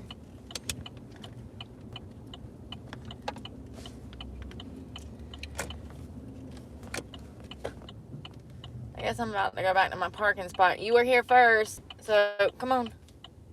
You were here. You were there first, you dumbass. This is what I'm talking about. And you just riding along with his bitch ass like you're just as dumb as he is. Both of y'all. Motherfucking Subaru. Swear to God. If you get to the stop sign first, you get to go first. Guess what? You won. You get to go first. Yay. The amount of people that don't know this is unbelievable. I'm going to start a driving school. It's official. It's official. I'm going to start a driving school. Teach these motherfuckers when they can go and when they can stop and when they can't. Like, Jesus. I mean, just bless their hearts. Bless their hearts. Jesus, please deliver them from the stupidity that they are trapped under. And, you know, he got a full fucking beard. Sir, how long have you been driving? And you don't know that first come, first serve at the stop signs?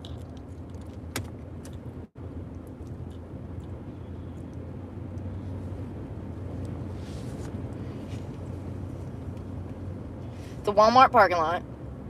A 3-way stop. He got there first.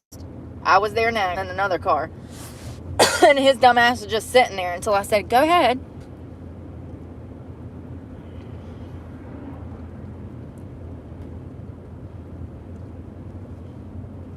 Listen, I know it's different in other countries, but in America, first come, first serve. First come, first serve at stop signs. Fun fact. So if you got there first, baby, you got the golden ticket to go. And matter of fact, you kind of holding everybody the fuck up if you don't. I'm just saying, if you don't know this by the time that you have a damn beard down to your nipples, then you probably ought to not be on the damn road. And definitely not driving around children in a damn beached well in the passenger seat who's going along with your stupidity. If I would have been in that motherfucking car, I would have been screaming in his ear. Oh, you have the right of way, honey. Honey, go. You're holding up traffic. You're making me have anxiety. Will you fucking go? Lord. See, and that's why I don't ride with motherfuckers. That's exactly why I don't ride with motherfuckers. Because they don't even know. They don't even know when they can go How scary. Like life is a joke. Like you can't be killed in a car accident in the blink of an eye. Y'all just be out here in the passenger seat letting these motherfuckers drive you around. And speaking of which, there was 3 dumbasses that died in a damn Tesla Cybertruck the day before Thanksgiving Day. 3 teenagers. Get this. Mommy and daddies will never learn, will they? 3 teenagers speeding at a high rate of speed, lost control of the car, went off the road, hit a fucking tree. All of them died but one. There was 4 kids in the car. Here's a thought. Maybe children don't need expensive ass Cybertrucks. Okay? Maybe if you would have put his ass in a Ford Pinto, he would have thought twice about wrapping that car around a tree. See, a Ford Pinto won't even get up to 100 miles an hour. Well, it might. I don't remember mine going that fast. It felt like I was in a go-kart, baby. It felt like every rock I hit in the road was going to send me off the road. That turns you into a cautious driver. When you think that you might die every 5 minutes. How about we stop putting teenagers in damn $50,000, $100,000 cars, expecting them to be responsible? And it's really sad. I mean, all of the kids were gorgeous. They were all college students at this point. They were still teenagers, 18, 19, children. Let's be clear. And so, it's sad. All of them are dead. One of them seriously injured. And, you know, honestly, in my opinion, it's 50-50. 50% on the child that was driving and the children that were complicit in the behavior. And then 50% on parents. You know, when you could just give these children stuff, they don't respect it. They don't respect it. And then they get around their friends and they got power in numbers and they're acting like fucking idiots on the road. And the next thing you know, all of them's dead. It's just sad. Sad, sad. My parents would have never did that shit. Even if they had money, they would have been like, fuck no, get a job. My first car was $300. $300. And it was multiple shades of colors. It was white, yellow, red. Anyways, it's sad. I feel bad for the families. But if they have any other children, I'm sure that they will think twice about purchasing a car that is that deadly for children again. And you know, that's another thing. My parents wasn't letting us go hang out and ride around with fucking friends. Like, that's a whole new thing that y'all might be able to do now. My parents would have never. My parents would have never. I had a friend named Jessica, if I'm not mistaken. Jessie. She was in color guard. Listen, great girl. My dad used to call her the girl with all of the shit in her face because she had piercings. He never called her by her name. He said, that girl with all the shit in her face is here. My parents were strictly against tattoos and piercings. I'm grateful for that now. I mean, I do have 2 tattoos that I plan to remove someday. So this is why you grow up. But me and Jessie, they would never let us ride around. Like, I had a license and Jessie had a license, and they were not going for that shit.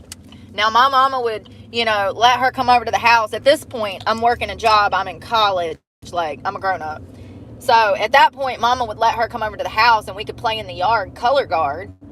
But she wasn't, like, letting us ride around because she knew that people died. And she had friends in school that died. There was one group of friends that flipped over in a Jeep, and they all got submerged in mud, and they all drowned. So, mama was real strict about stuff like that because she had experienced life, you know. And I get it now. The last thing I would ever let my teenage kids do is ride around with a car full of fucking friends. You're asking for accidents. These kids, they're preoccupied with their friends while they're riding around. They're not preoccupied with the fucking road. They're blaring music, watching TikToks, fucking, you know. They're kids. This is what kids do. And these kids were in fucking college and knew better. That's the sad part. If they was acting this way on their break home for Thanksgiving break, imagine how they act at college in mom and daddy's Cybertruck. You know what I mean? Accidents like that don't happen by accident. Accidents like that happen because you were going 110 miles an hour, not paying attention, hee-hawing with your fucking friends in the car like life is a joke, and then life is over in the blink of an eye. Sad.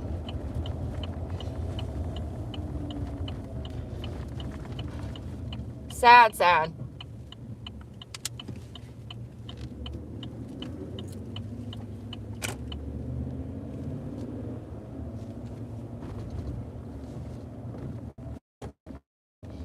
Well, I'm about to go find somewhere to park and post up and clean out this back seat. I don't know what else to do. I'm just bored. I'm just waiting on this doctor's appointment. And once I'm done with that, then the world is my oyster. But until then, I am stuck here till Wednesday. Which sucks. Because I'm bored out of my mind. And usually when I get bored, I don't know. Usually when I get bored, I start drinking. Y'all know. Ah! The last time I was in North Carolina, we were drinking. I was drinking. I was going through a lot. I was going through a whole lot. Shit that I don't even care to talk about. Ooh. I still can't get over the fact that there's a damn church in the liquor store parking lot. Welcome to a small town. Where 6 days of the week we get you drunk, and then on Sunday you can come and repent.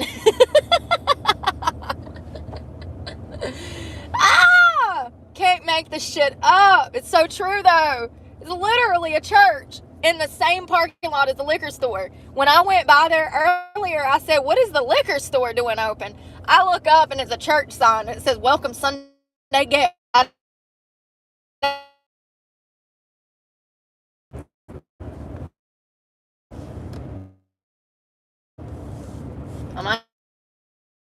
might lose y'all. I need to put a sign on my phone or something, like right on the back of it. Don't forget the music. Like for real, because every time I walk in somewhere, they're blaring music and I forget. But that's another reason I haven't been going live, is because my phone wouldn't let me. I had to make it back here and damn break into my damn Apple ID. I had it wrote down somewhere. I couldn't even download my stuff because I needed my Apple freaking ID. I got it saved now, so it's fine. But like, all these damn passwords through Apple is unbelievable. And Lord forbid, like I said, if you forget that Apple ID, them ain't your damn Apple phones anymore, honey. That's Apples. You'll never get into that device. Whether it's a computer or a cell phone, if you forget that Apple ID, you are fucked. That's one thing I don't like about Apple. But it's in their benefit. Think about it. If you get locked out of your device, what do you have to do? You have to buy a new device. In my opinion, it's a money racket. It's not about safety. It's another damn crock of shit. It's just some way for y'all to rack up more money. In my opinion. But, you know, I believe everybody's scam artists. They are, though. They are. They are. Professional scam artists at that.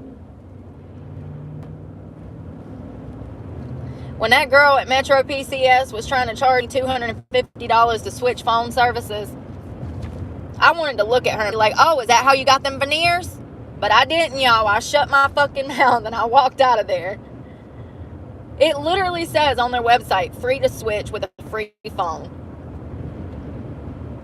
Bullshit. Bullshit. She said, yeah, we can get you a new Apple, a new watch, and no problem now. I fucking hate Apple. Well, do you not know who you talking to? I want an Android for free. For free! Because that's what you advertised. Like she was doing something. We can get you a new Apple. Like she's doing something. Girl, bye. See, that's the problem. You brainwashed. Apple is trash. 100%. I will never use their products again once I'm out from underneath this shit. The problem is that all of my devices are Apple now. My watch, my headphones, my phone. Like, I can go get a new Android, or I can switch over to that Android, but none of my devices are going to work with it. So I'm trapped. Either I don't clock my steps and my workouts and have music while I do these workouts, or, you know, like, I ain't got the money to then be buying all kinds of new headphones and watches and Fitbits and shit. Like, why do you think I'm asking for a free phone? I love how I said, yeah, I heard Metro said that I could switch for free and get a free phone. And she's like, oh, it'll be $250. And she's standing there with enough Botox to damn cure 50 migraines. Like, girl, bye. If you don't get your scamming ass out my face, I'm going to call the Better Business Bureau and report your ass for scamming. Seriously, because it was a scam. Just want to be clear. That's a scam. She was going to pocket that $250 and give me a free damn phone. They all in on it. They all in on it. I don't trust none of these businesses no more. Everybody's getting arrested for damn embezzling money and damn laundering and damn... That one guy, he stole millions of dollars and damn... God. What was it? I read it this morning. What did he steal, Brooke? I think it was insurance claims. False insurance... No. I don't know, y'all. He stole a bunch of money, though. And he was linked to some celebrity. Or congressman, or listen, I don't remember. Your girl forgets shit, okay? She has the memory of a goldfish. She reads something 1 second, 5 seconds later, she's forgotten. Unless it's important. If it's super important, that little man up there in my brain, he grasps that shit and he files it for me. But he's getting old, man. I swear he's got to be like 105 by now. Sometimes when he's trying to pull those memories, it takes him forever to get up the damn ladder and find it.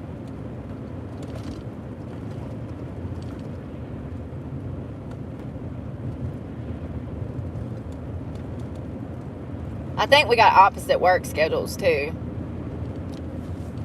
Because I remember it late at night when he's off, or when he's on work and I'm off work, he's pulling files and giving me information, and I'm like, sir, I'm trying to go to sleep. Why are you up working right now? I needed those files pulled at 8 a.m. this morning when I was on live. I think we have different work schedules. I have a little man that sits behind a desk in my brain, and he pulls all my memories. He's like Belle. He has to walk up the ladder and scroll over. The ladder moves across the room, you know, and he has to pull all my files. But I think we're on different wavelengths, like schedules. I think he wakes up at like 7 p.m. at night and works till like 7 a.m. And I'm on the opposite schedule. But I'm grateful to have him. I need to give him a name. An old people name. Like an old man name. Old man name. Because he's like 105 at least. He's probably like 125 for all I know. Is this my turn? It is. Call him Henry. Walter. That's an old man name. Walter.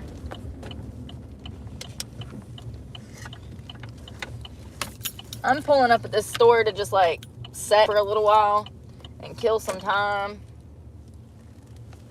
Hope they don't say nothing. I mean, I guess I could go to the river, but if I go there now, I'll have to leave in an hour anyways. At least I can kill an hour here. What a day. And my truck still looks like ass. I mean, it's just stuff everywhere. I ain't got much room because of the damn sleeping bags and coats and blankets I got in here. Until I can get all this shit back in storage, it's a mess in here. That's another thing. There's never enough room unless you're beach bumming it. And then all you need is bikinis and shorts and your Gucci. A pair of damn Crocs. Boom. Beach clothes. You ain't got to worry about stuff like all of that, you know?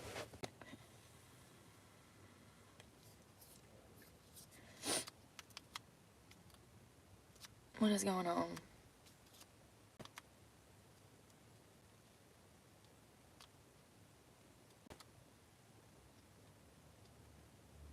Yeah, that was probably smart because they're calling people now and like scamming people out of money. I'm telling y'all better burying your money in the damn ground. Seriously, these financial institutions are professional scam artists. They are professional scam artists. I'm telling you, I don't even answer the phone. You want to. It's going to go to voicemail. My phone, I'm not available. Ever. Unless you were the damn FBI calling me, I am not available. Period. I don't even think I've talked to anybody on the phone. I paid a damn bill. I don't talk to people on the phone. People don't call me. They know not to call me. Don't text me. Don't call me. Don't ask how I am. I'm fine. Leave me alone, please. If you want me to be happy, just leave me the fuck alone. Yeah, First Citizens never called me, never made contact with me after they stole money from me for years. Like, it's just crazy. What's crazier is that I have proof of all of this. I have financial records going back for 4 years with First Citizens. I'm gonna damn sue them one day, honestly. Since I have those records, I could. It wouldn't take much. And actually, an attorney might pick it up for free because of all the different instances that they for me. The last time was a Planet Fitness membership that I had already called 2 weeks in advance and told them to cut the card off. Nothing was to be going in or out of that account because I was closing the account down. Lo and behold, I get a notification that my account has gone into overdraft. So I go to Planet Fitness and I'm like, oh, well, they drafted my Planet Fitness out of this first account. I go into Planet Fitness to wash my ass. And they tell me that my account at Planet Fitness was never paid. Wait a minute. Wait a minute. I was just charged a $10 overdraft fee on a $25 gym membership through my bank. So yeah, First Citizens got the money, honey, and Planet Fitness, or Planet Fitness should have got the money. I go in there and they're telling me that I need to pay $40.40. So I paid $40.40 to get my Planet Fitness account good.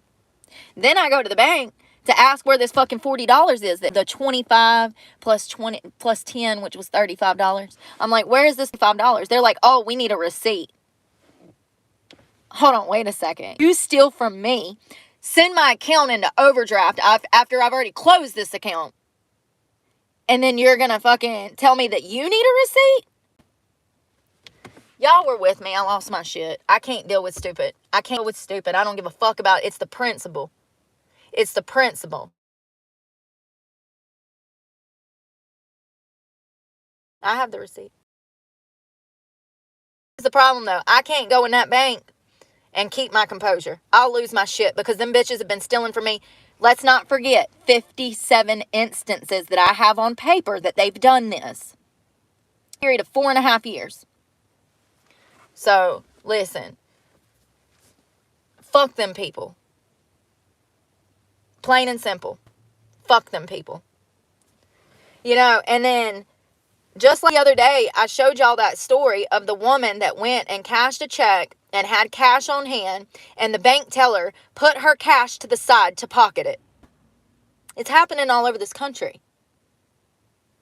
When people are raised without morals and values, baby, what do you expect? Like, people are more dilapidated mentally than they've ever been. These people out here nowadays don't care. All they care about is themselves, their motives, and what they want when they want it.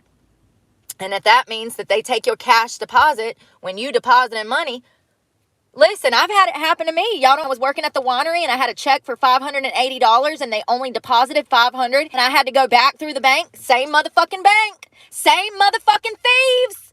I forgot about that. And the check said $580. They only deposited. When I looked at the deposit slip, it said $500. I said, where's the other $80? I went back through there. That lying-ass, skeezy-ass white bitch says, oh, I thought it said $500. It clearly said $580. It was not a mistake that you could make like that. She absolutely cashed that check and pocketed that $80 fucking dollars. Y'all don't remember that? That was last January or February of last year. This year. Damn skeezing ass bitches. That's the shit and I forgot about that. There's a video of that. Y'all were with me.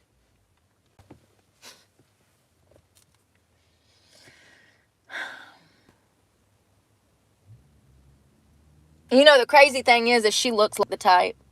The woman that runs that bank. She looks like a common thief. Like, she looks like she dips her hands in any and everybody's account that she wants to. I don't see how people don't see these type of people. I literally can, like, y'all, I don't know how people just don't see the evil around us. Her snooty ass fucking attitude tells it all. The way she thinks her shit don't stink.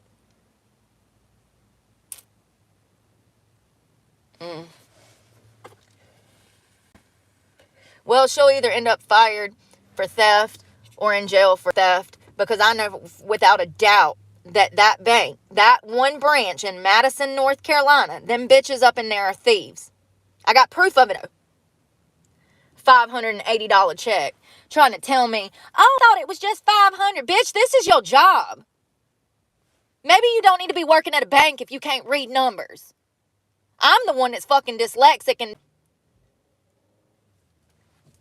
God. I can't find a fucking job. You know, bank won't hire me. She better be lucky that I was nice that day and I didn't steal the shit out of her bitch ass. You done stole from me over 50 times at this point. It was 57 plus the last one, so that's 58 times. In 4.5 years that I had proof, and I still have proof. I have the records. The app, I screenshotted all that shit. Y'all fucking holding my damn payroll checks for a week. I had one that was held for 11 days, cash. I made a cash deposit of $300 and something and they held it for 11 days. By the time that money cleared, my account was so far into overdraft, it took me 3 weeks to get out of financial hole. They do that, to rack up overdraft charges. They also do that to rack up other fees and collection monies. They've been sued for this several times. You can go Google it. There's pending lawsuits for the very thing that I'm talking about right now, where they hold a check or they hold cash in attempt to send your account into overdraft so that they can collect money, because that's how banks make money. It's fucked up. And they typically do it to lower income people such as myself, because they know that they don't have the resources or the intellectual ability to catch on to what's happening.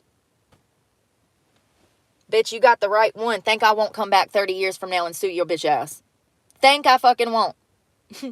There's no statutes of limitations on that. Think I won't.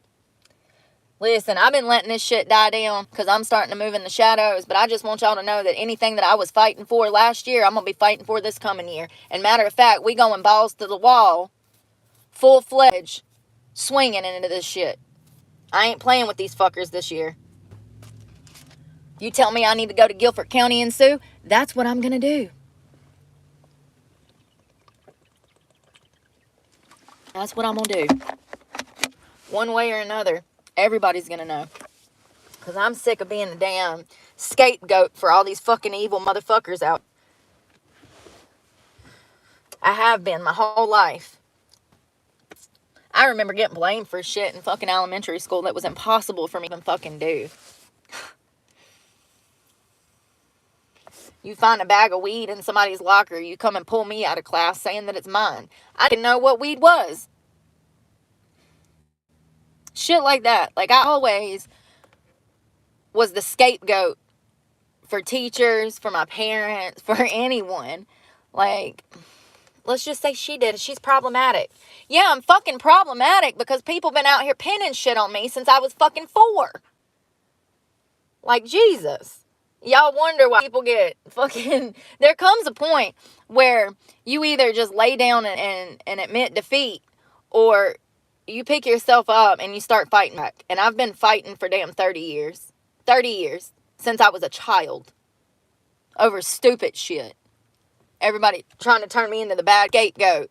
And I ain't never did nothing to nobody like they've done to me. Ever. Never would. Because it's not... I don't even have the intent. I don't have the... I don't know. The ill will. Like, I'm just not like that. And I definitely don't give a fuck about what other people have going on. Unless they breaking the law, of course. And then I'm nosy. I'm like, what'd they do? When did he do that? No way. Tell me more. Yeah, I saw that coming from a mile away.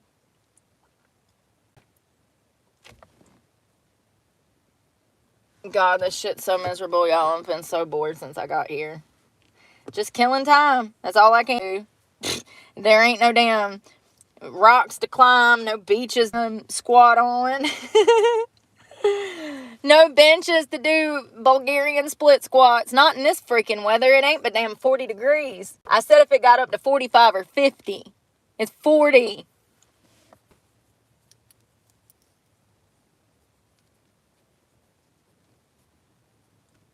I know one thing. If they can move it from Wednesday to like Monday or Tuesday, I'm fucking blowing this joint. And Trump! Every time I see these people out here with Trump flags, I'm like, hell yeah. One guy the other day, he had 2 flags on his truck. I think it was outside of Georgia. And I went by him. I was like, hell yeah. He started smiling. Like, I love y'all. Y'all saved this country. Y'all sure did. Y'all sure did. Y'all were going to bring some sanity back. I'm so grateful to all the people that band together. Just when you thought we were more divided than ever, God said, ha ha ha, you got to be quicker than that. He sure did. He played the damn Uno reverse. That's when we thought this bitch was about to win. Damn Uno reverse come up. I did. I thought she was going to win. They was talking, listen, Fox News was like, oh, if she takes Pennsylvania, then she'll take the whole election. I was like, Lord, I was in tears, y'all. I was like, no, this can't be right. This can't be right. Like, everybody I knew, even Democrats, were voting for him. So it's just wild that she even got as many votes as she did. And we all know that that's probably a lie. If you know, you know. But, like, I said, if this bitch wins, I'm going to riot with them. I'm going to riot with them. I'd already made up my mind. I was like, well, I could die, but it'd be for a good cause. So, listen, it was one thing to steal the damn first election. Without doubt, that shit was rigged so hard. You will never convince me otherwise after the evidence that I've presented on this channel. You'll never convince me that he didn't win against Biden and that it wasn't rigged. It's just crazy they charge him with election interference when they fucking stole it. Ain't that crazy? Oh, that's what they do, though. They do. That's what they do. Fucking demons. Let's charge you with what your opponent did. Like, huh? But that's why he's suing CBS, too. He says that they, you know, they pretty much swayed a lot of decisions by the news that they were reporting, and they interfered with, you know, him being smeared him. They smeared him. And who likes CBS anyways? Grandma used to watch, like, The Bold and the Beautiful on that. But I can't remember when CBS News was any good. Like, I just feel like they're bought and paid for in trash, like most of them. I can't believe that to be in the MSNBC when I came home from prison. Y'all, that was crazy. I wanted a Prius. Oh, God. Lord, I did 2 or 3 semesters of horticulture, and my teacher, that quick, 2, 3 semesters, that's all it took to switch me. And that's how quick these colleges are brainwashing these children. It happened to me. I didn't know anything about politics before I went into horticulture. I didn't know anything about the world before I went into horticulture. My teacher. It was my teacher that taught me these things. And 2, 3 months of horticulture school, I was ready to buy a Prius and start marching for Black Lives Matter. And I did. So don't y'all ever tell me that these children aren't being brainwashed when I was one of those children in horticulture school. I was all hugging trees and green lives matter, global warming. Tree lives matter. Bro, and they do. Y'all know I love the earth. Y'all know I talk about saving the bees, saving the coral reefs, saving endangered species, you know. But there's a fine line where you cross over into propaganda and insanity, and you come back. And I came very close to that line when I was marching for Black Lives Matter and rioting against police. Now, that's something I'm still that's something I'm still in support of, because I know the realities of these police departments. But it's crazy to look back and see how just a few semesters in horticulture school under one specific, very liberal teacher brainwashed me into a liberal. I mean, that's where I got my liberal start, was in prison under this teacher. And by the time I was leaving, I was wholeheartedly invested into buying a fucking Prius. And I did go march for Black Lives Matter. It's just crazy.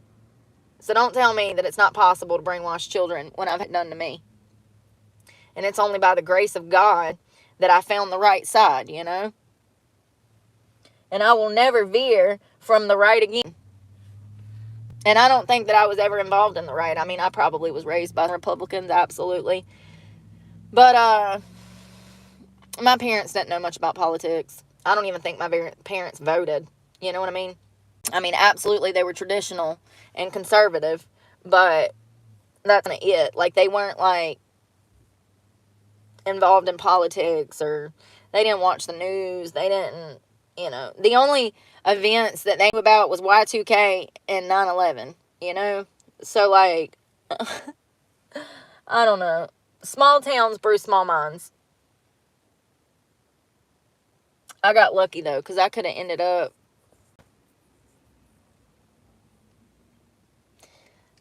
bad. Really bad.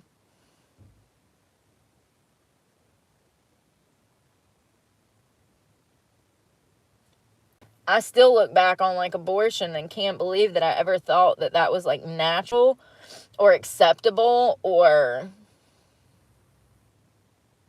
a solution. It's not. It's murder. Especially when you're having 5, 6 fucking abortions a year. Which is the case. That's typical. I think I read somewhere that that after one, your chances of having another doubles, and then so forth. And it becomes a way of life for you instead of just using a condom. It's crazy. But, you know, it's crazy. I don't know. I just can't believe that I ever was in a place where I thought that, like, that was okay, because I don't now. I think that it's wrong. But, I guess you have to live and learn, you know?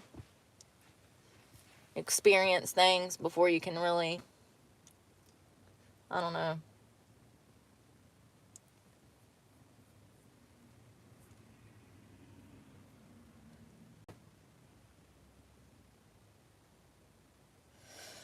Oh, well, I'm gonna go be bored. Ain't much going on. I actually want to watch some news. I want to watch some news, maybe straighten up this back seat somehow. I need to take a shower. It's so cold that I didn't want to go over there this morning. There's a bathhouse I can go to, but I didn't want to go over there because it's so damn cold first thing in the morning. There's no heat in there. No, honey. This is a camping spot. You're going to be damn freezing your ass off standing in there. Actually, on camera I look pale, but in person I look like I have a little tan to me. Probably from where I've been at the beach for the past week and a half.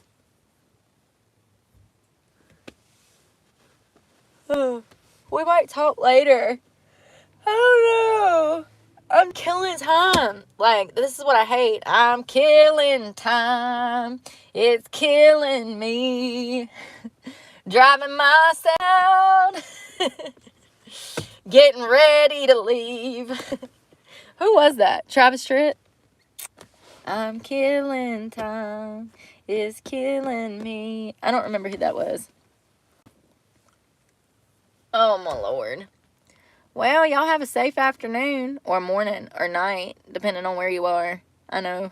Some of y'all are overseas. Yep. I know. I'm going to be bored, too. There ain't shit to do around here. Set some shit on fire and get drunk. That's why everybody's alcoholics around here. I get it now. I didn't get it before I got back. Now I'm here and I'm like, fuck, what do y'all do in this town? Oh, get drunk, do math, light shit on fire. It's sad, but it's true. It's so true. Y'all should see the liquor store on Friday. Listen, we'll go people watch over there one time when I'm in town.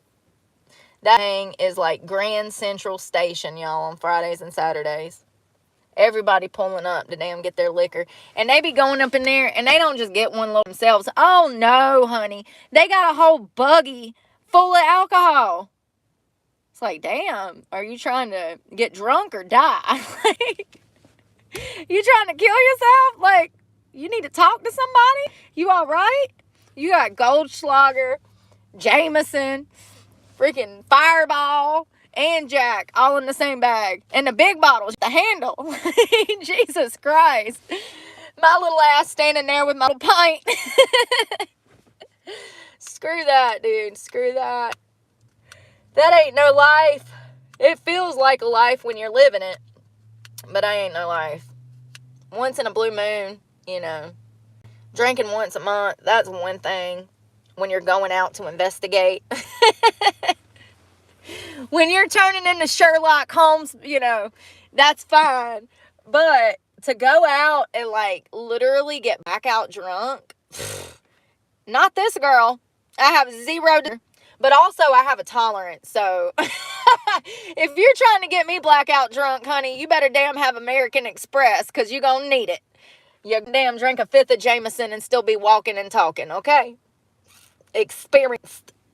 So, yeah, I don't know, man. I just, hearing about Blackout Wednesday before Thanksgiving Thursday following Black Friday is kind of scary that, like, that's becoming a thing. But I told you guys, Wednesday, everybody was drunk.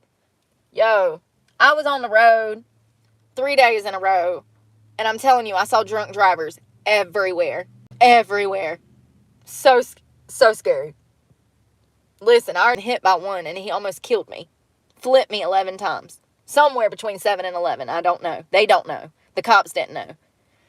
They could only judge times I quite potentially flipped by the indentations in the fucking ground and on the guardrails. So, I just know that you got to be safe out here.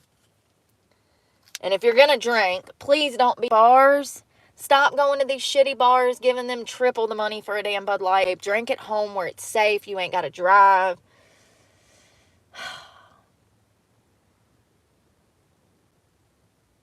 I don't see the bar hopping. I'm sorry. I might have when I was like 18 because it was something to do. I have zero desires to be out in these streets. That shit be going down. People be going missing. People be getting shot over dumb shit too. Be like, what was they arguing over? Dominoes, spades. Like, what? He gunned him down over a damn card game? Yes, he did.